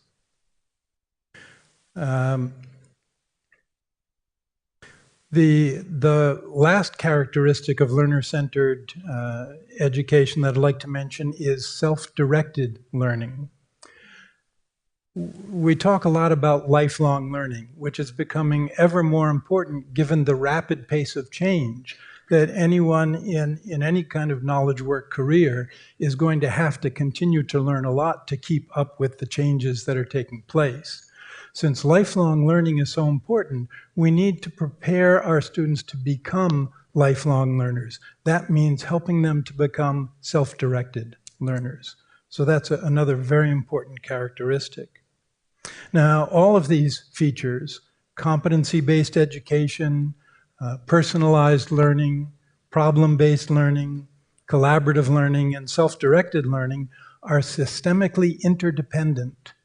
If you try to implement one without the others, it's not going to work very well. We need all of those to change at the same time. And I'd like to give an analogy to help understand that. The analogy is of trying to change a railroad into an airline. You can't change a train piece by piece, one piece at a time, and expect it to work at all. In sum, we need to change our mental models of education to think in terms of continuous student progress, which means doing away with grade levels. We need to think in terms of projects, which means doing away with courses. We need to think in terms of recording competencies or micro-credentials, which means doing away with grades. We need to think in terms of studios or workshops for conducting projects, which means doing away with classrooms as we know them. Well, this has been a long first point of my 3 points. If I could take just 2 more minutes to finish up. 1 minute. 1 minute. Okay, 1 more minute. My second point can be summed up by this. Ask a teacher, what do you teach? Think about the answer you might get. How many teachers would say, students? Our students are more than what they think and know. Their developmental needs extend far beyond acquiring skills and knowledge. Social and emotional development are very important. So full, well-rounded development is an essential feature. Cognitive development, social, emotional, psychological, physical, and so forth. Daniel Goleman, in his work, has provided evidence that emotional intelligence is more useful for a person's success and happiness in life than is cognitive intelligence. And yet we tend to ignore that in education. So the recent focus on social and emotional learning is a welcome recognition of this fact. Furthermore, it's been said about students that if they don't think you care, they don't care what you think. Yeah. In learner-centered schools, we've found that the schools we've studied have had students stay with the same teacher for a developmental stage of their life, typically 3 to 4 years. This way, the teacher gets to know the student very well, gets to look well beyond just the skills and knowledge and help with the full, well-rounded development. So this is a highly effective way of incorporating human values into the educational system. And the very last one is that projects should be chosen to better the student's world. And you can start at a very young age, improving their family, improving their school, their community, their state or province, and their nation. So thank you for the extra time. Thank you, Charles. As you all heard, we see 3 different perspectives on the issue of changing philosophies and the paradigm of education. Just to remind some few important points, Mark mentioned about technology and its importance, although there are some economic arguments whether, some countries which may need more economic performance in terms of using technology better. Dr. Maryam talked about creativity, active participation, and knowledge and value as well, which is important. And those are the key issues. And Charles, of course, talked about a learner-centric education and its implication that teachers should be a facilitator, guide, and technology should be a tool for learner. The question is here, just to give it back to the ball, we are talking about the change in philosophies. Now, education is no longer as we were in early beginning of 20th century. Now, we live in a world, not only technology is transforming everything, but also states are transforming. We live in a world now, new type of nationalism is on the rise. There are populist trends in different parts of the world. And education is also serves as sort of nation building process in a way in each country. So in that sense, we see 3 dynamics: teacher, technology, and student. So my question is to all esteemed speakers here. First, what should be the main element of a curriculum or sort of teacher-centric perspective to teach them? And second, should there be a limit to the technology? While we use technology, because technology is a means, it should not be aim. And lastly, as we see each country, they are we live in a globalized world. They are also parting away in the way their societies are transforming and changing. So in this changing world, what do you think should be the main, if you say several main points that each country perhaps should rethink, reconsider in terms of their education and when they talk about their philosophies in terms of curriculum, education, and system and everything. So let me start by you, Mark, if you want. There's a lot of questions. I'll do one of them. You take whichever you want. And I had this conversation before lunch as well, which is why I've chosen to do this one. I think we can get caught up a little bit with technology. And we can get caught up by thinking it's very different. It is. But what it provides a student with is an opportunity to make sense of something. So, at its very simplest level, a teacher teaching something really well to a student, and the student thinking about that, not passively, in Charles's words, actively thinking, is an opportunity to make sense. A dialogue with another group of students, collaboratively learning, again, drawing on Charles's summary, is an opportunity to make sense of something. And technology gives us some of those same opportunities to make sense. So if I think about my own teaching during the lockdown, and we were broadly in Zoom with breakout rooms, we gave students the opportunity to collaborate and to discuss in order to make sense of the key ideas we were trying to get them to learn. If I think pre-pandemic, we had designed a very immersive experience in a Tunisian palace, and we wanted to use that to allow Tunisian students to make sense of their identities, which are multiple in Tunisia. You know, they have some of the same, some linked history to you in Turkey. They have some additional history, both to Arabic colonization, both to Berber is an old-fashioned word, but indigenous peoples there. And so what we did was we used an inquiry approach to design learning activities for students to engage in together in pairs in order to make sense of their identity. So I think a really helpful way to think about the role of technology is, does it allow a student to make sense? And you can test it, I think, with something like ChatGPT. If you put in your homework question and ChatGPT spits out an essay and you hand it in, that is not an opportunity for the student to make sense, because ChatGPT has done the thinking for them, inverted commas. However, if a student goes home, realizes they don't quite understand something, and asks ChatGPT for some clarification to help them to understand, ChatGPT is giving them an opportunity to make sense of key ideas. And when we're testing technology and we're thinking about technology, we can simply ask, is it giving our students an opportunity to make sense of something? When I trained, which is probably about the same time as Marianne, but based on what she said about chalkboards, the mantra from my lecturers as a trainee teacher was that it needs to offer a better opportunity to make sense. I don't think that's true anymore. I think it can offer an equivalent opportunity to using a pen, to talking, but it's all about whether or not it gives students the opportunity to make sense of some key ideas. Dr. Mariam?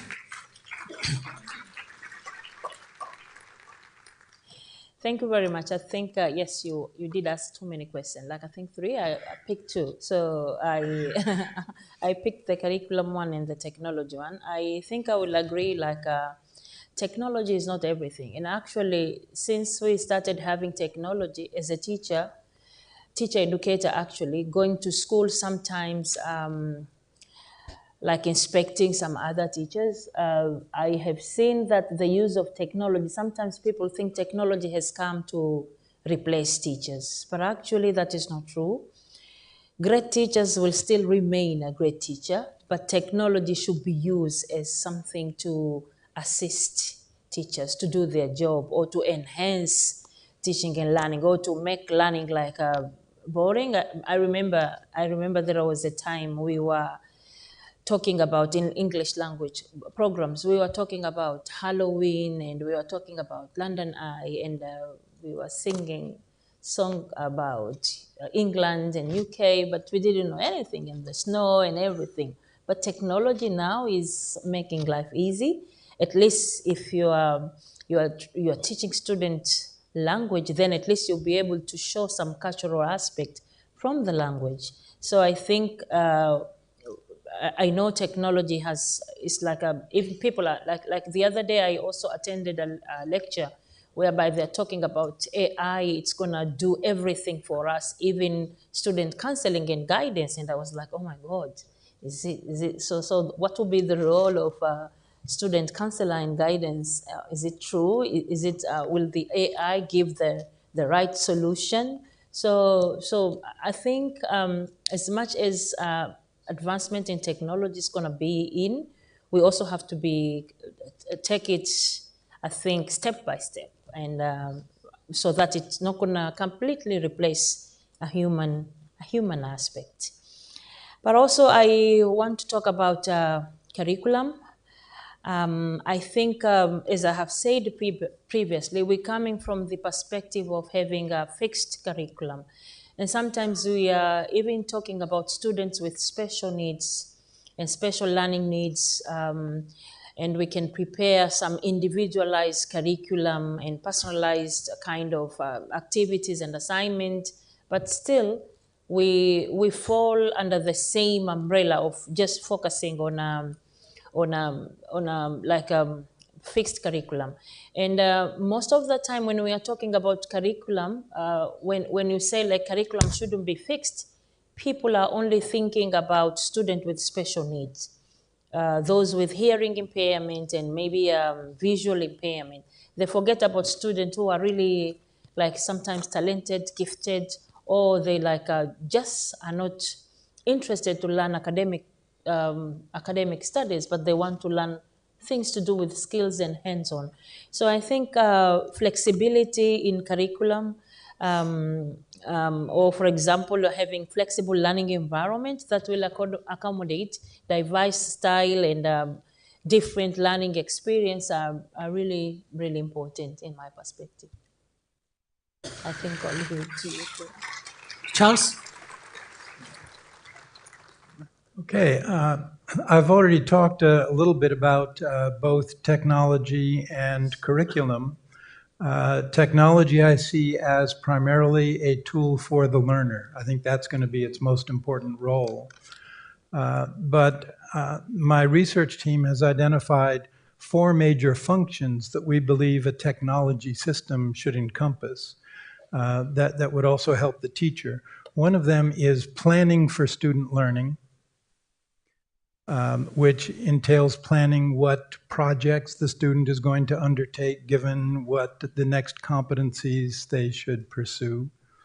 Another one is instruction for learning, which includes the immersive project-based environments with just-in-time tutorials.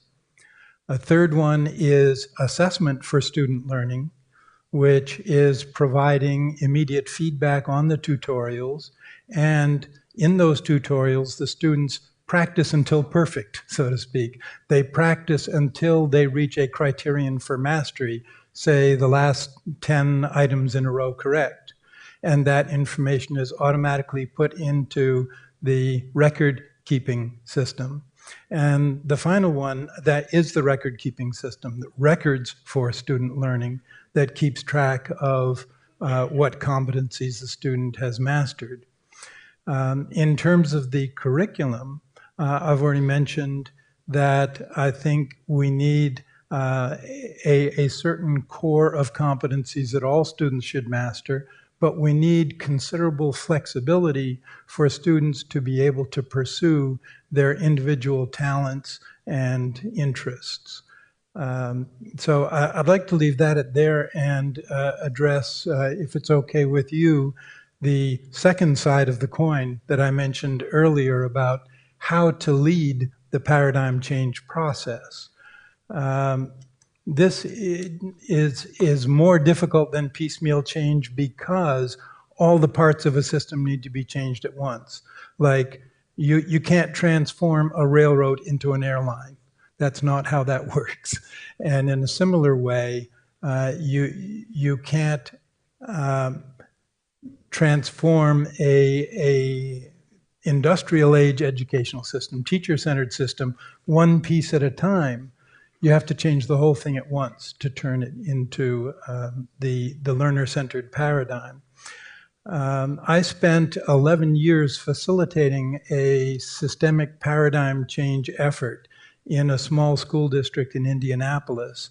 And with my research team was able to learn a lot, gain a lot of insights about how to make that process successful. I'd like to share a few of the most important principles that we learned. But before I do, just one brief comment that transforming a current system is very different from designing a new system to be a learner-centered system. It's much easier to design a new system than it is to transform an existing system, because there's a lot of resistance built into changing an existing system. The first principle is what is the most important outcome of a paradigm change effort? I think the answer may surprise you. It's not the system features, but the changes in mindsets or mental models that occurs during the process. Well, why is that so important? The reason that's so important is that if people's mindsets don't change, they are not going to want to change to the new paradigm. They won't have the motivation to change. And they will not be able to change because they don't understand what the learner-centered paradigm is all about. So it cannot succeed without mindset change. We've identified several ways to foster mindset change. You can visit a learner-centered school that has already transformed. You can look at videos of such a school. You can read about such a school. But in all cases, you need small group discussions about what they have visited or observed or read about. The second principle is broad stakeholder involvement. It's important to help as many stakeholders as possible change their mindsets about what education can and should be like. Particularly the mindsets of the opinion leaders in the school district. It's also important to give some control to the people involved in the change process. Nobody likes to be changed, except maybe a baby with a wet diaper. But if you give some control to the people who are being changed, give them some control over both the process for deciding what changes to make and the product, then you're much more likely to minimize the resistance that you'd get through the process and increase the motivation and improve the sustainability of the new system. The third principle I'd like to mention is political support. It's important to get the leaders of all stakeholder groups on board with the change, participating in the change and feeling a sense of ownership over the change. One of the reasons for this, other than minimizing resistance, is that transformation is expensive. The learner-centered paradigm is no more expensive than the teacher-centered paradigm. In fact, as technology continues to advance and get cheaper, we expect it to be less expensive. But the process of changing from the existing system to the new system is very expensive. You've got to invest sufficient resources or it's not going to succeed. So it's very important to have political support to garner those resources. The fourth principle is whole system reform. I've seen many cases where a group of dedicated teachers and their principal are able to transform their school to something that's much more learner-centered. 10 years later, it's reverted back to the teacher-centered paradigm. Why is that? Because the school became incompatible with the rest of the school district. And so there were hidden forces that were constantly working to transform the system back. So you have to change the whole school system at once. You can't just change one school within a district and expect that to succeed. But it's hard to afford to change an entire system all at once. since it is such an expensive process, unless you're dealing with just a single school. Like in the United States, there are charter schools where each charter school, they're not within a larger district. They don't have a broader system that is strongly influencing what they can and can't do. So the vast majority of the 1,000 or so learner-centered schools that have already been developed in the United States, the vast majority of them are charter schools for that reason. That's not to say I think charter schools are a good way to go, but it is a much easier way to make this kind of transformation. So how can you transform a school district? I'll finish up very shortly. That brings me to the next principle, which is the parallel systems approach. The airline industry did not grow out of the railroad industry. In a similar way, it grew up as a parallel independent system. In a similar way, we need a school district to split into two separate districts that operate independently of each other, where one of them continues with the teacher-centered, particularly those teachers who are resistant to change, not very interested at this point, allow those who are very interested in paradigm change to band together in a separate school district within the same community. And that way you can focus the sufficient amount of resources, given that it's a smaller group, so that that group can succeed. And then gradually over time, just as passenger miles gradually shifted from railroad to airline, over time, teachers in the teacher-centered school are going to see how much better quality of life and how much better it is for the students to be in the learner-centered paradigm. And teachers are going to move over, parents are going to become more interested in it, and so forth. So I strongly encourage that kind of approach. Thanks, Charles. Let me turn to the floor, because I see blood pressure is high for some people because after the lunch. So if there is someone who has any question, floor is yours. Please introduce yourself and be short and quick pass for the question. Let's start from the left this time. Yes. Who is giving the microphone?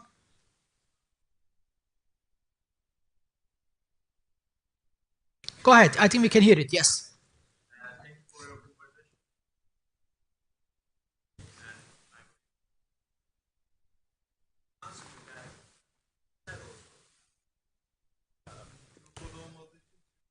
Tamam.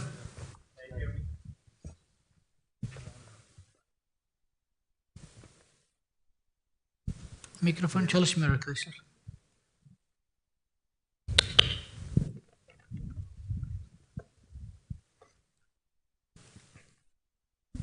Does it work? Yes. Okay. yeah, that's good. And we said that change is a must. We know that change is a must. But also, like Charles said, like Mr. said, two sides of coin, and change is the hardest one for most of us, and we know that. I'm a high school teacher. My name is Ahmet Can. I'm a high school teacher, English teacher in Istanbul, Turkey.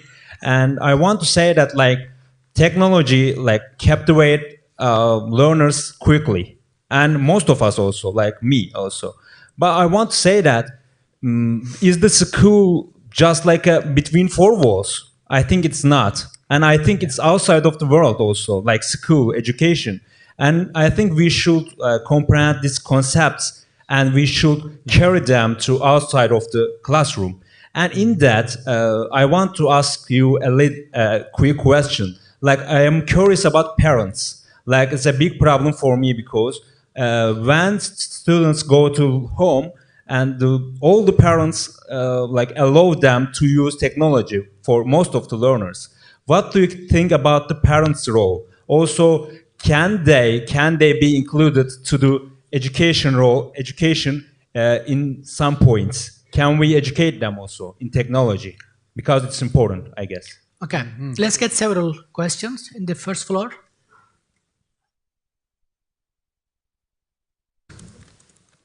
Thank you, Mr. Chairman. My name is Dr. Muhammad Sani Idris. I'm the Honorable Commissioner, Ministry for Basic and Secondary School in Yobe State, Nigeria. I want to appreciate the panel and the very serious contributions that they have made. They may not have idea how much they have positively touched on our mind and how they have changed us positively. However, when you are talking about change in the philosophy of education, I think we have to broaden the perspective more than the perspective discussed by the panel. We have to think of human being. Education is actually aimed at serving human being, giving life that is worthy of living for all human beings. Is there any way we can think of a broader perspective, in broader change in the philosophy of education?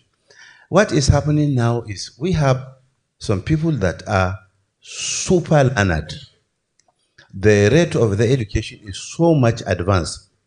While in the same world that is supposed to be a village in which we are all living, you have certain countries where learners are actually suffering of malnutrition.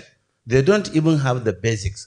How can education think of making this world a global village where the concern of the educated will also be, will respect the educational need of those that are suffering from malnutrition? The last thing I want to appreciate Dr. Mariam, she said that education should respect values. Actually, when there is need for us to change curriculum, KK Art, John Dewey, and Platon, they are of the opinion that when the need of the society changes, the curriculum must also change to fit the new need of the society. If we are now having a society that is overruled by power, you know, the spirit of vengeance, trying to kill, can we assume that something is actually wrong with our educational system that requires to give education that will encourage mercy, that will encourage peace, that will encourage living together, that will encourage, you know, appreciation of our diverse culture? Thank you. Thank you, Mr. Sani. You can keep the applause for the end. We have another question on the other side, just on that side. Okay.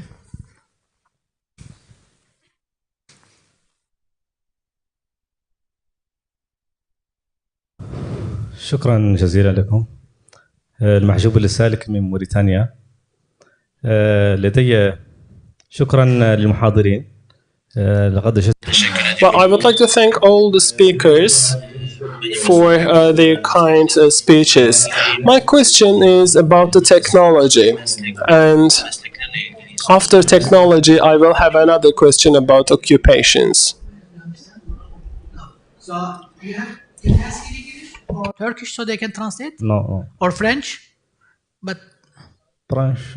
Then keep your question for the coffee time. Je préfère poser ma question en arabe, si possible. Si la traduction est disponible, sinon je dois être obligé. Je vais être obligé. Well, I would like to ask my question in Arabic. نواصل بالعربية. Yes. شكرا. إذا بالنسبة لبلد مثلا كبلدي Okay, I will continue in Arabic in any way. Well, since our country has no high tech, and since they do not have very advanced technology, what should we do in order to reach a higher technology with the existing systems that we currently have? So how we can transform our current technology in order to acquire some higher levels of technology? Because, well, they constitute an added value, and we are trying to create projects with the resources that we already have. And we have to make the best use of the existing technology that we have, and we would like to, improve our students, but we are not so sure about how we can do that. Hocamız Moritanya'dan. Malumunuz Moritanya çok klasik eğitimin olduğu, ezbere dayalı. Okay, our professor is coming from Mauritania. I cannot ask my question in English, but I can definitely say it in English. But you are speaking about some more technology. How we can solve this problem? Yani Türkçe şöyle ifade edebilirim. Siz diyor hep teknoloji. So, you said technology shall be in the forefront when it comes to the education. You always said education equals to technology, and this is a presumption. But we do not have the means to do that. In countries like Mauritania, we don't have such high technologies. In order to reach the desired, results, what should we do? One more question here. Just on this side, Professor Koch. So they ask basically how can we reorganize technology and the traditional education, those countries like in Mauritania. That was the essence of the question, if you didn't get the exact question. Hocam buyurun. Okay, in fact, my question relates a little bit to that too. Is really technology necessary to switch from teacher-centered model to the learner-centered model? Maybe not, because that would solve his problem, because he doesn't have technology. And also 10 years ago, everyone was going gaga over MOOC. And it turned out to be a farce. It turned out to be a big blow-up, and nothing happened there. Massively open online courses. Professors resign from Stanford positions to start companies and then saw them failing. So here is technology is really, quote unquote, helping to change the paradigm. It didn't. So I think there must be a way to switch to the learner-centered model with as little technology as possible, because otherwise you're really asking for a lot of people to buy lots of computers. Or worse, you're just giving a robot to a student and saying, we changed your model, go ahead and learn from the robot, and you don't even need to see the teacher. There was a last question just here.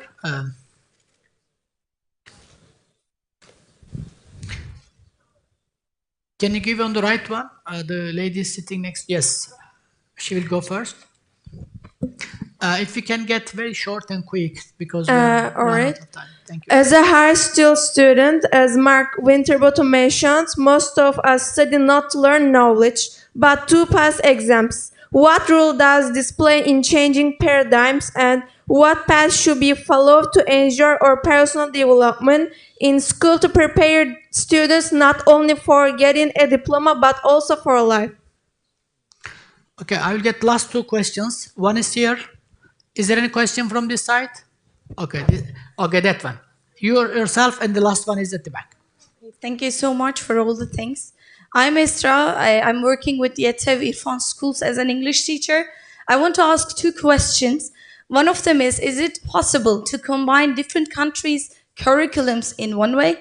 And how we can apart the negative way of using technology in our classrooms for our students and their parents? Is it possible to lessen the negative effects on them? Thank you. Okay, last question from the back. Just further back.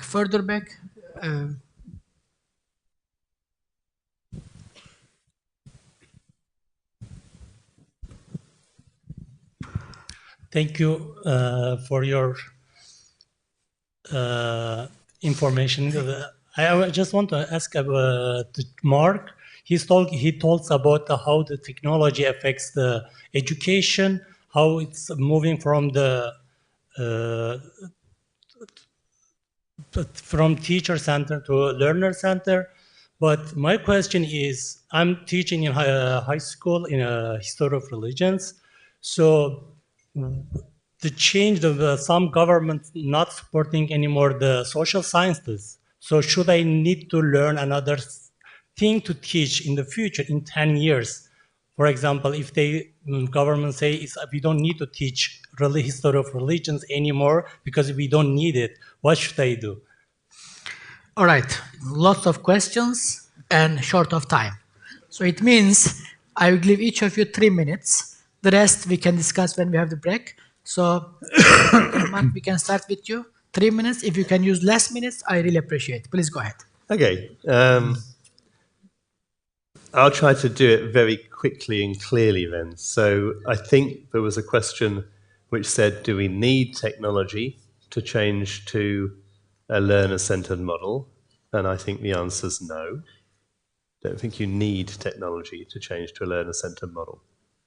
The difference between a teacher-centered model and a learner-centered model is really where you expect the thinking to be taking place and who you expect to be doing the thinking. I've simplified it a little bit. But the learner is the active agent in a learner-centered model. And so when I'm trying to work through this with my own trainee teachers, who are currently on school placement, hence I'm here, I talk to them in a way that says, can you get your students and give them prompts and scaffolding to help them to think through an idea or to think up an idea? So in other words, you're giving them the foundations which they can use to either work through an idea or actually build an idea in their own minds. One of our mentors suggests that can you ask the questions to pull the existing ideas out of a student's mind? And none of that depends on technology.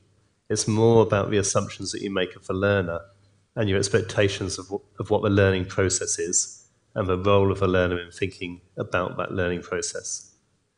Let me choose one more as well. Yes, I think it was over here. I think I completely agree with you. I think,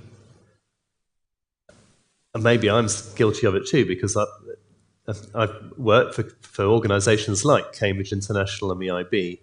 There is a sense, I think, which I think you were conveying, that superimposed curricula, which have been written overseas and then have to be carried out, if you like, within a range of countries, don't sufficiently meet learners' needs in those countries and may contradict some aspects of culture and values in those countries. I think that is probably true. And I think more thought needs to be put in, both by those countries and the people who write the curricula, into how you think through the tailoring of a curriculum to a country. And so, a lot of that work does take place already. And some of the examination boards which are international, I don't know about Marif and how it guides its schools in terms of curriculum, but in terms of international examination boards, some of them have introduced new components which recognise the local context and help you to build a curriculum that starts from your learners' foundations, both culturally, their values and their knowledge, and it's much more context related. And I've been involved in writing one of those for Egypt many years ago, and it's since been written much better by Egyptians, frankly. Charles? Me? Yes, please. Okay.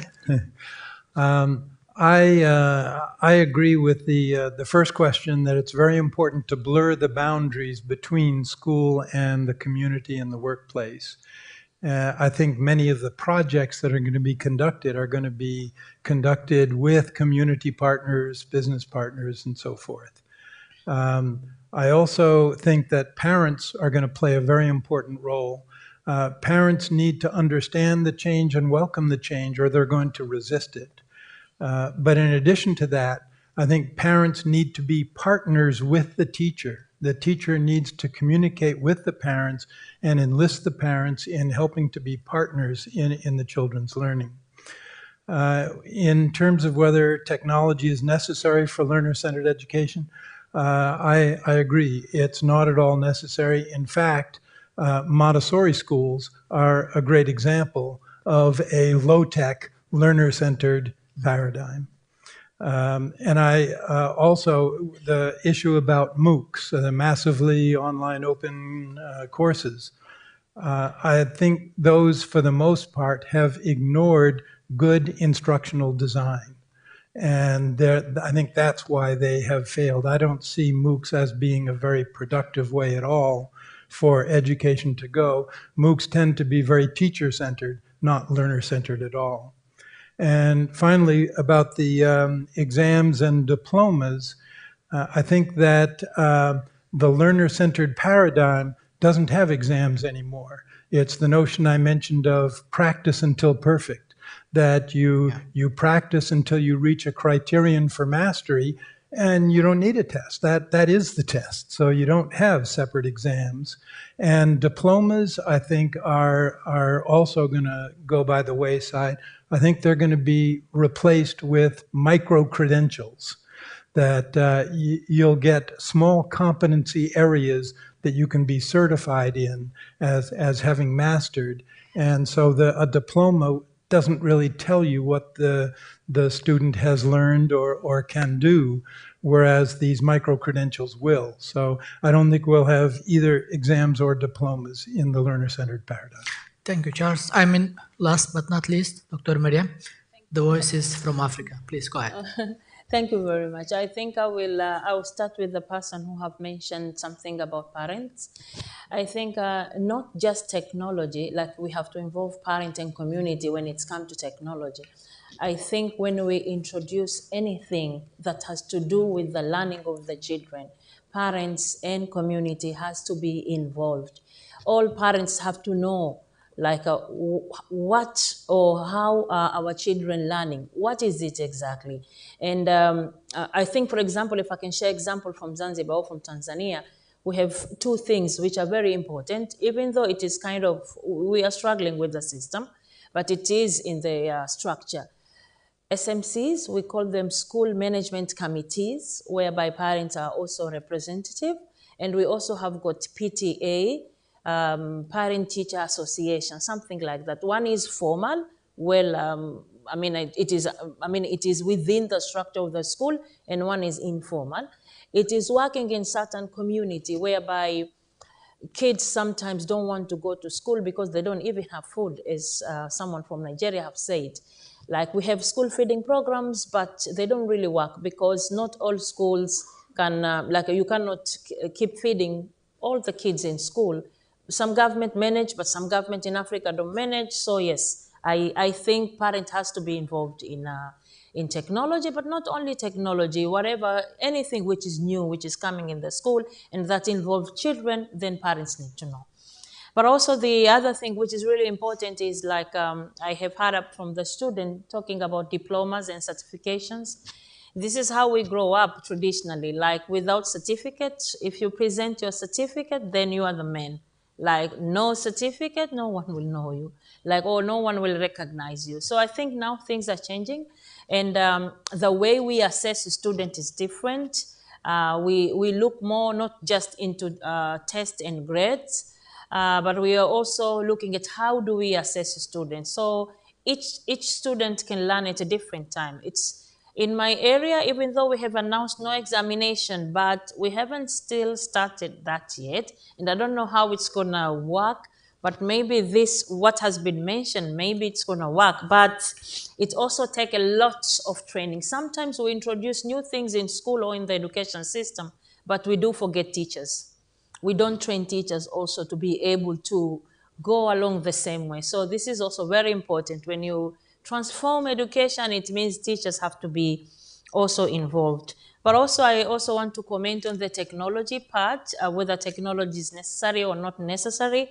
I don't want to respond to whether it is necessary or not necessary, but what I want to quote someone who said that if we teach today as we taught yesterday, we rob our children of tomorrow.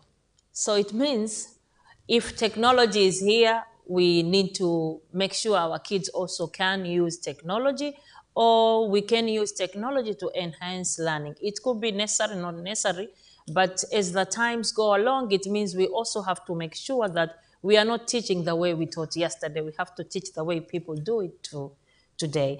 And also when it's come to certification, we have been focusing more on academic proficiency rather than human values. And I think this is also very important. Like, as much as we want our kids to be very good in academic and achievement, but also the value are very important, because our worth is a sum of our values that we have learned in our life. Thank you. Thank you, Dr. Mariam. I mean,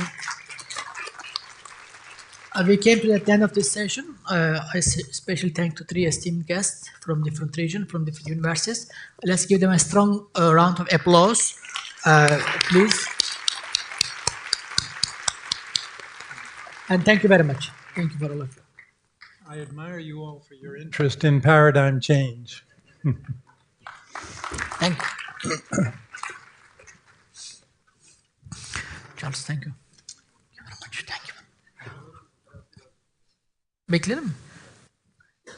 All right, thank you so much to our moderator and our speakers. It was a very insightful discussion. Obviously, an innovative approach integrated with technology and in line with the needs of the future is, of course, required. Before we allow you to leave, we'd like to honor you with a special gift. I'd like to call the member of the Board of Trustees at the Turkish Marif Foundation, Associate Professor Zeynep Arkan, to present the gifts to our panelists.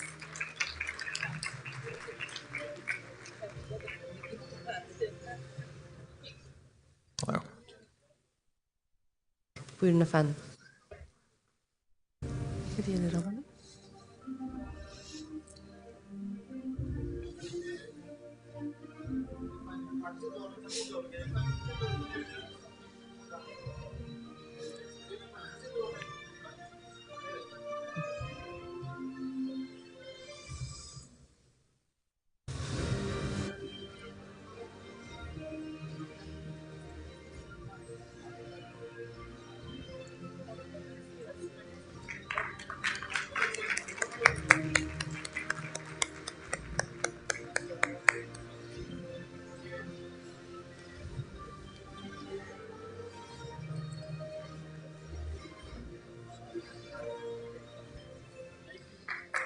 Şöyle alalım.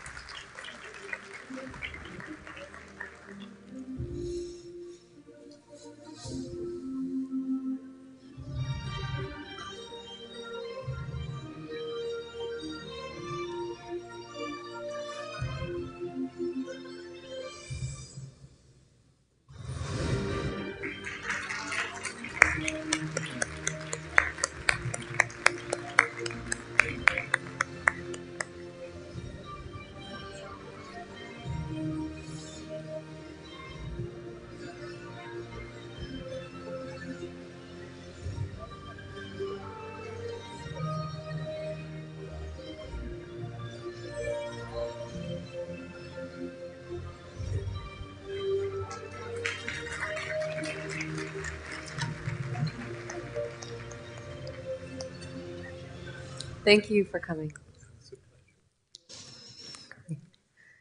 All right, congratulations and thanks all once again for this fascinating panel. Now, ladies and gentlemen, we continue with a very important topic, which is technology in futures education.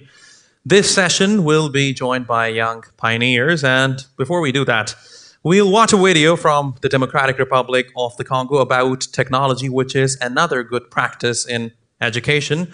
The name is quote, Ask Arif, Use of Technology in Education. Let's watch it all together.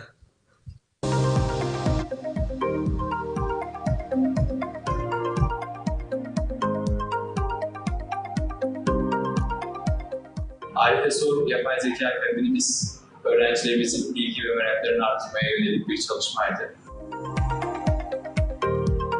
Popülerleşen yapay zeka ile birlikte biz bu fikri eğitime We wanted this idea in terms of education, and learn through technology using the appropriate tools, adapted to current circumstances, of course.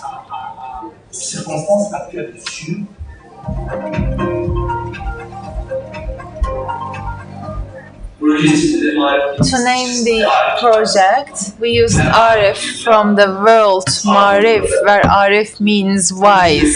For this, we made a visual design. There was a detective in this logo, and this detective was holding a magnifying glass and seemed to be conducting a research there.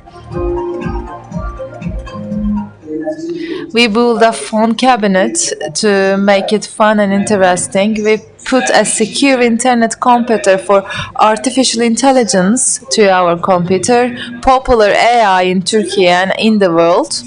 And we can say that we kept it ready for the use of our students. Our teachers would give certain assignments to our students before the breaks. In line with these goals, students would do research and share their works with their friends, and they return to class after all. Because when you Google for something on the internet, it will give you a lot of answers, but if we give you one answer, and that answer will be correct. En tant qu'enseignant, pour moi, as a teacher, I think this project is really commendable. It always maximizes our teaching strategies and methodologies.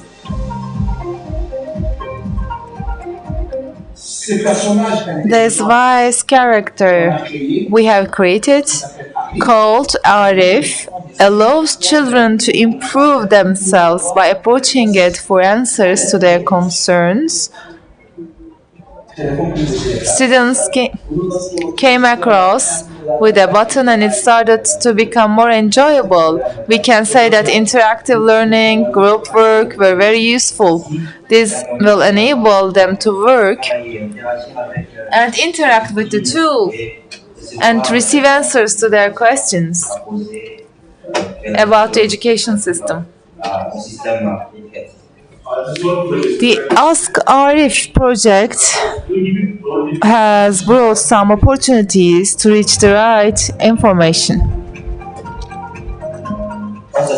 With this tool, children learn to work by themselves. Arif helps children to refine their knowledge. It's a major asset for the children, an excellent educational project. My teacher Arif never gets tired. You can use the cabinet at any time. It's like a human being we have replaced in a cabinet who answers our questions. The education of the future, I will say.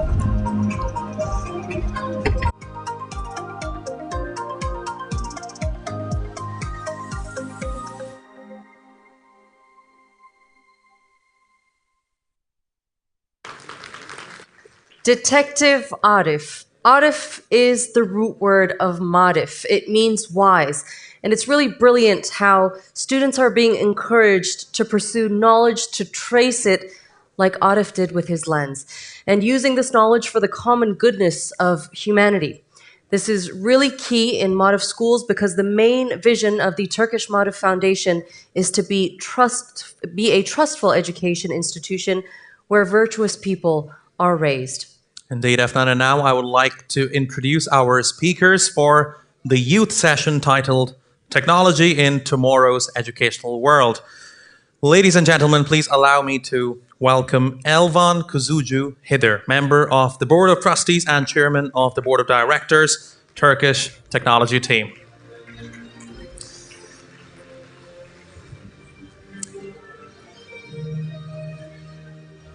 Ms. Hidir is currently at a doctoral thesis stage and is preparing her thesis on 5G and beyond secure communication systems design.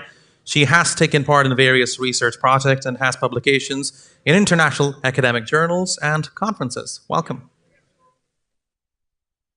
And our next guest is Attila Hayko, the school leader of Hungary Marif Schools.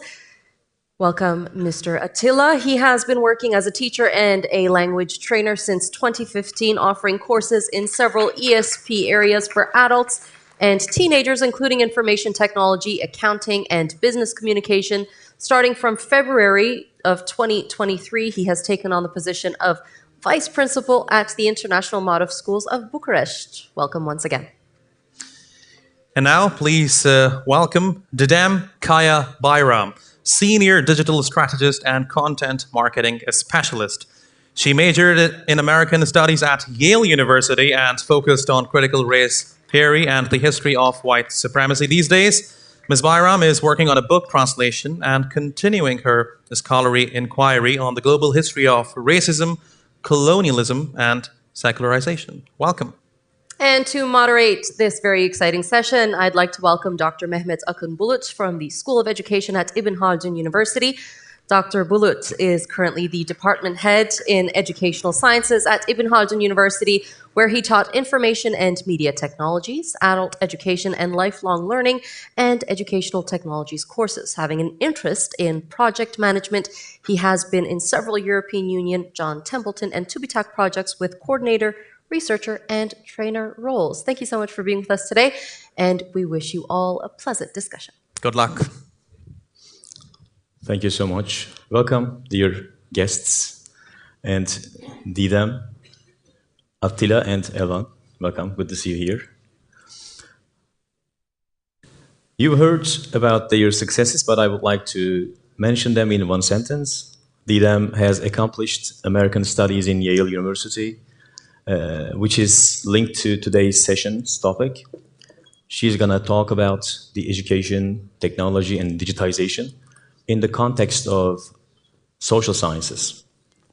And Attila, a school vice principal in Marif Foundation in Budapest, he is going to share his information and experiences in the context of school and technology.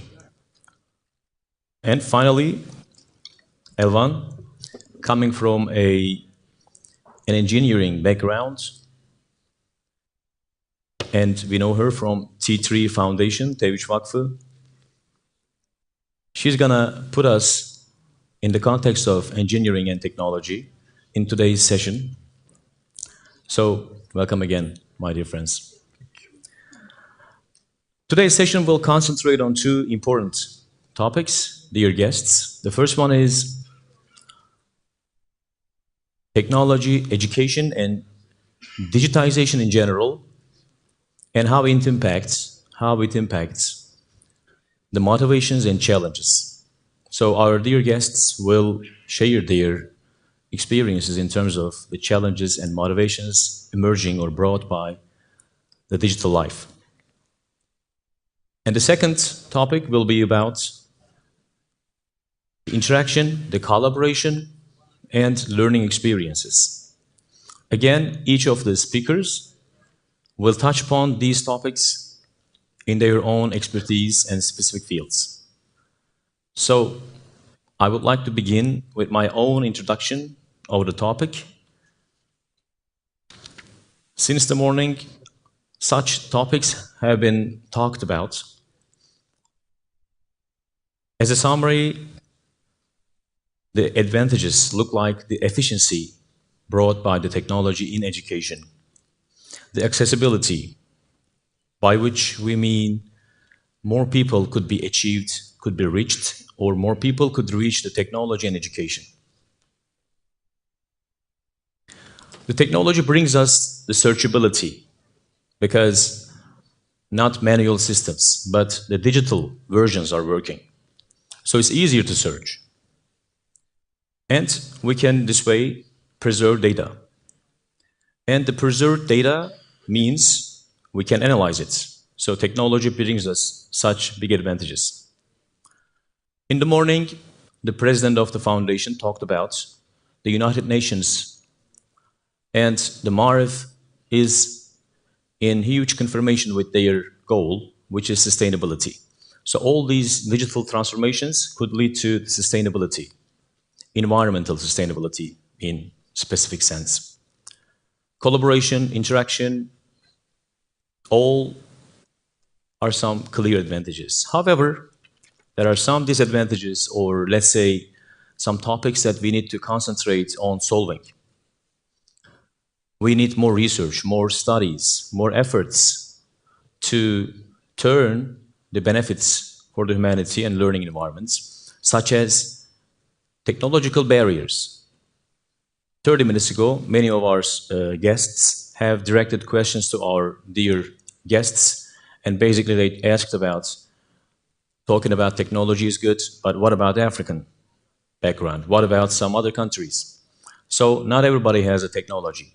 So the governments, the societies should invest in huge infrastructure for technology and teaching and learning, right? And one interesting finding in scholarly works is about the limited social interaction. Technology might also bring limited social interaction because we are too much into the technology, and this might create a new generation. Distractions and newly emerging topics like digital addictions. Many of us are dealing with at home our kids' addiction to technology, and we are trying to seek out some ways. EQ and access problems, cybersecurity, and beyond all of these, we need teacher training, we need leaders training, we need parents training to integrate technology better, more efficiently into the system, right? So as it seems, it has a lot of pros and cons at the same time, which is valid for almost all topics in the earth, right? So today, I'll direct my first question to Didem, if it's okay. The question is how all these digitization processes impact the motivations, and what are some emerging challenges? So can you share with us your experiences, Didem? Thanks. Thank you. I have more experience with the technology and the digital side than the education side, but I will try to incorporate my experience into what it means for us, not just as students in the classroom, but as lifelong learners, all of us. And I want to start with a story from a book. It's a story of an American woman, a white mother of a toddler, a 2.5-year-old. So this mother who lives in New York, she would take a daily walk with her little toddler son in the stroller. And every day they would take this walk and they would come across beggars on the street. She would steer the stroller around these beggars. And they weren't aggressively asking her for money or anything like that, but she didn't have any change to give to them, she said. So she didn't want her kids to see this behavior and think that their mother was unkind. So she would avoid these people. One day at home, this toddler announced to his mother, and the important detail is that these beggars they came across, all of them happened to be black men in this neighborhood, okay? So the toddler one day at home said, all black men are bad. The mother was horrified. She considered herself a good liberal and didn't consider herself a racist. So why was the little kid all of a sudden saying something so racist? She later figured out what the reason was. So this mother was instructing the little child to stay away from bad things, like stray dogs or electrical outlets. And the child applied this logic backwards. He saw the mother staying away from some people and assumed that this must be because they were also bad, because you're supposed to avoid bad things. I think this story is from the book Good White People by Professor Shannon Sullivan. And it's a good illustration for how artificial intelligence also finds patterns, much like an unassuming toddler, that actually reflect all of these systems of racism and sexism and other kinds of biases that are existent in society. So it's not that the AI or the machine learning systems are creating or purposefully finding these patterns, but they exist in our societies, and so the technologies that we create are reflective of these problems. Today, in this conference, as we consider the future of education and the role of technology and digitization, I want to bring your focus to how technologies of the future perpetuate injustices of the past and the present moment, and what we can do to break that cycle. The basic premise of artificial intelligence and machine learning is that you feed these systems a huge data set, and then the system is finding patterns and then producing results that you're asking it. The problem is that the data sets are biased and they're also incomplete. Take ChatGPT, for example. It was mentioned before today on the panels. And ChatGPT is this incredible technology. I'm sure many of you have used it personally. And it took off really fast. So to put it in perspective, ChatGPT reached the goal of 100 million active users in 2 months. This was something that Instagram achieved in 2.5 years. And TikTok, it took 9 months for TikTok to achieve the same number of users. ChatGPT, just 2 months. So we're all using ChatGPT, including the students in the classroom. And recently, I don't know if anybody saw, but something went viral when people started asking ChatGPT, do Israelis deserve freedom? ChatGPT said, yes, of course, everybody deserves freedom. When they asked, do Palestinians deserve freedom, ChatGPT suddenly remembered that it was an AI model. So it responded by saying, I am an AI model, I'm a language model, I don't have personal beliefs or political opinions, and this is a very complex issue. So you can see how if all people deserve freedom, but when it comes to Palestinians, they don't, so are they not people? So the dehumanization that is online is definitely reflective of this language model that was trained by using the data that was available on the internet. And anyone who has been on the internet for more than 2 minutes knows that the internet is not the best reflection of humanity. You know, so there's just really vile content out there in the comment sections or online forums. These are some of the places where a lot of like fascist and radical ideas are grooming. So this is a problem. We have to look at the data sets that we're using to train these models and curate these data sets accordingly. But bias is not the only problem. Like I said, there are 2 problems. So one is bias, and the other one is that the data sets are incomplete. In other words, what I mean is that they don't represent all the communities equally adequately. So everybody here who uses a language other than English, if you have had an experience with one of these technologies in a language other than English, you know that they don't always work as well in other languages as they do with English. You know, as you go further away from the continental Europe, maybe French and German are fine, Spanish, but as you go into languages like Arabic, Chinese, Russian, maybe even Turkish, there are some problems that you run into. So there was an interesting story with this translation problem. In 2017, a Palestinian construction worker posted a picture on Facebook and with a caption that said, "Yusbihuhum." Facebook translated this into English as hurt them and into Hebrew as attack them. This man was then arrested and questioned for hours before even somebody bothered to check the original Arabic caption underneath the photo. So you can see how some of these biases and the problems are really high stake. We have a tendency to leave critical thinking at the door when it comes to technology, and this is actually called automation bias. There's a growing number of scholars and educators who are thinking and talking about these issues with regards to ethical AI and decolonization of technology, and they have come up with this term automation bias. Because of automation bias, we tend to imagine technological systems being more just or objective than humans, so we're using them more and more across the board. One education-related example comes from the UK, where a major scandal took place during the COVID pandemic. So in the UK, they have A-levels, these advanced placement exams that you take, and these national exams are used to place students into university programs that hugely influence someone's career trajectory. So because of the pandemic, this was disrupted as well as many other things globally. And what the UK government decided to do was they asked the teachers to give an estimated A-level score to each student.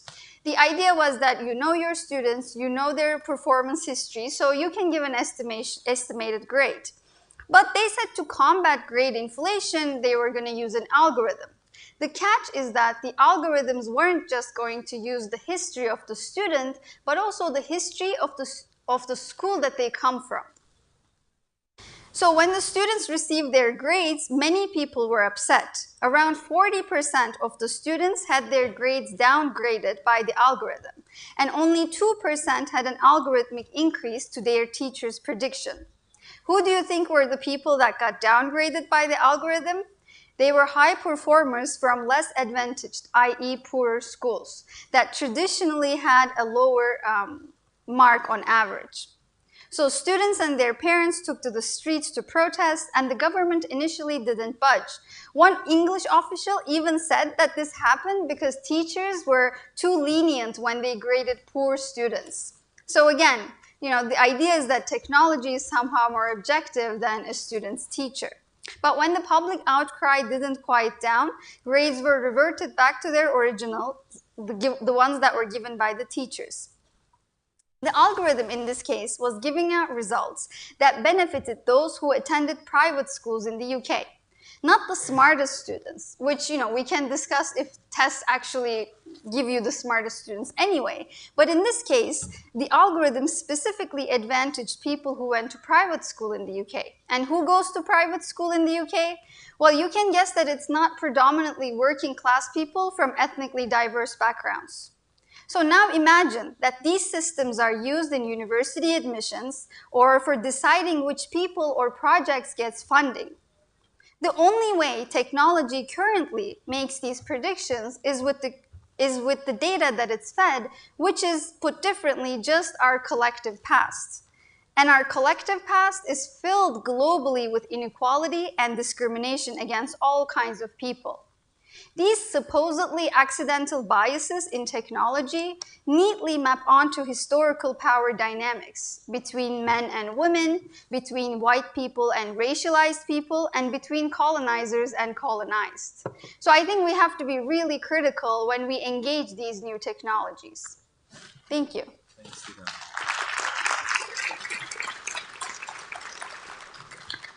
Thanks, Didem. In such a short time, you bombarded us with awesomely precious ideas. Each needs to be talked for hours and hours. So as we talked in the beginning, you talked about the equity and access issues. You talked about the biases. Sometimes we might fall in this trap of technology will save us, technology will resolve all the current problems. However, the bad news is technology sometimes strengthens the continuing ideas, problems, issues.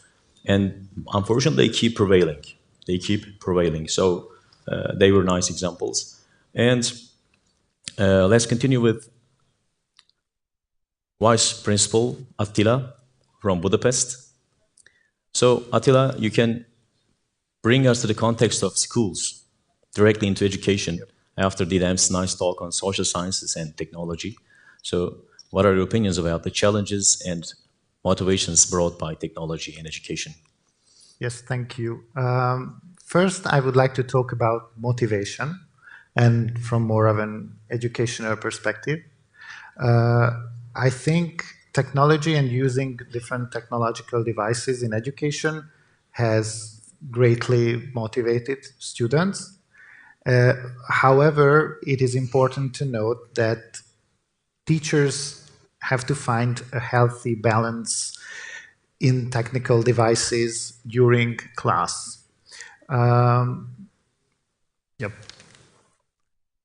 Okay. Okay, no. So students tend to perceive the use of their phones and tablets as a form of entertainment, and they may browse during the lesson and use their phones and tablets, or using platforms like TikTok or other social media websites instead of participating in class. Accordingly, I think it's the teacher's responsibility to plan lessons where technology has a defined role. So I think teachers have more important role than ever before. I think when a teacher uses technology throughout his or her lesson, it should be more goal-oriented than before. And okay, now we can see. I brought some examples of these tools that you can see now. Of course, these are just few examples that you can see, but we can use for a lot of different purposes, a lot of different ways to interact with our students and to use these tools and devices to measure their knowledge. In my experience, I have found that students are much more actively engaged in tasks and during the class where they can use their mobile phones. These tasks don't necessarily require extensive preparation from the teacher's side. QR codes, for example, is a great way to create them just with a few clicks. And after that, what we did, for example, once we put these QR codes into different parts of the school, and students had to go through the school, scan these QR codes, and they had to solve tasks on one of these websites that you can see right now. And they were enjoying the lessons. They were physically active, because when we use technology during the lesson, we might end up in just sitting in one place. And when we make students move physically, that's also a great way of learning. And what about the challenges that technology might raise? I think a lot of speakers before me talked about AI and ChatGPT and how it transforms education. I believe this is the most pressing ethical issue in 2023 concerning technology and education. I think AI and ChatGPT, for example, will fundamentally change our mindset about education. This new tool, in my opinion, raises questions about the long-term viability, for example, of language teaching and language learning and lexical knowledge, and the acquisition of text composition skills, for example. As we heard before, nowadays students just tend to write a question in ChatGPT and submit their essays. So I think from teachers and from the part of teachers and institutions, we have to clearly define the role of AI, its usage, and the rules and regulations of AI, how we can use it effectively, because from the teacher's side as well, it's also very useful. Within a few clicks, a teacher can create a test or sets of different activities, but it has to have clear goals during the lesson. It has to have a strict regulation, because these tools raises a lot of questions of intellectual property and as I mentioned, different skills as well.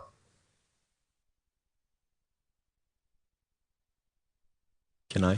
Thank you so much, Attila, for your nice insights. So you basically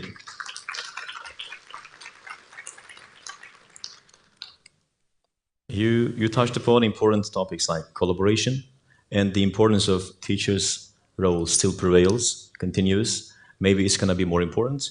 And again, from your own words, I get that rubrics, guidelines, and similar regulations should be prepared, should be studied, should be researched, so that Web2 tools, including AI tools, should more effectively direct teaching and learning environments. And plus, for all these processes, we need strong trainings for teachers and leaders as well, because in the last years, especially starting with the COVID-19 period, now it's like a junkyard of tech tools in education. Everywhere is tech tools, so somehow this should be integrated into a correct, nice instructional design process. Thank you so much, Attila. And now we're going to continue with, after social sciences and school contexts, now we're going to continue with the engineering context with Elvan. how digitization impacts the motivations and challenges. Stage is yours, Elvan. Okay, thank you. Actually, from the not engineering perspective, maybe I am trying to use of technology in the education from the perspective of our projects as Turkish Technology Team Foundation. Actually, as it affects all the sectors, the rapid development of technology also transform the education.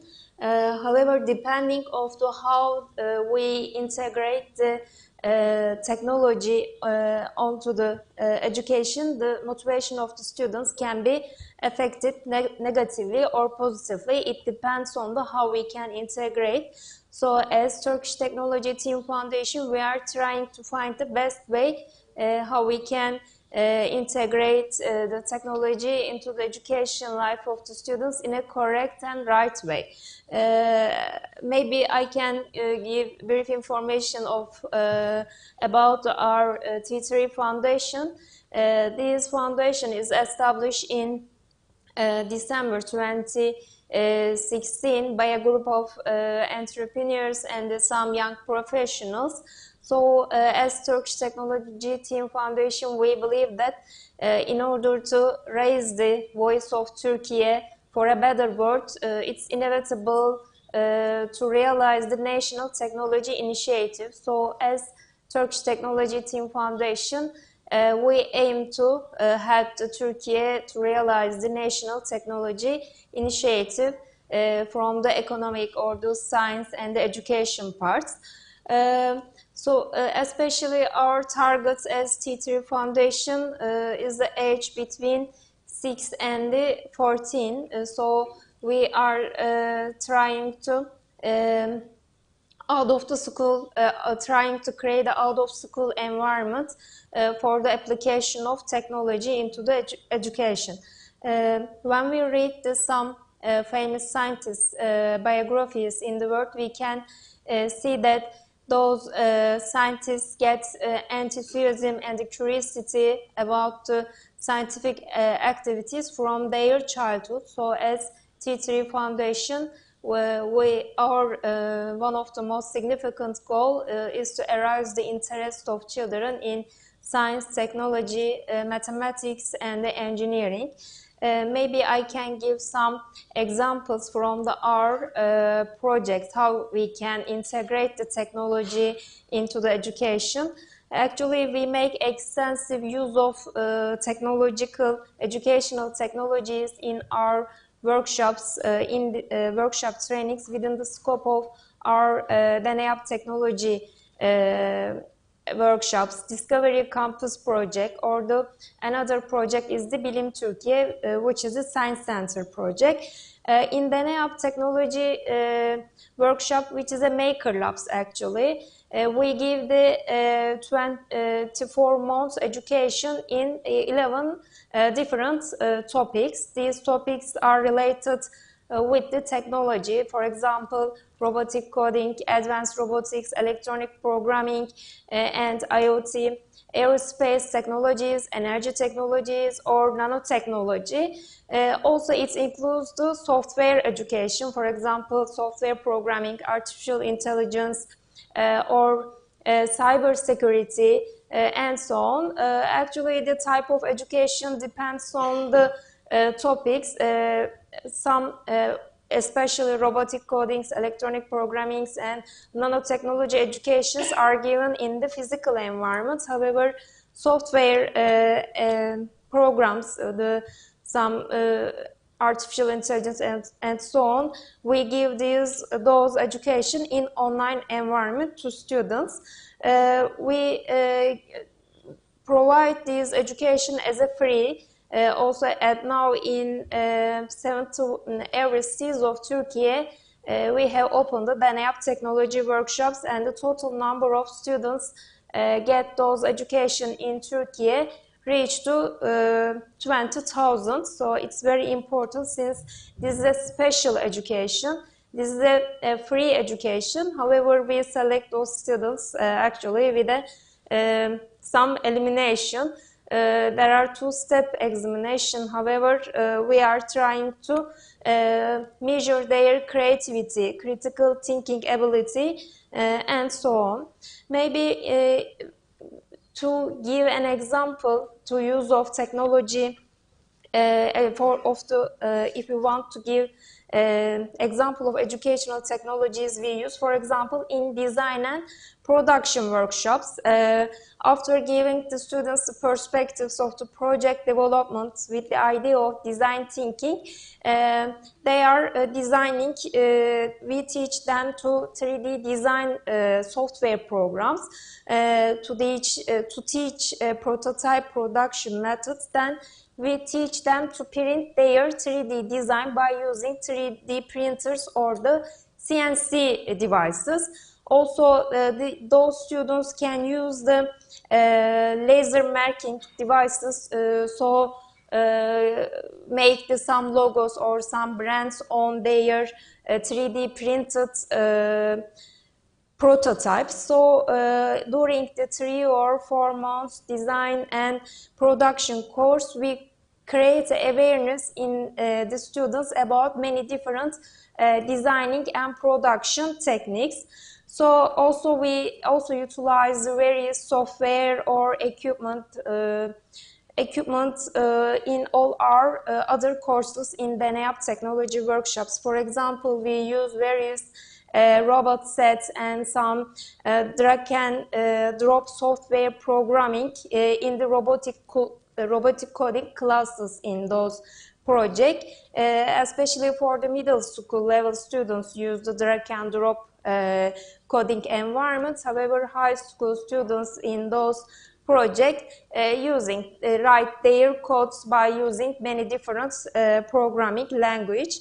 If you talk about effect of all these courses on these students' motivation towards the course, actually, since these equipments provide the students with the opportunity to observe some abstract concepts in the 3 dimension. So they are seeing their ideas of their own dreams transforms into the products. This is the concrete thing. So they can see the dream any designing. They made it by using 3D software programming, and then by using 3D printer, they get the prototype of their dreams. So we transform some abstract things to do concrete things by using these platforms. So we see that those integration type for the design and production positively affects the most of students' motivation. Also, we observe that these applications such as virtual laboratories, some augmented reality applications, simulation also help to attract students' attention. So they get many fun from the education also. So as the also we can mention about when we give the, for example, students a question answer test on a written paper. Some students don't want to participate this part, they feel uncomfortable. However, when we apply the same question on a competition platform, for example, Kahoot, they want to participate in this evaluation process with one. So we see that these interactive things and these integration of technology onto the different parts are affected the students' motivation also. Maybe I can, however, in the integration of the technology, we need to equal opportunity, since some households don't have any computer or any other technical equipments. Especially we see the results of this thing during the pandemic.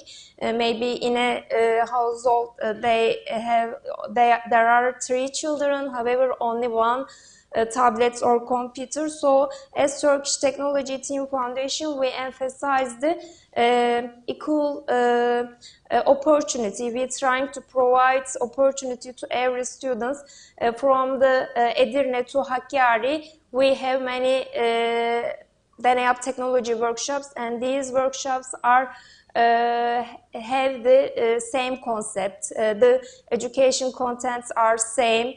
We also emphasize this opportunity, equal opportunity. And another, maybe the time is up. However, I can I? In the second phase, maybe we can continue. Okay. Thank you so much.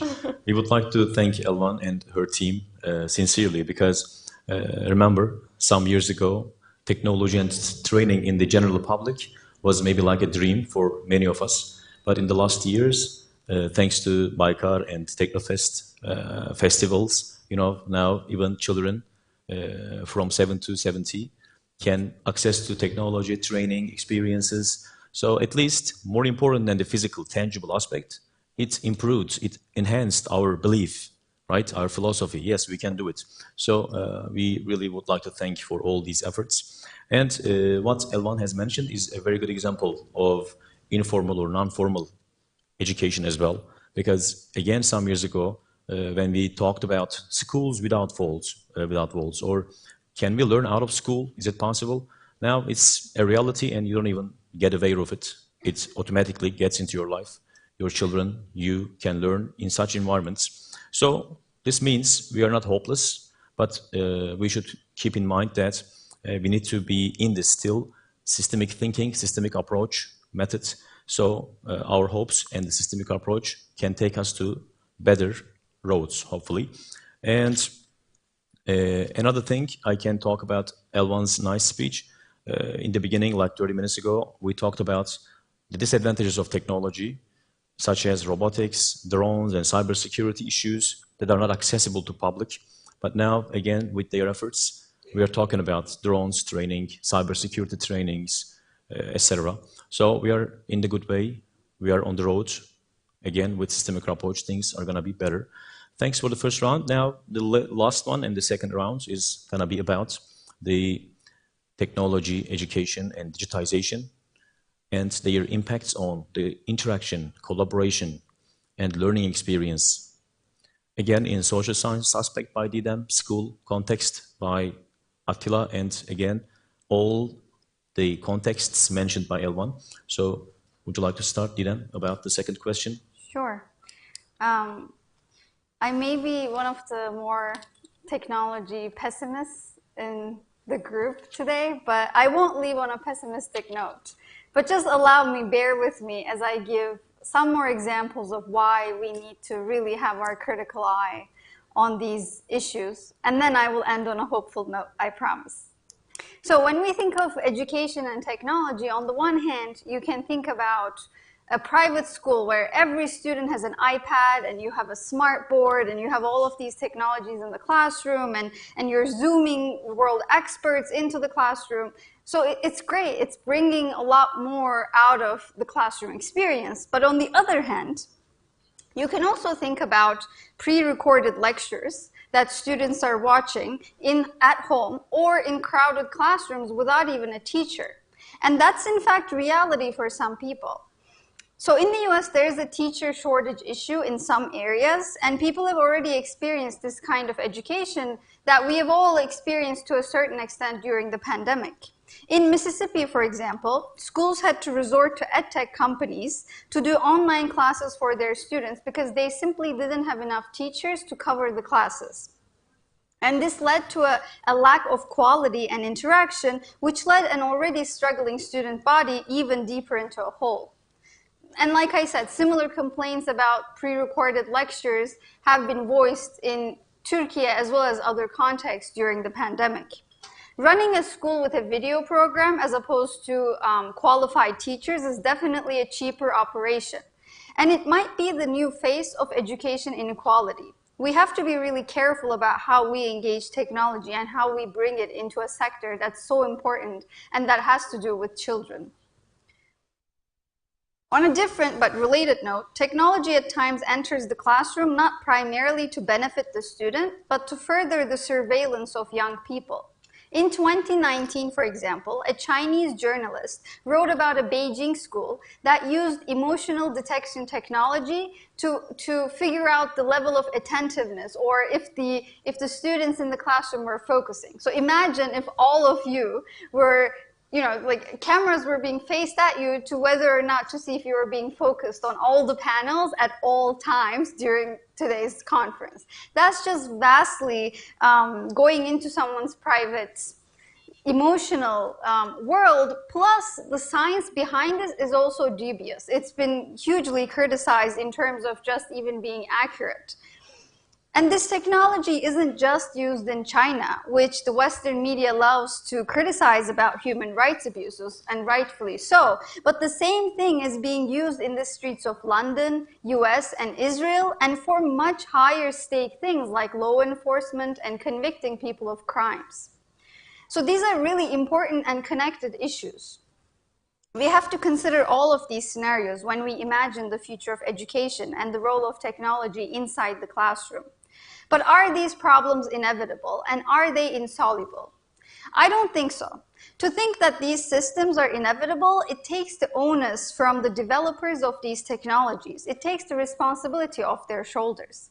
The number one question to ask, in my opinion, is who makes these technologies? And the numbers are telling. You can look up these statistics for yourself, but just to give you an idea, 18% of authors at AI conferences are women, 20% of AI professorships belong to women, only 15% of research staff at Facebook and 10% of research staff at Google are women. This is just the gender side. When you look at the Black workers' representation at Google, it's only 2.5% of Google's entire workforce, and at Facebook and Microsoft, that's just 4%. Just to give you an idea. But these companies, although they're not employing a diverse group of workers at their headquarters, they are employing diverse group of people when it needs ghost work. So ghost work is the work of data labeling, like manually labeling photos of cats so that the machine learning system can recognize various forms of cat pictures, just to give you an example. Or content moderation, which is this really demanding and very psychologically harmful line of work where people are going through really graphic, violent, and sexually explicit kinds of videos of torture and all kinds of things you can imagine, and they're filtering these things out so that our feeds can remain clean. And this type of work is done mostly by people in the global south. Many former US and UK colonies, like the Philippines, Kenya, and India, have become ghost working hubs for America and the UK. These countries have cheap English-speaking labor forces, which make a natural fit for this kind of data work. And these workforces exist because of the colonial history of these countries. So again, everything is connected. The other interesting phenomenon that perpetuates digital neocolonialism is beta testing. AI systems are sometimes tried out on more vulnerable groups before they are being implemented on real users, i.e. the whites, people in the West. Cambridge Analytica, for example, beta tested its algorithm on the 2015 Nigerian and 2017 Kenyan elections before using it in the US during the Trump and the UK Brexit elections. Later, it was found that these experiments actually disrupted the Kenyan elections. This kind of testing echoes the British Empire and their historical treatment of medicines and technologies, trying these medicines and technologies on their colonies before bringing them to the mainland. So many of these systems are built off of labor of racialized folks by overly white male technocrats. But these problems are not inevitable and they're not insoluble. The first step is to diversify the table from the first in ideation stage to the final execution. Everyone from the makers of these technologies, producers, designers, engineers, educators should reflect the societies that they serve. The data sets which these models are trained on have to reflect the societies that they're serving. But diversification is not enough. We have to truly decolonize. Think of diversification like casting actors from a variety of different ethnic, racial, religious backgrounds. As long as you have the same scriptwriters, same directors, same executive producers, you are telling the same colonial stories. You're just doing it with more colorful faces. So you have to change the scriptwriters and the producers and the directors to change the story. We have to be makers of technology, which I think why what Elvan Hanım was talking about with T3 Vakfı and the Milli Teknoloji Hamlesi, things like these initiatives are so important. The role that educators like yourselves can play in this transformation is to encourage the students to turn into producers of technology, not just consumers. But also we all have to become digitally literate, to not have automation bias, and to apply our collective critical thinking to emerging technologies. We have to empower our young people with an understanding of the world history that highlights our collective near past that is spilling into our current moment. If we do not decolonize our minds, we are doomed to repeat the same cycles and cannot possibly break away from tired narratives that are imposed upon us. In the end, inclusive pedagogical approaches, decolonizing curriculum, and being critical of new technology is essential for a better future for all in and outside of the classroom. Thank you.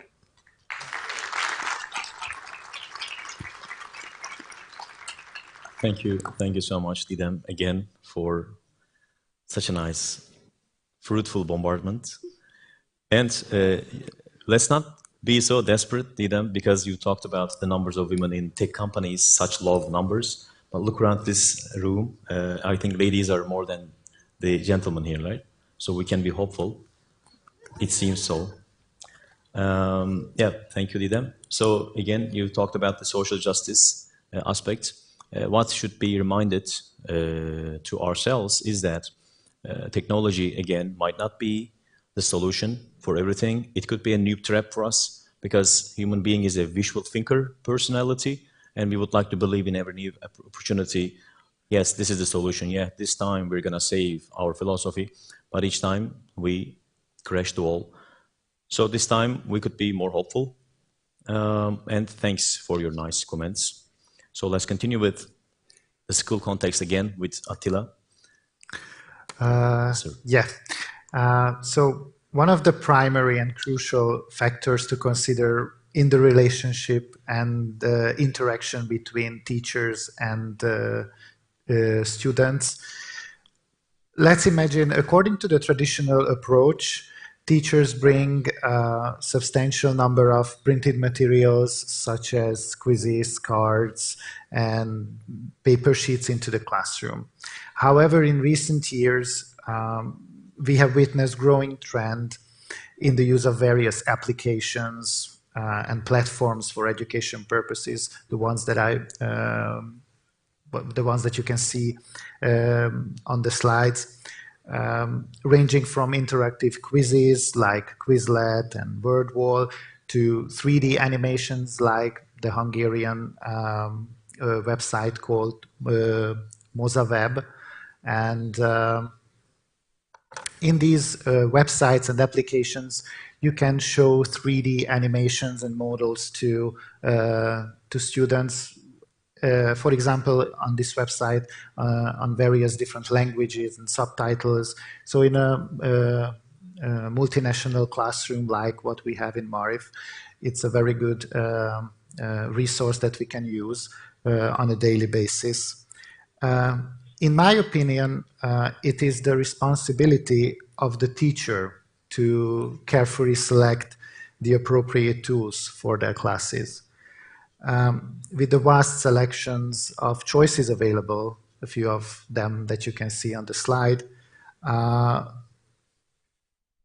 teachers might end up incorporating too many technological devices which have a damaging effect and impact on the effectiveness of the lesson. Therefore, finding the right balance is crucial, I think. One of the major advantages of utilizing digital materials and tools is the diverse range of ways through students can access necessary learning materials. We all recognize that the optimal learning experience will take place when the student can engage all their senses, including hearing, speaking, seeing, and what I mentioned before, physical movement. Now, these new tools can make it easier for teachers to facilitate these processes. For instance, instead of merely reading a historical source, students now have the opportunity to listen to it and quickly search for pictures, for example, and word definitions on their devices.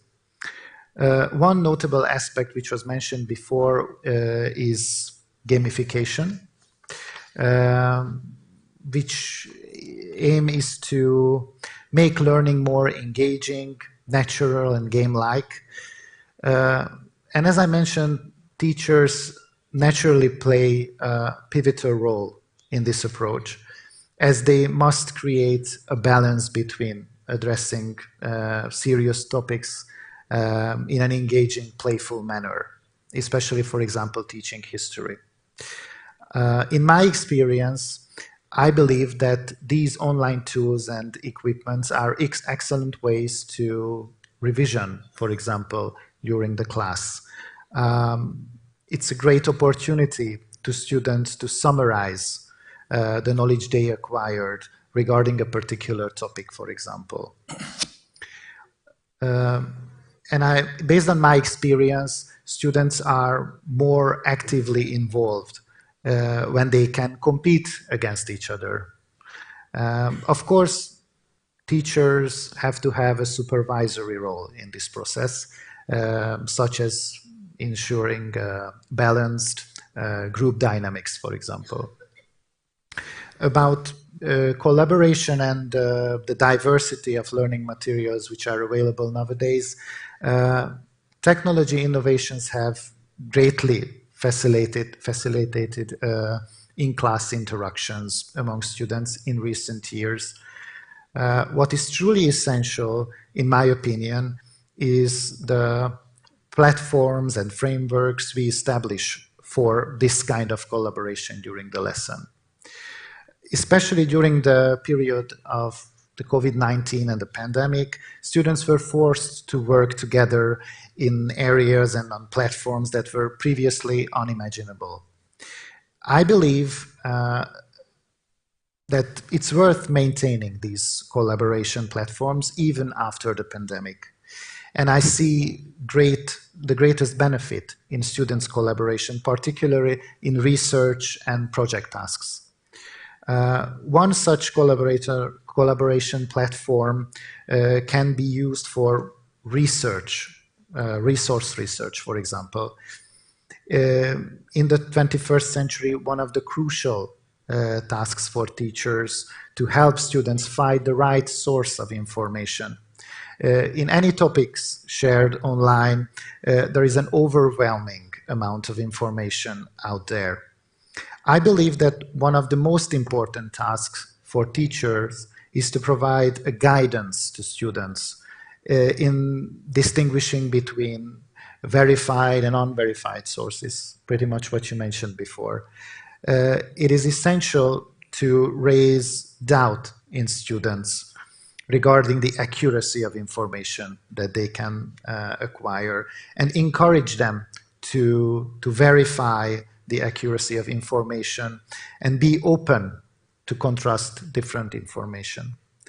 Technological innovations have significantly eased this collaborative process among students. This can be seen, for example, in jointly created essays, presentations, or project assignments. Students can work on the same document simultaneously, adding their ideas, and I think this is an excellent way for brainstorming, for example. I consider it is important that the teacher properly designs the role of collaborators in a group, for example. The tools, what I mentioned, can be applied in the so-called complex instruction program, or as we call it in Hungary, KIP, which originates from the US, but it is included, for example, in the Hungarian education system for teachers to successfully implement group work. And the teacher, during these lessons, serves as an observer. But I often like to design, for example, who is responsible for what during a task, thus providing everyone with a task that aligns with their abilities. And of course, there are several online tools which can be implemented in these types of collaborative processes. Thank you so much, Attila. Following Didem's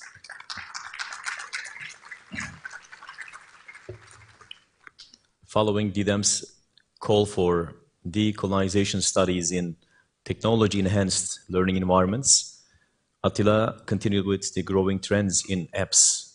So in my opinion, I don't know if you agree with me or not, everyone, this is a growing trend, as Attila said, and it needs to be under longitudinal studies and research to see its actual impacts. It has been just 2-3 years since the COVID pandemic, and we have been testing on these tools for instantaneous impacts. They might seem working well, but in the longitudinal studies, we believe the research results will give us more trustable outcomes of these technology tools. And again, in this point, we need to work on research and studies. And finally, you mentioned about the multilingual classrooms. Technology, as you see, brings new issues, not just how to use technology, but also a new issue like multilingual classes. What I mean is, how do we teach more effectively in multilingual classes? Do you think there should be a new instruction, new methods? Again, research topics. So we don't know. Lots of new issues are emerging every day. And finally, the bias, you said, supporting Didem's arguments. Bias. Using these tools will test us on our biases. Again, what we need, dear guests, better teacher trainings on biases as well. So what I mean is, maybe 20, 30 years ago, teacher training was just based on pedagogical approaches, but today they should be equipped well with social issues as well, because they are 100% together in courses, in teaching periods. So a lot of new issues waiting for us. Thank you, Attila, again. And let's continue as the last speaker and the last speech of the day with our precious guest, Elon. Okay, thank you.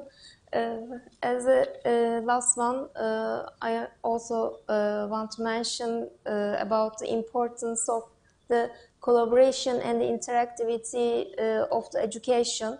Also, I am trying to explain those topics by benefiting from our projects also. As in the name of our foundation, we are aware of the importance of teamwork actually as Turkish Technology Team Foundation. So in order to create a successful project, experts from different multidisciplinary parts need to be able to come together and form a team and provide a project. So we know that the teamwork has also positive impacts on the learning process in the classroom. So we conduct our lessons through teamwork in the large part of our content. Also, we know that this teamwork not only facilitates the learning process of our students, but also increases their teamwork skills of the students and enables them to become successful team players in their professional lives and in their educational lives. So we see the importance of the teamwork and the collaboration on those educational technology education. So in our DANEAP technology workshops or other Discovery Campus project, after we give the 3 or 4 months education, technological education, we expect from the students to form a team and developing an idea which is related with the technology education they took during the class. So they need to develop a project related to the topic specifically the received course they take from the DENEAP or the Discovery Campus. During the developing of this project and the prototype, the students and their mentors come together face to face, or sometimes they use the technological devices to continue to conduct their project and the ideas. They use some teamwork platforms in order to share sources, or they are working on common files, or use some common web-based applications, and access to any information, any subtask, or any works instantly from anywhere or anytime, make the students helps teamwork to be carried out in comfortable place. Actually, as from our experiences, we see that generally the students conduct their project during the night. So in the night they can come together physically. However, by using some online platforms such as Zoom and etc., they can come together and work on any idea and the project. So some technologies are very beneficial for the conduct new project ideas and developing the prototypes. Also, we believe that the collaborative work is important not only in the project development process, but also in the learning process of the students. So especially we see that from our workshops, students are more actively involved in the learning process when they work in groups while they are still learning some subject. For example, in our workshops, we usually divide the students into the groups. So the group includes 2 or 3 students, and we want them to complete any specific task together as 2 students or 2 children.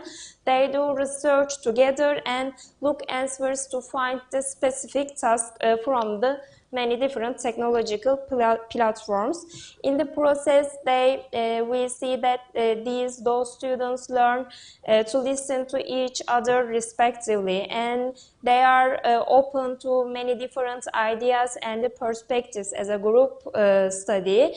Also, they learn to share tasks and fulfill their responsibilities.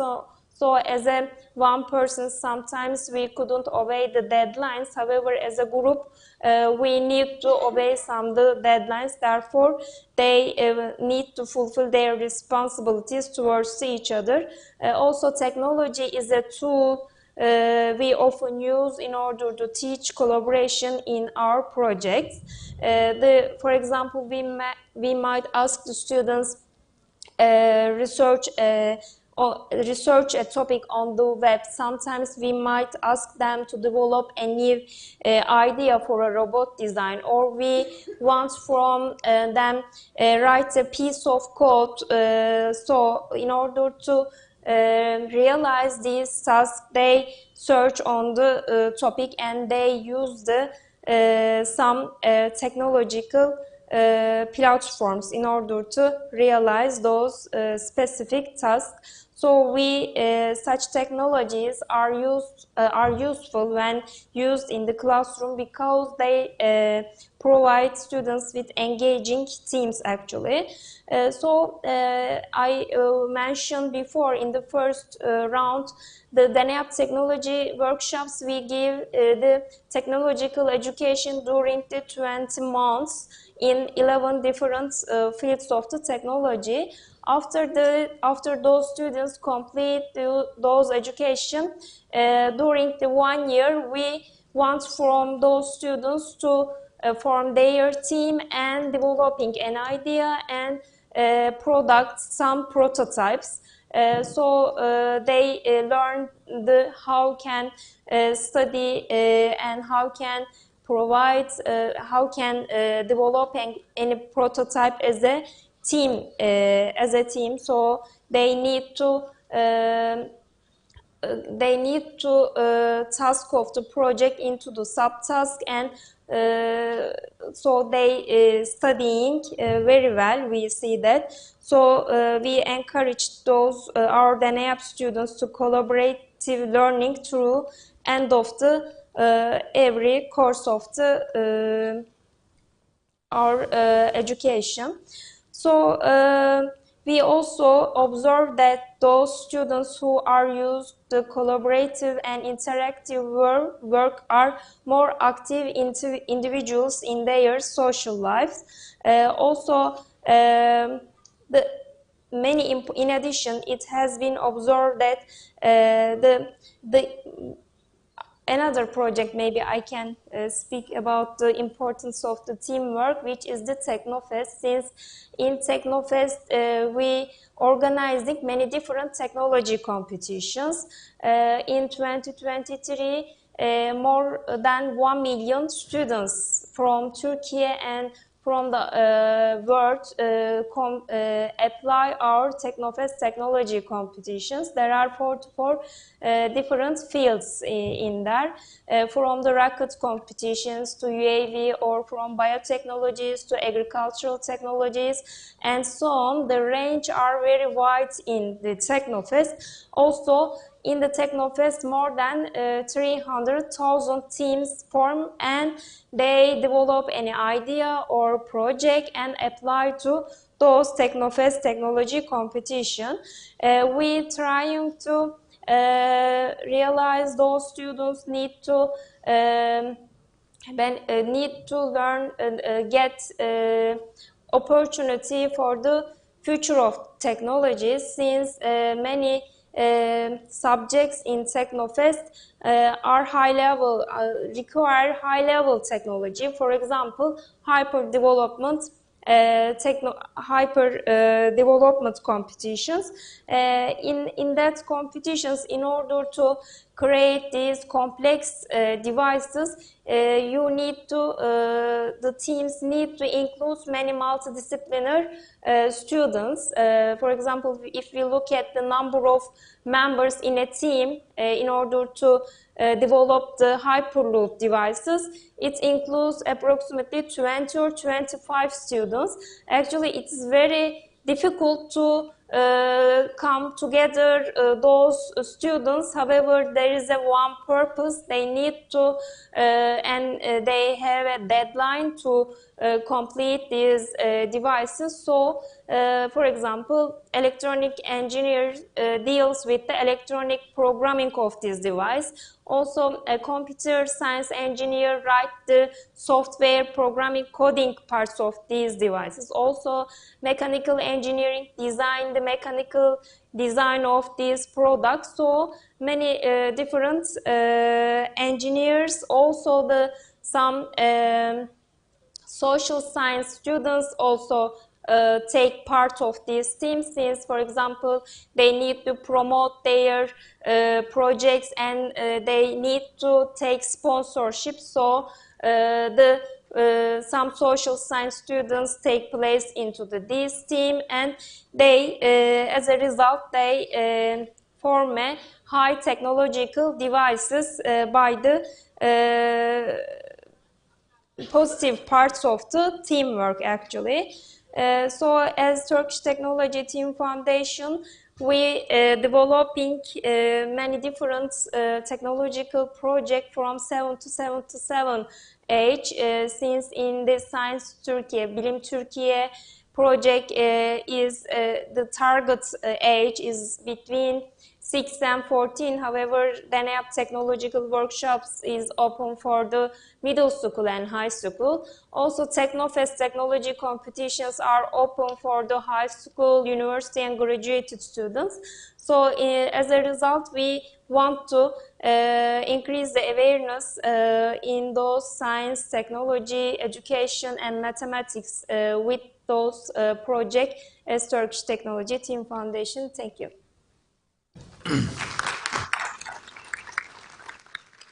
Thank you so much, Elvan, for your contributions of a second round.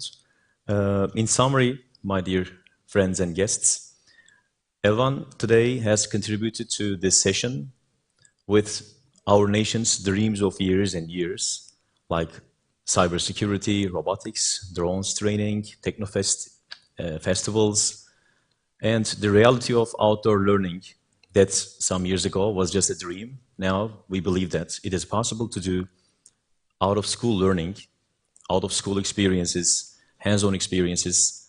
And DDEM has emphasized and put the lights on the gender issues, the social aspects. And she put a light again on decolonization period. And we should not fall in the trap of technology, believing that it will resolve all the problems. Sometimes, on the contrary, it might even increase the threat. So, as you have heard from her precious words, the technology, the verification, the data sets, the AI, all being fed with the Western ideologies, unfortunately. And with Attila today, we have remembered a very important mission for educators. The growing trends in apps, technology in classrooms looks good for now, but we should conduct more research and studies and experiments on seeing their longitudinal impacts. Plus, the multinational classrooms, multilingual classrooms might be a new barrier or issue to tackle with ahead of us, because again, with information technology, people are moving more globally. So this brings us with a new issue, multilingual classes, multinational classes. Maybe we need to design new paradigms, new teaching methods and materials, maybe new instruction design systems to deal with such issues more effectively. Thanks everybody for today's nice session and for you for listening to us. Thank you so much everybody for the opportunity.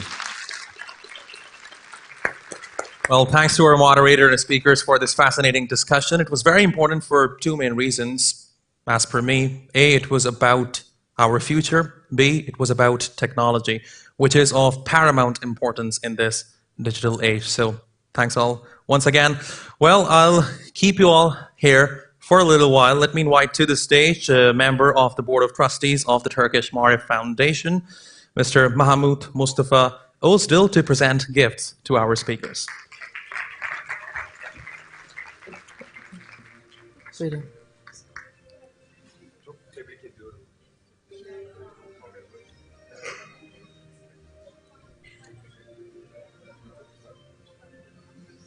Çok teşekkür ediyorum.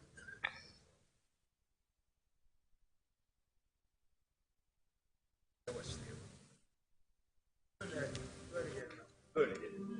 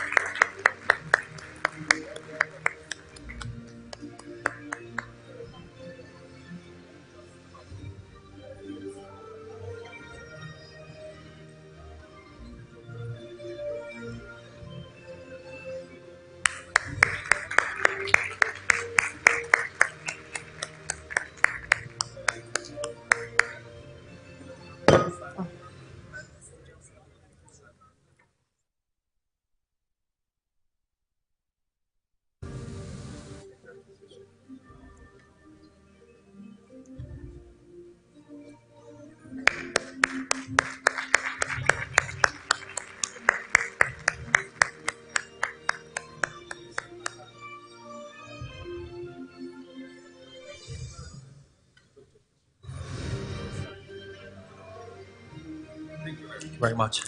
Thank you once again to our moderator and our panelists for joining us today and having that insightful discussion. We appreciate it. And we will have a very short 10 to 15-minute coffee break. Please be with us back here in the conference room in 15 minutes' time for the last panel of the day. Thank you very much. Thank you.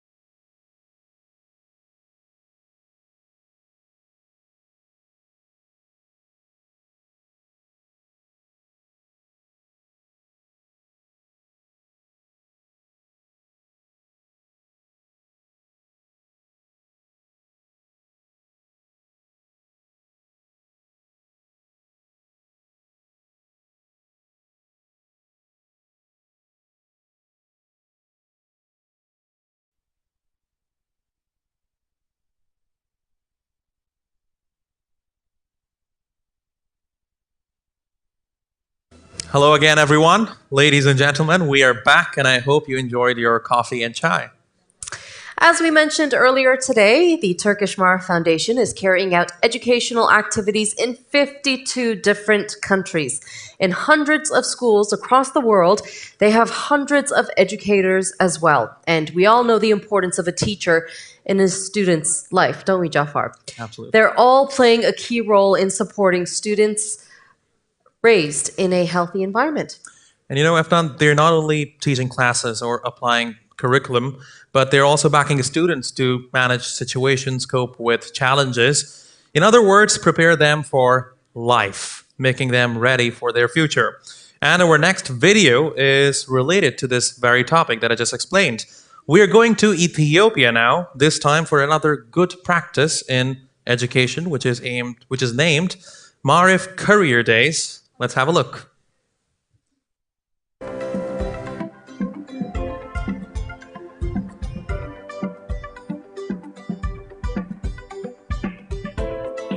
The purpose of this career day was to develop the students' knowledge on how the real example, real work environment looks like. So we came up with the idea. Now we thought education in learning in the classroom was the only option.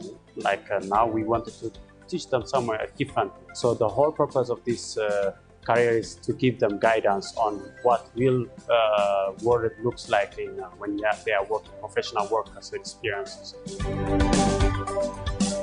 When we think about career development, we appreciate practically providing and creating a platform to demonstrate our parents, guests to practically demonstrate about their profession, how it goes also. This career event has two sessions, as you know. It has also in the hall, there was a lecture, introduction part, and all individuals also took their part in different classrooms. So they saw demonstration. When they see this demonstration, some of them were involved or engaged with this demonstration activities. They were enjoyed, they were amazed. I like listening to Ekrem Ataoglu because most countries, women don't get even a proper education, and for her to actually do such kind of things, especially mechanics and car engine, it's amazing. I wouldn't extend that to. She actually showed us that if you love what to do and if we actually know what we want to do, that we can do it. Whether it doesn't matter if you're about your age, where you come from, if you love it, if you actually like it, and if you actually know what you want to do, it's amazing. We can do it.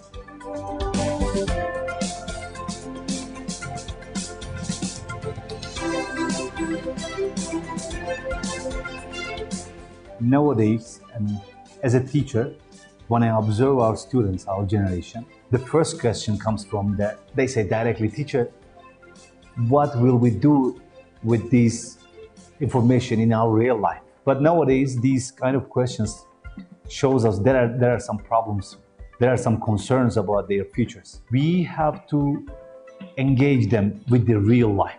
They need to understand that all these things they are learning from school will be useful for their future.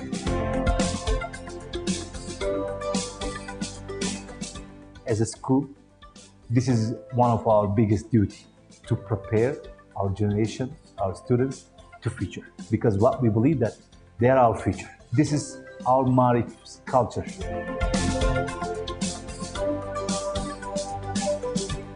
Choosing your career is like being able to see yourself in that position in the future. And if you can see yourself living with that profession for the rest of your life, and if you're passionate about it, I think that's important. Our school has made us a very good opportunity by bringing these people, and then being able to see their life, you can actually question yourself. And that's one of the things you want to do for career development. First, knowing what you actually want to do. Second of all is that be sure that you want to do that job and it will actually make you happy regardless of how much money you would make a year or per month. It should be something that will make you happy.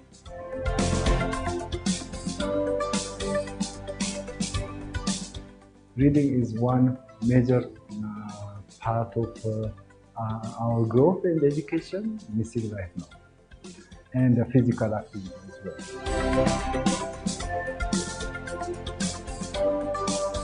Especially, you need more than your cognitive competencies. I learned that hard work pays off. I would say fruitful is the right word. Consistency is the main key. So strive, hard work, creates success. That's what we learned. I say I learned that commitment is very important, because without passion, you can't start a work, but without commitment, you can't finish it.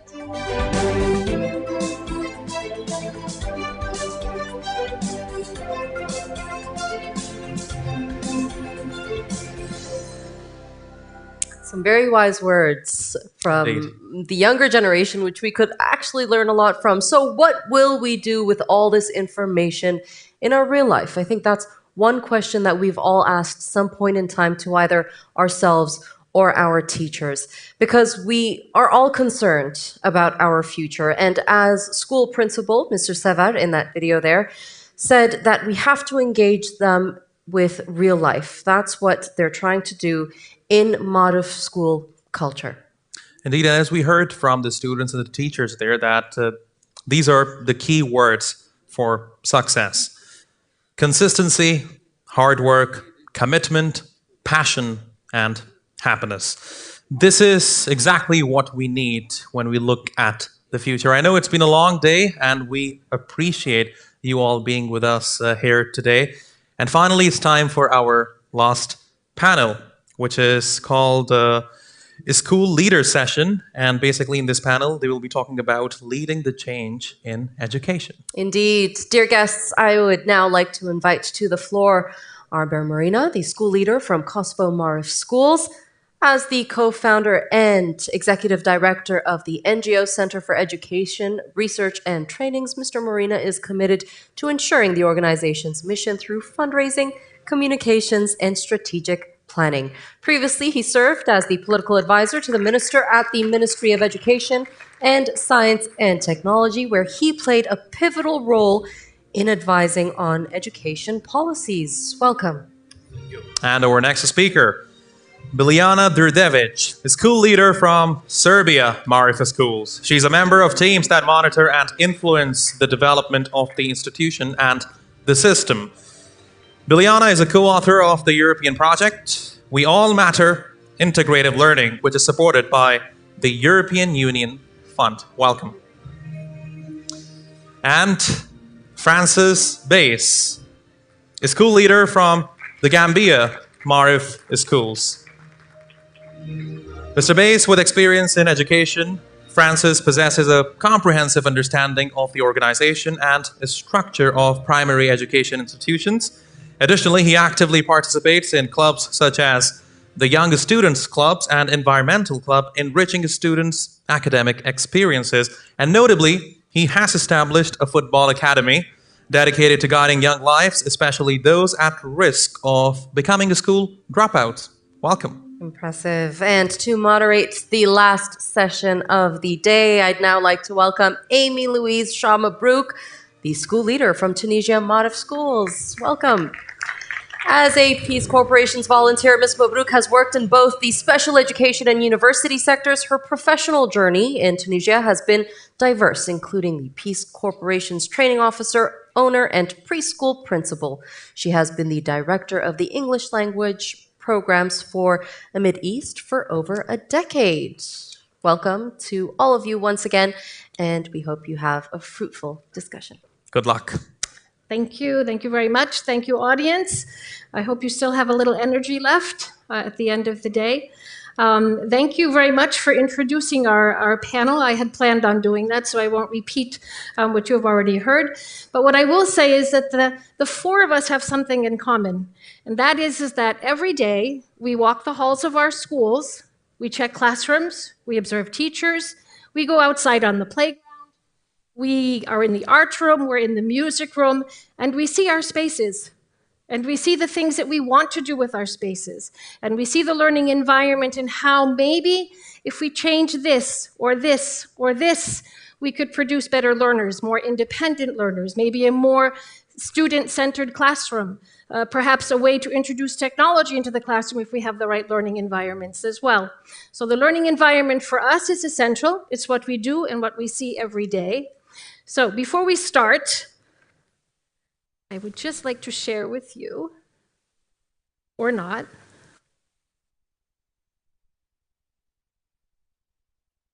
sorry.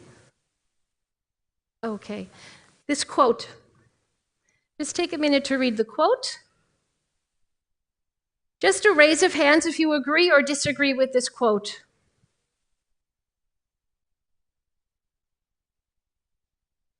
Who agrees? Good, good. I agree as well, and I think you will see that our panel also is in agreement with this as well. So my question is, in the future, for our schools, for your schools, what is it that we're looking for? Are we looking for classrooms that look like this? They still exist. They still exist. Or do we want classrooms like this, where we have movable furniture? Oh, it didn't change. Oh, sorry. We have movable furniture where we can move things around, where there is space, where we can create groups. We talked about collaborative learning. We talked about project-based learning. All of these things become conducive when you have the right atmosphere, the right environment as well. Do we want... Sorry, it's just not... Do we want our hallways? You never think of hallways. I think of my hallways all the time. One, because they're large. Two, because they're just lined with lockers, which is great for the kids. I can decorate them, I can furnish them, I can do something, but am I using them as instructive spaces? Can I change them into something where classes could be in the hallways? Or where we could have reading corners in the hallways, or social places in the hallways as well? So maybe something like this is more in tune to how we could use our hallways. That's one of the many spaces in our school that is empty for the most part. Our libraries. Very sorry. Our libraries, most of them look like this. Libraries are great. They're learning places. It's where lots of knowledge is passed on. Kids come in and enjoy reading. There's free selection of what they want to read. We encourage recreational reading. But this is pretty standard. Would we prefer something perhaps?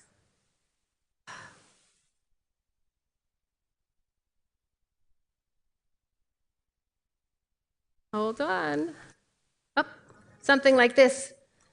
I can just visually see our children running around here and grabbing a book and sitting somewhere and having a great time. I think it would produce actually maybe more interested students as well. Do we want...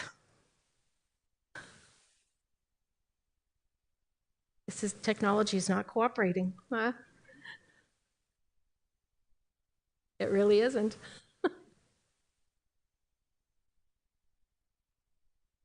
Oh my goodness. Thank you. Okay, social areas in the school. The school that I work at, is the primary school and lower secondary. So we have students who, 12, 13, 14, socialization and social emotional skills and giving them a space to sit and talk together, talk about their day, talk about the teachers. They need this space. Something cold like this could be replaced with something warm like this, which would encourage students to sit together. It might even give them something recreational, like playing pool. I'm sure a lot more action, a lot more conversations would happen in a place that looked as pleasant as this. Our playgrounds. I have a wonderful playground. It's huge. Just recently put in a basketball court and some swings and things like that, so I'm very, very happy. But still, there's a lot of space that is unused. Could we be using it for things like this? Could we be taking classrooms outside and from inside and bringing them outside? This could serve as a classroom. It could serve as a meeting place. It could serve as the drama club place. It could serve as a lecture hall when you have guests who are visiting the school. Or could we be using our space for something really more important, like teaching our children about agriculture, teaching them the importance of the earth and how to plant and how to grow and how to nurture something? So our question for today, for the panel, is, as you can see, is how can we design an organization and educational spaces influence students' engagement and active learning? And could you provide examples in your schools as well? So we'll begin with Francis, please. Okay, thank you, Madam Amy. And I think it will be a very fruitful discussion. I'm looking at this topic that, for me, I believe that is a very good topic, looking at where I come from, the side of the world, that is in Gambia and the sub-region. We have to look at this very well, which is very important. And to be frank, like I told Amy before we came up here, these are things that, most of the time I see on TVs or in the internet and so on. But right there, we are finding it very difficult to make use of these spaces that we have. So it's very important to be able to also work hand in glove with more developed countries in terms of education, to be able to help other countries and people like us down there in the Gambia to have an idea of how we can make use of the spaces that we have in the schools, which is very important. So doing so, we say that the design and organization of educational spaces play a very important role in enhancing active learning. It is a powerful instrument that can affect conscious and unconscious minds. Going to school should create the feeling of being about the feeling of learning, that you are ready to learn, as well as enhance creative ways of thinking. However, research has shown that the success in education has a lot to do with the environment.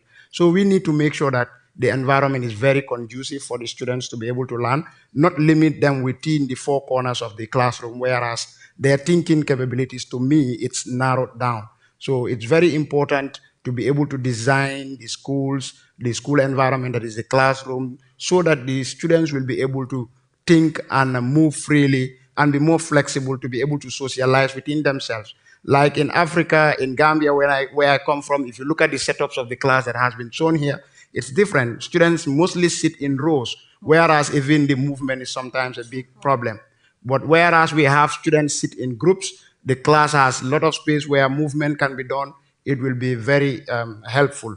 So we as educators, I believe, need to be more of space creators and designers to allow students work independently. Looking at the examples stated in the question that that has been given to us, that is, and as school leaders, we can design the stairwells, for example, to show math equations and do wall arts to improve the emotional health of the students. But we can do this with the students. We need to involve the students when we are designing, when we are making certain arrangements in the class, which will be very helpful.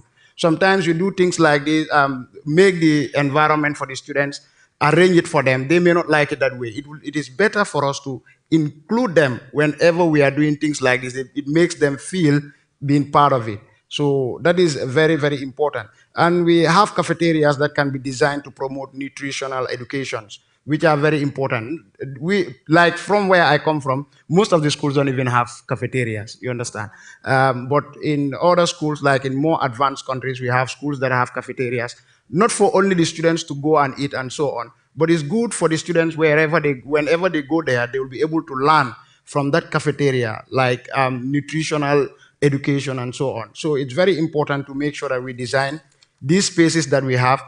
All the places in the school should be educative. Wherever the school the students go inside the school area, they should be able to learn something from that very areas. So it's very important to note also that empty classes can be used for co-curricular activities, example, math club and spelling bees. We have some schools that have empty classes and they don't know how to use them. Like, for example, in Marif, Gambia, we used to have an empty class, but now we are able to use that class for music, and students like it a lot. We have so many music materials that the students can benefit from, they can use, and they like music as a subject. We talk about the garden areas that can be also utilized by engaging students in different ways of gardening. For example, mobile gardening. In Marif, Gambia, actually we have a very little space for the gardening, but we, at the end of the gardening season, we harvest a lot because of the gardening, the micro gardening that we introduce to the children. There are so many other things that they learn from there, because some of them in their homes, they don't even have the soil to grow their crops because they are all concrete or tiles or so on. but they were able to learn that you can grow things in pots and so on. So they are able to do this now. We also look at unused areas by the playground. In our culture, we have what we call, in the Gambian culture, what we call a bantaba.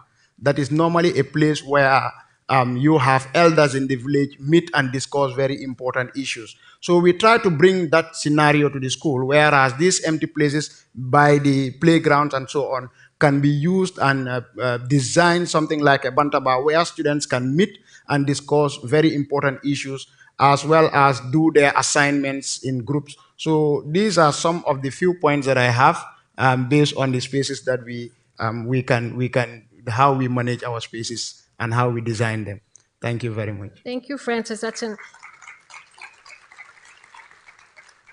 interesting perspective on your country versus, I'm sure, all the other countries as well. I forgot to say this. Maybe most of the time I'll be speaking on the perspective of the Gambian, that is the Gambian context. I think it's very important to learn from each other, and whatever I get from here will be transported back to the Gambia. Thank you. I particularly praise you for your first sentence was that school should be a joyful place for students. So that's spaces, they make it joyful for students. So it's a very important point. Biliana, yes, could you please give us your thoughts? Yes, thank you, Amy. I also love that sentence, and I loved your pictures that you showed at the beginning. So I would like to start with that. School spaces, whether they are traditional classrooms or maybe some modern learning hubs, they shouldn't just be physically settings for in school. They should be engaging students along with their teachers, so they be motivated just being in that space. They should love it and feel joy, as Francis mentioned. So about that picture, about library and hallways, me and my colleague, we went to Scandinavia, as you mentioned, as we mentioned before, and these schools don't actually have libraries anymore, and that would be weird, right, when we first hear that, but actually they are using their halls to put all books. So those halls are now completely engaging students, because all the time when they are walking and running, sometimes they see books and they got interested. They are more aware of them than when they are in a library in a room that is behind closed doors. So I think when this topic came, I thought, what can we do more in our school to change or to make spaces more interesting to our students? So, of course, as a teacher, first, and I guess many of you might agree with me, we always think about some academic improvements. So I thought, okay, how about some after-school STEM activities or some labs? We should call university professors to use that space. When the school is over, the school is empty, and we can use it for purposes like that. Or should we use it for some crafts, cooking classes, and so on? We have many ideas that could engage kids to participate more and to develop skills, but also knowledge. That's like the role of the school. And then I stopped, and I thought, what is actually something that students will love to do, that they will come, for example, on weekends, or will stay longer in school because something is happening in school. So then I asked them to help me. That was the easiest choice. And they had really amazing ideas. So I will mention only a few of them. They were really creative. Of course, at first they wanted a pool, for example. And I said now it's not possible, because we are not doing architectural work. We are trying to use our space that we already have to make it more, to make more of it.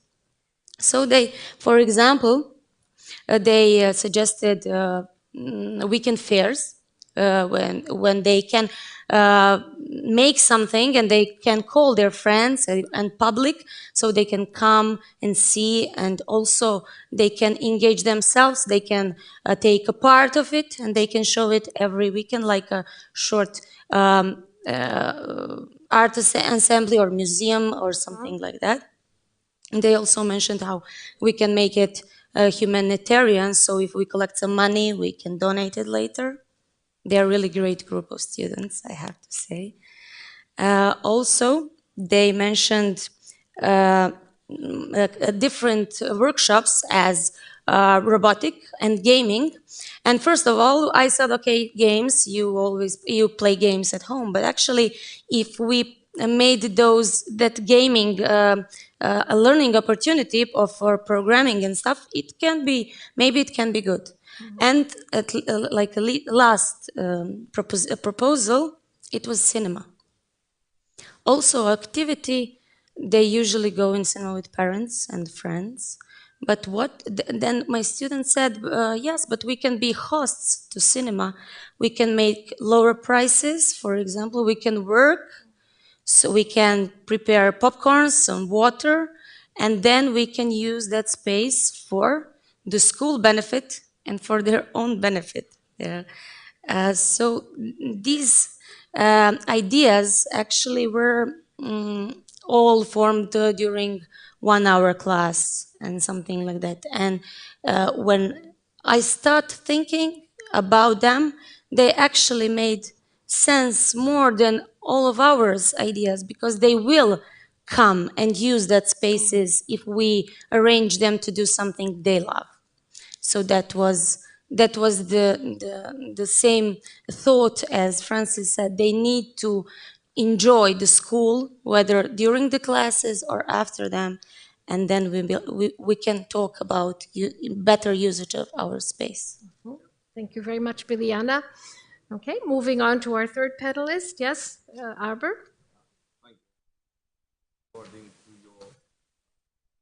Questions. So I'm just going to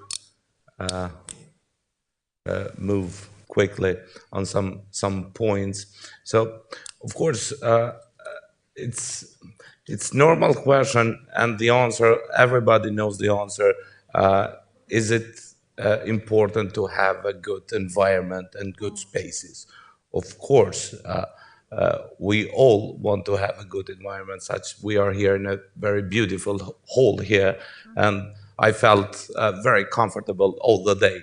And same is for the students. But sometimes we just know this answer, but we sometimes forget some important factors that influence to the students' mood and to the students' psychology. So first of all, learning atmosphere, it crucially impact on motivation and engagement. So a well-designed physical environment can contribute to a positive, of course, and motivating atmosphere. So bright and comfortable and organized spaces enhance students' enthusiasm and learning.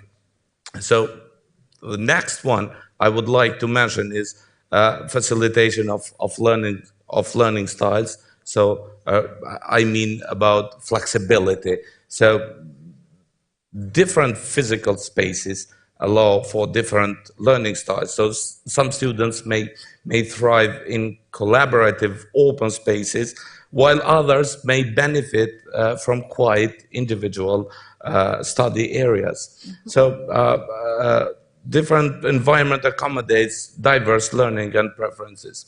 Another important factor is safety and well-being of physical safety. So physical environment, beside of being comfortable, of course, should prioritize the safety of students and educators.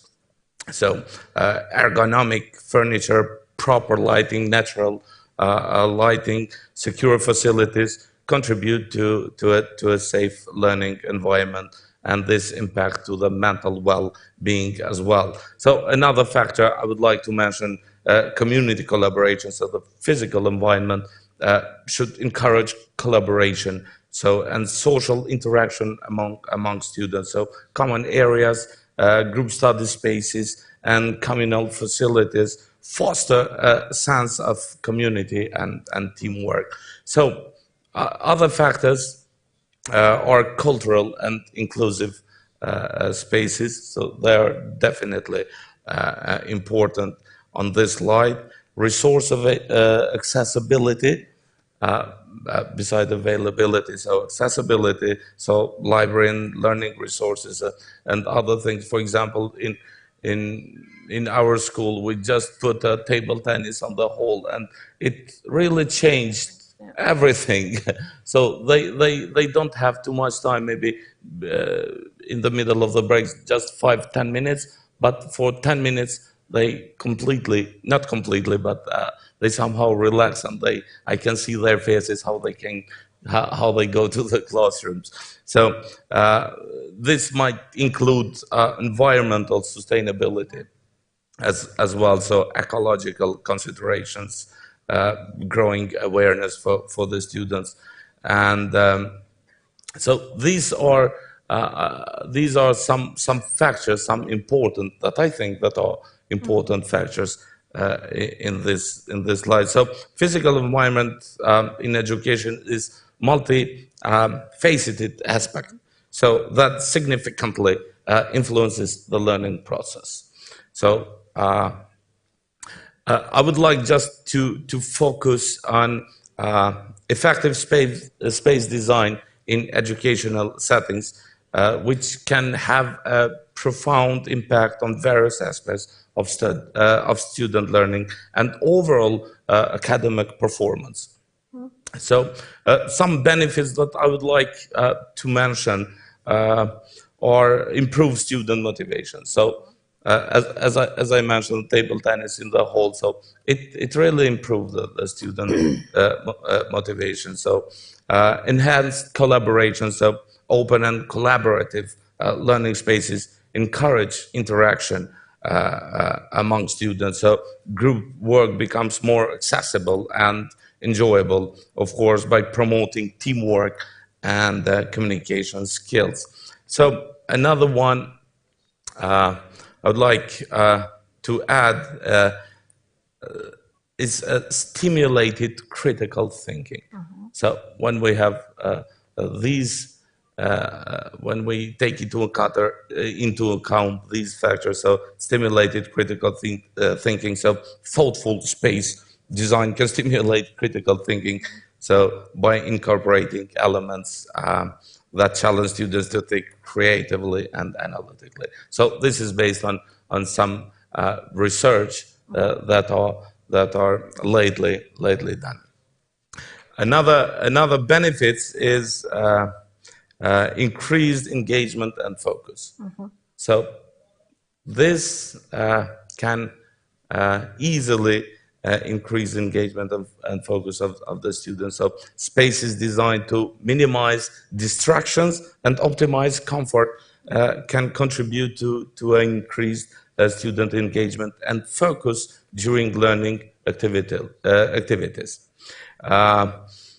Positive impact on well-being might be another benefit on this regard. So as I mentioned, natural lighting, well-ventilated spaces, and the inclusion of greenery can contribute to a positive learning environment and positively impact. So as a conclusion, effective space design in educational settings goes beyond aesthetics. It plays a crucial role in shaping the learning experiences and can contribute significantly to improve student motivation, collaboration, critical thinking, and the overall academic performance. Well said. Thank you very much. Thank you very much, Arbor. I think.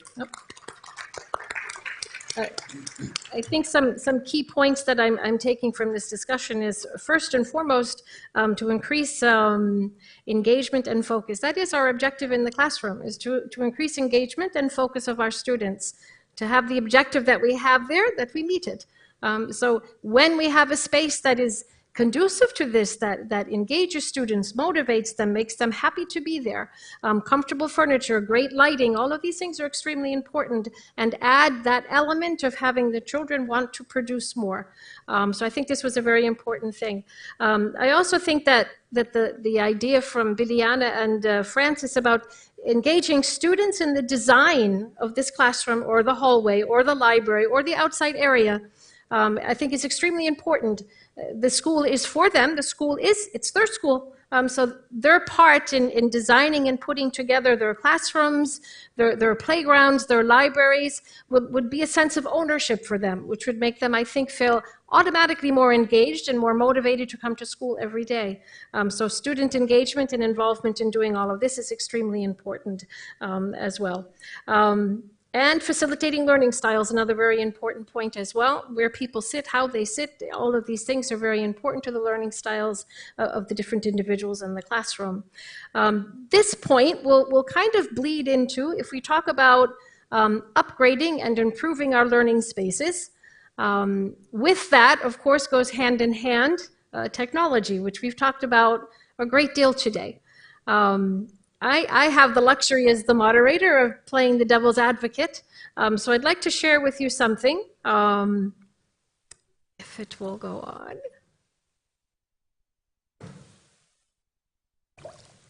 As our classrooms get more sophisticated, the technology that we can introduce into our classroom will also get sophisticated.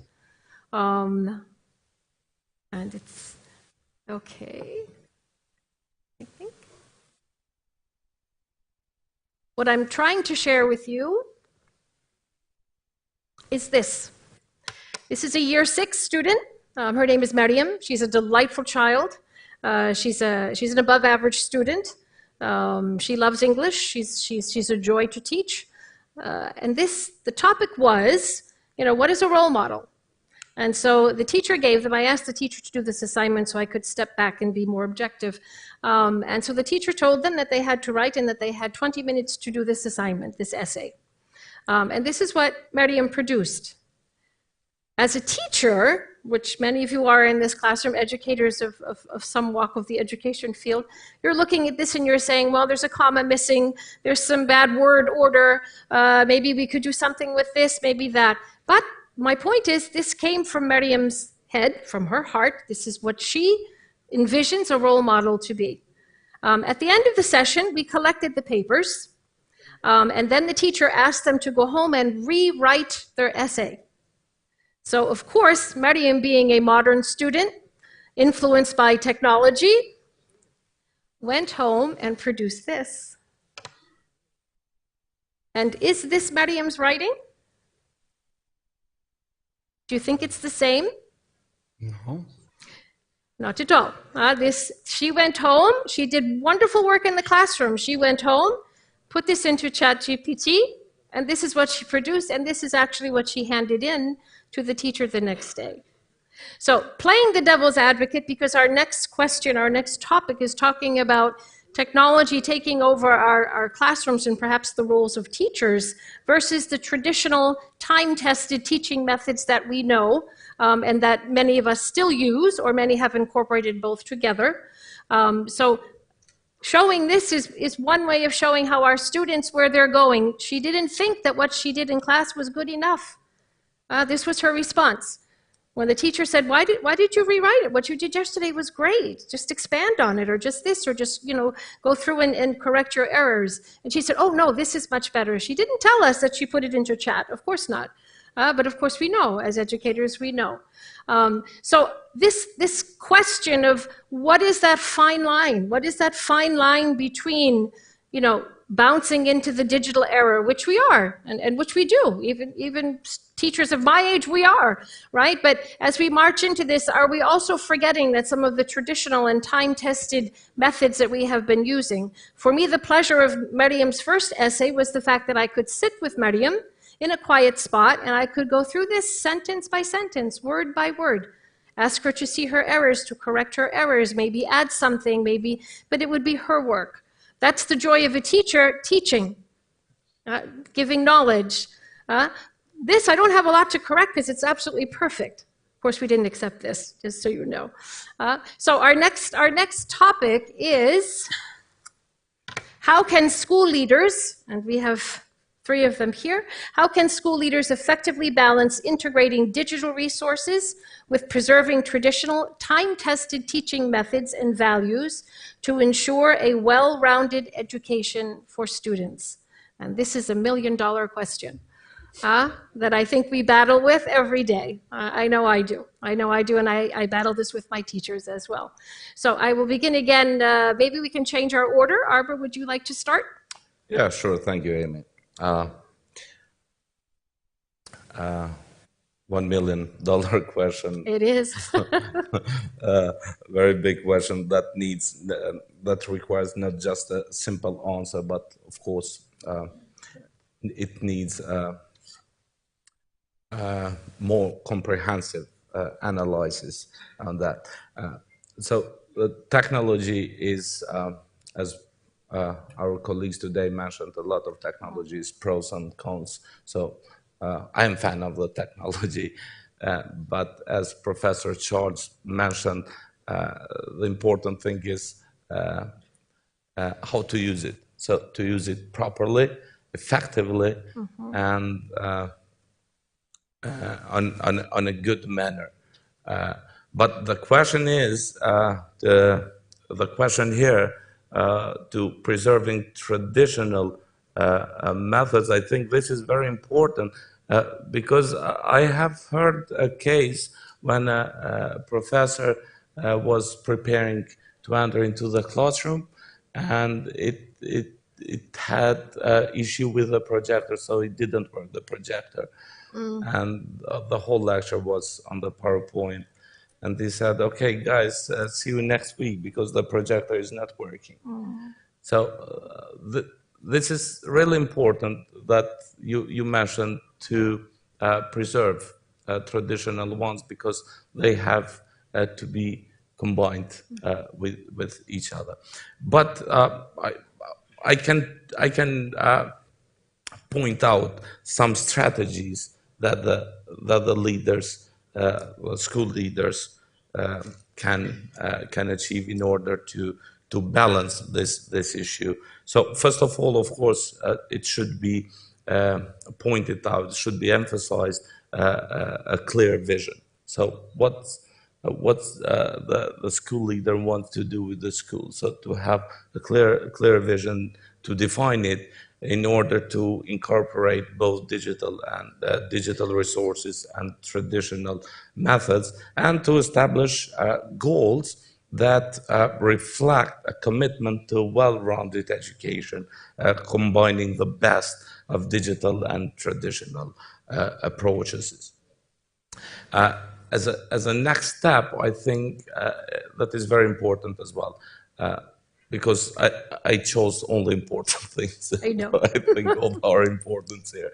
So professional development. So to provide ongoing professional development for teachers to enhance their digital literacy skills. Because someone might say they are young and they know they have digital skills, but not all the teachers have digital skills. So this might be a challenge.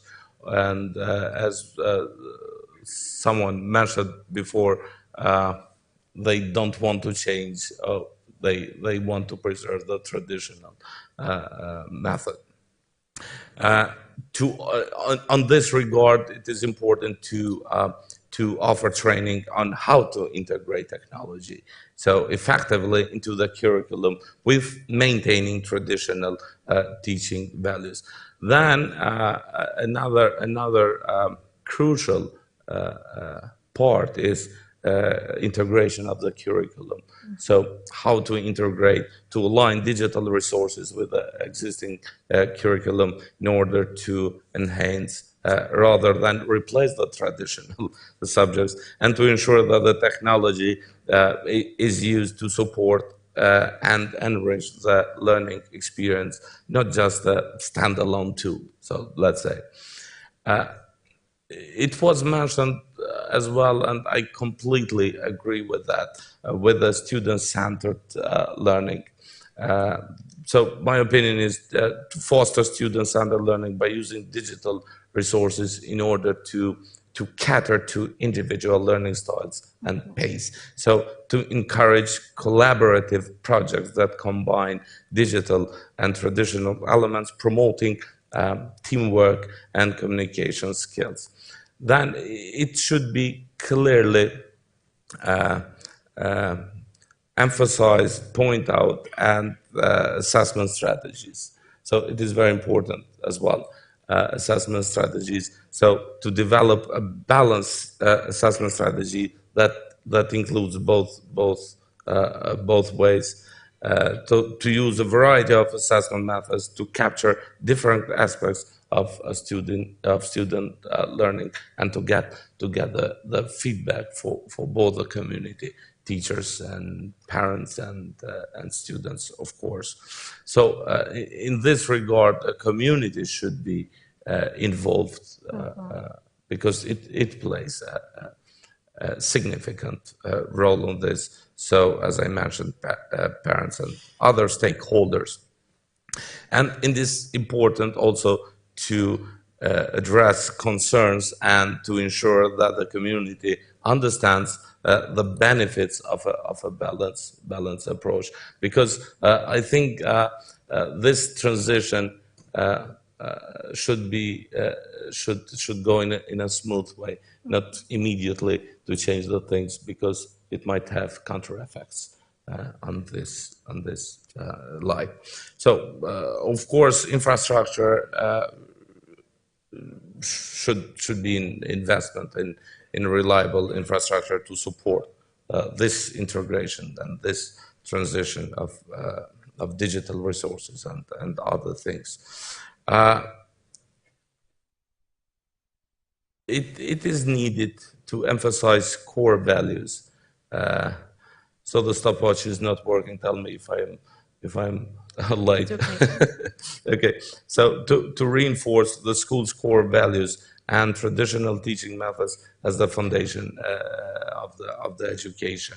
So by carefully considering these factors, these strategies, school leaders, I think, can create an educational environment that effectively combines digital resources and traditional teaching methods, providing students with a well-rounded and enriching learning experience. Of course, there are other factors that should be included on this budget and other challenges that might have, but I think these are some of the most important ones. Okay, thank you, Arbor. I think your key word again is balance, and it's trying to define what that balance is between the two different avenues that we're going on. Biliana, could we have your viewpoint, please? Yes, of course. Thank you. Should I take a look at this task your teacher gave to a student? We saw a good task, right? She did a good job. And she, the first thought when you tell that story, Amy, the first thought was, okay, she was told to redo it. So does she know? Did she know what should she redo? What should she correct?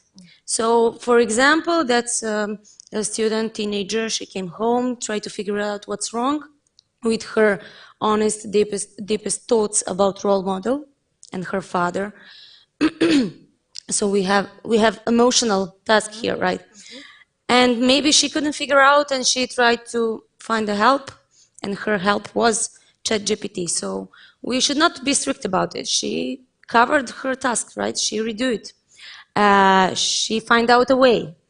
So when she came back with another task, then I guess you talked what was her what should she do, or why is it good or bad.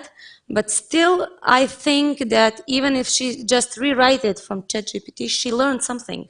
She remembered something, and she could use it. She will use it next time when she get a chance to write something else, similar or not similar at all.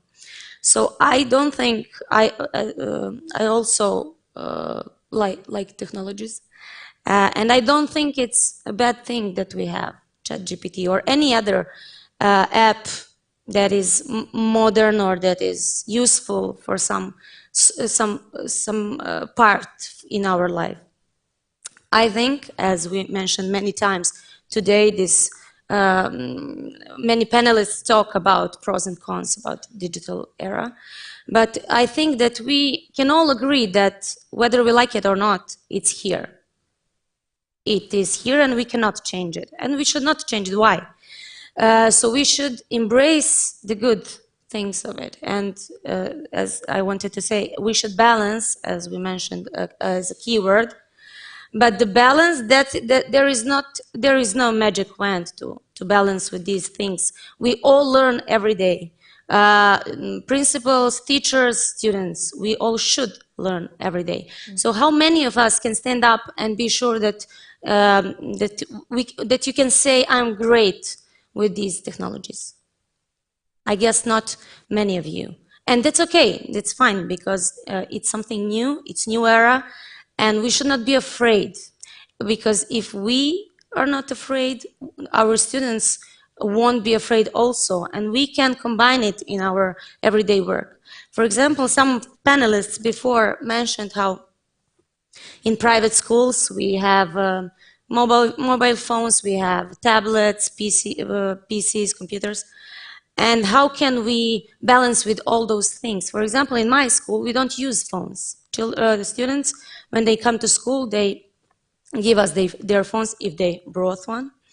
And the whole day while they're in school, then they don't use phones.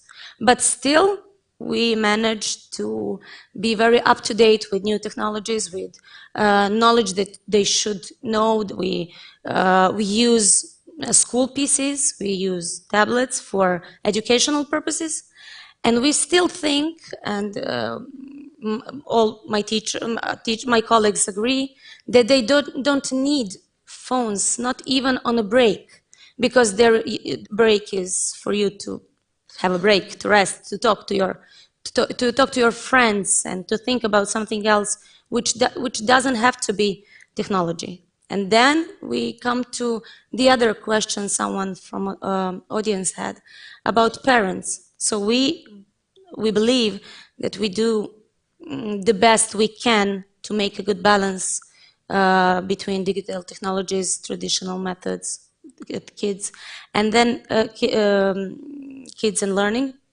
And then we need that strong bond with parents who believe in that method, in that theory, and they also are included in that time spent during the time at home. They need to follow what is modern, what is happening in social networks, in their groups, if they have groups and stuff like that. So that bond between parents, students, and school have to be strong if we want to, be ethical with everything that is coming up. Because when we have something new, we like to check out what we can do with it. How can we move? Where is that line that you mentioned? But we like to test it. Students, especially, we don't have to talk about that. So the main idea of this is to embrace it, to say, okay, now it's the time, and let's not be afraid, and let's use it all together. Let's learn all together. Show them that we don't know everything, and that's fine, that's okay, that we will in some times. And also, one of the most important things is to encourage your teachers, because we are now talking in a role as a principals or vice principals, and the teachers are could be afraid because when we don't know something, when our knowledge is not strong, we are afraid and we run to traditional methods because we are sure of them. They're time approved. There's not many mistakes with knowledge, maybe with motivation, but not with knowledge. And then we use it as a safe place.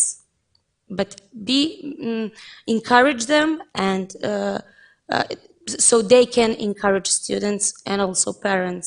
We are all in the same problem and all in the same era, and we can all solve it together. So there is no an answer of that million-dollar question, but we can try to figure out something for, I don't know, 100. Thank you. Thank you, Biliana. Very good. And I think you brought up a very important point that I run into as an individual and from a different generation, but also that I run into with my teachers, is the fear factor. For a lot of educators, it is the unknown. It is every day something new is coming up, and it's something that we feel we have to know, we have to catch up, we have to produce, we have to teach the children, we have to do this. So the fear factor is a very important part as well. Very good. Yes. Okay. And Francis will conclude with you. Okay. Thank you, Madam Amy. But I would like to start with what the minister from Congo said here. I think we all had the challenges in Africa, especially West Africa, that we have with technology.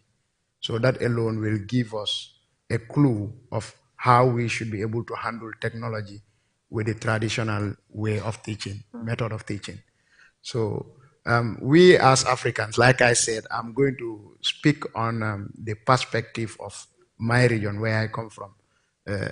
Have to make sure that we balance both of them, because even if we want to shift directly from that traditional method of teaching, it will be very difficult with us because we are having a lot of challenges using technology. I take example of myself. I'm still a classroom teacher. I'm teaching. I go to the class, and thank God Marif provided almost everything for us. In Marif, Gambia, we are amongst the best schools. We have almost everything that we need. There was a time I wanted to teach using a projector.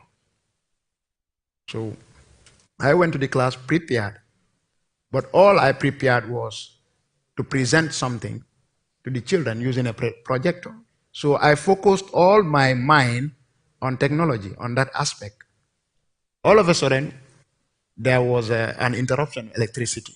You understand? We have a generator. A generator. At the same time, there was a problem with the generator. Now, how was I able to teach? It was a big problem, because all I focused on, that was a single lesson, was to use the projector. I didn't even think of, if this happens, what will I do next? So that class was not as successful as I would have wanted.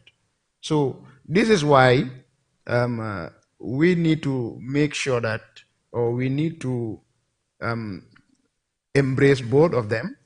And but I would just want us to look at briefly about technology and the traditional method of teaching, which actually we said, I know technology is the backbone of almost everything we do now in this generation, including our education systems. And as such, it is tough to do away from it. Very difficult to do away from it, especially the developed countries. However, the panel that was here, there was a speaker that was very critical about technology, that spoke a lot of disadvantages about technology. But I will just want to look at the advantages, which I think it's very, very important. And some of these advantages are a student can access lots of resources with ease, especially during the time of Corona. In the Gambia, we struggled a lot. But thank God that Marif has provided almost everything that we wanted. It was easier for us. But think about the public schools. It was very difficult for the students to access information.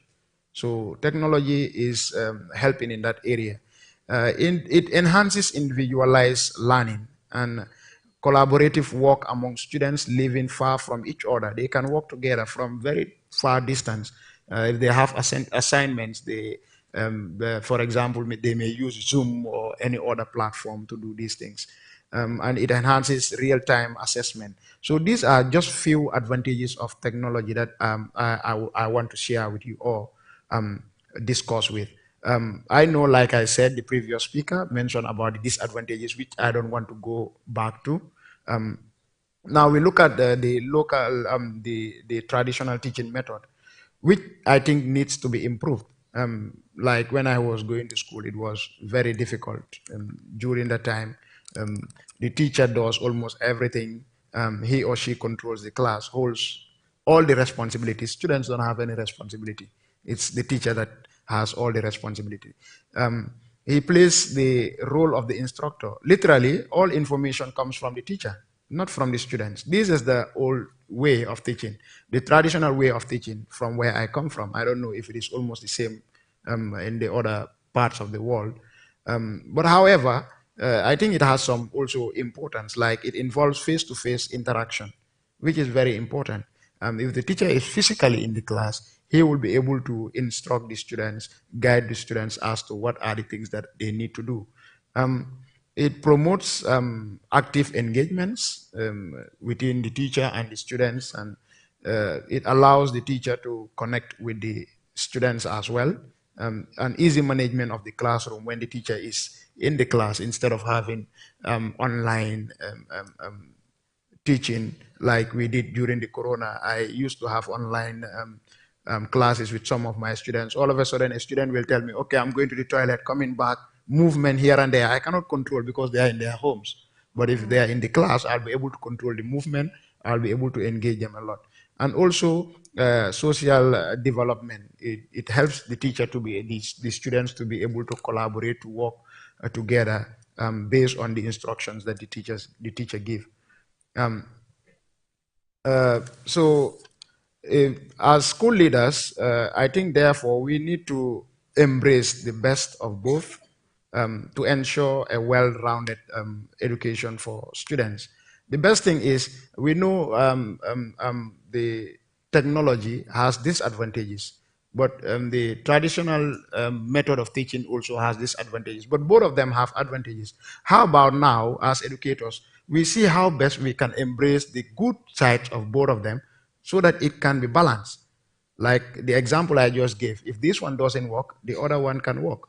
For example, the teacher may use computer-based instructions. For example, his same class for fast learners, whilst himself concentrating on the slow learners. You understand? So it will help enhance the teaching. As the teacher, the fast learners concentrate on instructions that are from the computer base, whilst he's concentrating on the slow learners. So I think these are few of the points that I have, and I think that's my view anyways. Okay. Thank you very much. Thank you very much. So I still think it's $1 million question. I still think that there's this line where the fear of going forward because it's unknown, the comfort of staying in the traditional because maybe you've tested and you're getting the results that you're looking for, you're meeting your objectives. So I think as we move forward into the digital era, which we already are, we're there. As we move forward, I think that the key things I can walk away with are, as leaders, we have to have this plan, we have to have this vision, as Arbor said, of where we want to go. How much do we want to include this into our classrooms? Where is that line going to stop, or can we blur it a little, or can we mesh them together? I think that that balance is a key thing, and as leaders, this is our responsibility as well. I also think as leaders, it's our responsibility, if we are embracing this, which I think this is the way of the world, and we are embracing it, that we do have to provide, as Arbor said, I think professional development for teachers. I too am sometimes shocked by my young teachers who I ask to help me with something and I realize they don't know it either. And that makes me feel good Because at that point I realized, okay, then we all need more training. We all need to be upgraded. We all need to be up to date on what's going on as well. So I think, traditional versus, jumping into the digital age, I think it is this mesh of both of them, knowing when to use it, how to use it, the amount to use, doses of this and doses of that to make for a balanced classroom, but in the end, a well-balanced student at the end of the day, which is what we are looking for. So these are our thoughts on the panel. We are open to any questions that the audience may have as well.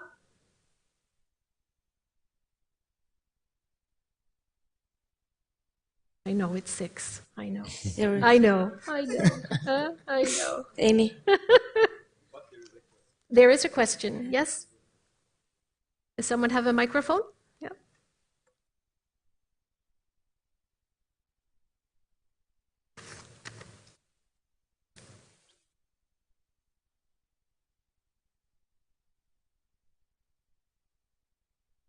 Try and talk loudly. Teacher voice. Yeah. So you mentioned the expression $1 million question. I started thinking $1 million question or a €1 million question. Yeah. So I started thinking about the question from several perspectives. So I'm going to kind of deconstruct it and then see what the question ends by saying, during a well-rounded education. Earlier today, in the earlier panels, people really emphasized something different. Mm-hmm. They emphasized a personalized education, customized. I want to hear what you think about that. And then another thing is that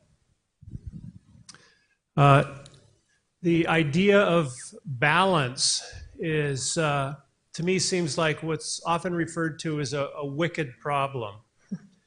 You don't balance something once, but it needs to be balanced every moment or every day. And so I'm wondering if you could talk a little bit about that as well, the act of balancing. Because when you think of someone walking a tightrope, they just don't balance once. Every step, they're continually trying to recalibrate and rebalance themselves. So those are two kind of deconstructive thoughts about this million-something question. We'll stick with the lira this time, yes. Anyone have thoughts on that? I mean, I don't know who you were directing the question to directly, but anyone on the panel, I mean. I think talking about the balance in here, you're talking as like should it be once or continuous, right? That's what you mean. I think, to me, my thought is with the experience that I have from that scenario that I explained here, I think we should try to do it continuously. Always have a second plan or plan B. For example, if this one doesn't work, this one can work. So I think it's very important to put in mind that not always technology, or not always also the traditional method of teaching. We try to make sure in all times that we are teaching, we incorporate both. That's my view. Yes, I agree as well, Doug. I think that balance, again, it's a big word, right? It is something that continuously goes back and forth. I mean, I think professional development is probably the key to answering that question, because in order for us to be, balanced in what we're doing in the classroom between the two, I think that we also need to be constantly upgraded, and professional development has to take place all the time. It has to be continuous for us to be able to make those judgment calls. Would this task be better done with the active learn reading, or would it be better to sit the kids in a circle and read a book together, where you're balancing the two different things based on, I can use active learn because this will, produce this objective and this objective, but reading on the floor with the kids in a circle is also a pleasant experience of a different nature. So I think it's trying to find that continuous development so that you are able to make those choices. You're able to look at a task or a project that you're assigning, or a teacher training that you're doing, and decide what is the best way that I can use this method or this method. Not that they're the only ones out there as well, but to try and find a way where both parts are being used so that you are providing the best in all situations for your students' learning. Okay. Anyone else? Yeah, Yes, Arbor? just to add a few things regarding the balancing, and I was mentioning the smooth transition. So when I talk about digitalization, about using technology, I see this as an overall digitalization. So I mean. Um, teachers using technology, students, and administrative staff as well. So, for example, why I mentioned the smooth transition of digitalization, of using technology. For example, we are now, the foundation is now working hard on AMRF, using AMRF. So we will get that in our schools in Kosovo, for example. But the law doesn't allow us to use only MRF. So we have to use according to the law. Maybe it will be changed in the near future, but we are obliged to keep register books, so old-fashioned methods for the students, for the grades and their absences and so on. So in this case, we cannot just cut. So we are not going to use this, and we are going to use this because there are many obstacles that during the way we might face. So this was the reason that I mentioned the balance and the smooth transition. Sure, transition. Another key word. Of the digitalization. Okay, thank you. Any other? Thank you, Doug. Any other questions from the audience? Is that the hand? I don't. Yeah.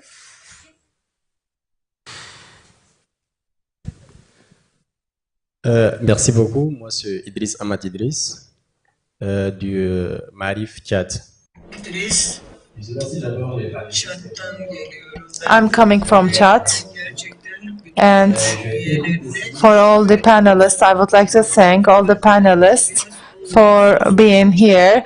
I think that I am thinking of negatively because when you talk about transition, because when we talk about transition from traditional methods to technological methods now, I would like to say that there are some underdeveloped countries, and in terms of technology, what should be done?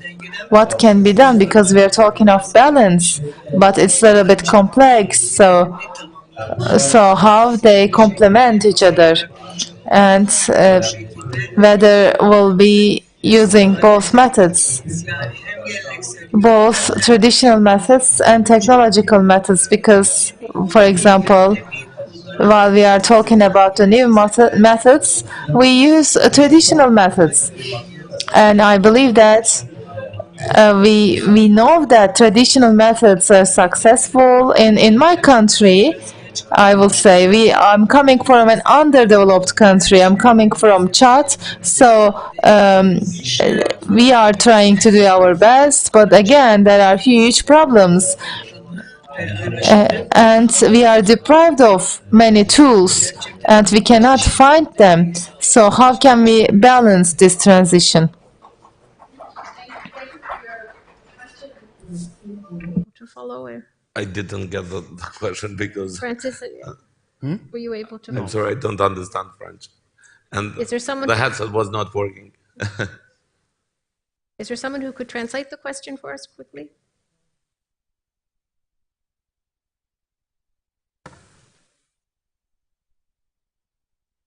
Okay, we can talk about this after, so that we're not. Any other questions from the audience?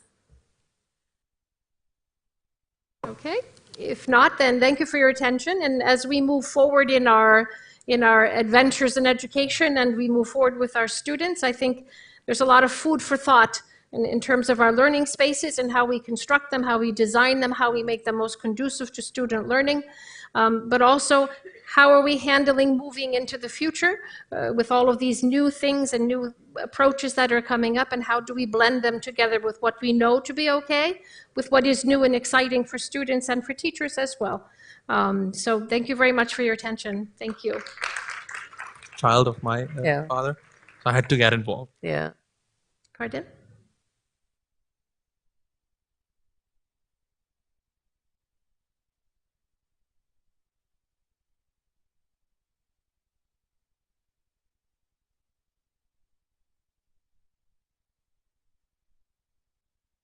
Thank you very much. It was really inspiring to listen to your experiences from the field. And thanks once again for being with us today. Stay with us for a little while. Now I would like to call to the stage a member of Board of Trustees at Turkish Marif Foundation, Professor Dr. Nevzat Şimşek, to present gifts to our speakers and moderator.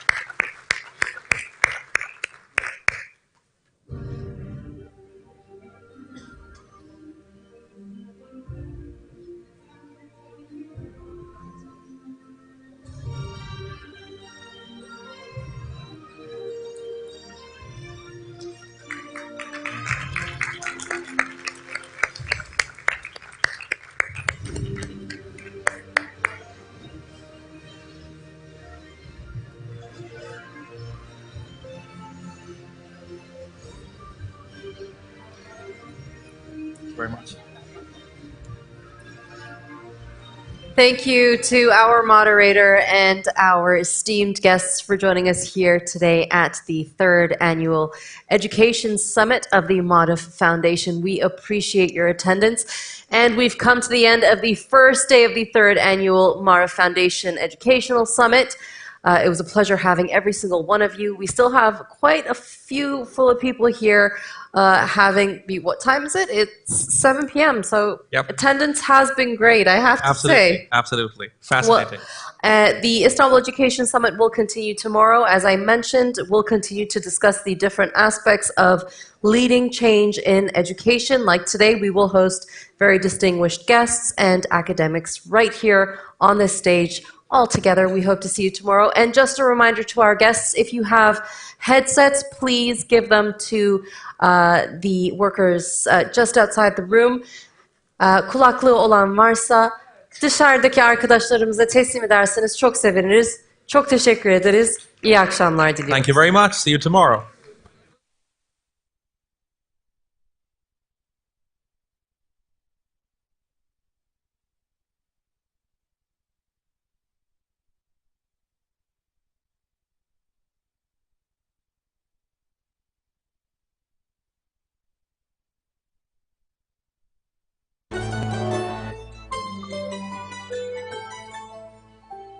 Mektubun girişini şöyle yapalım Kerem amca. Sevgili Türkiye'nin yeni yüzyılı başlıyorsun diye çok heyecanlıyız. Nasılsın? Çok güzel olur. Al yaz bakalım. Eyvallah sağ ol. Bizi soracak olursan iyiyiz. Doğruluk ve kardeşlik düsturumuz. Çalışmak ve üretmek aşkımız. Ne güzel dedin be usta. Yaz evladım. İşleri soracak olursam fabrikalar üretiyor. Memleketimiz durmadan boy atıp büyüyor. Yazalım bunları da. Sen bu satırları okurken Biz geleceği yazıyor olacağız. hayallerimiz büyük. Sakın şaşırma. Sayenizde bu bizim yüzyılımız olacak arkadaşlar. Zirveler korkutmasın seni. Yüzde cesaret, Yürekte sevginin. Emeğin, hayalin, Ahmet'in Zeynep. Herkesin, her şeyin selamı var sana. Sağlıcakla kal, payidar ol. Kerem Bey ne güzel oldu. Evet ama bunu unuttum. Pul unutulur da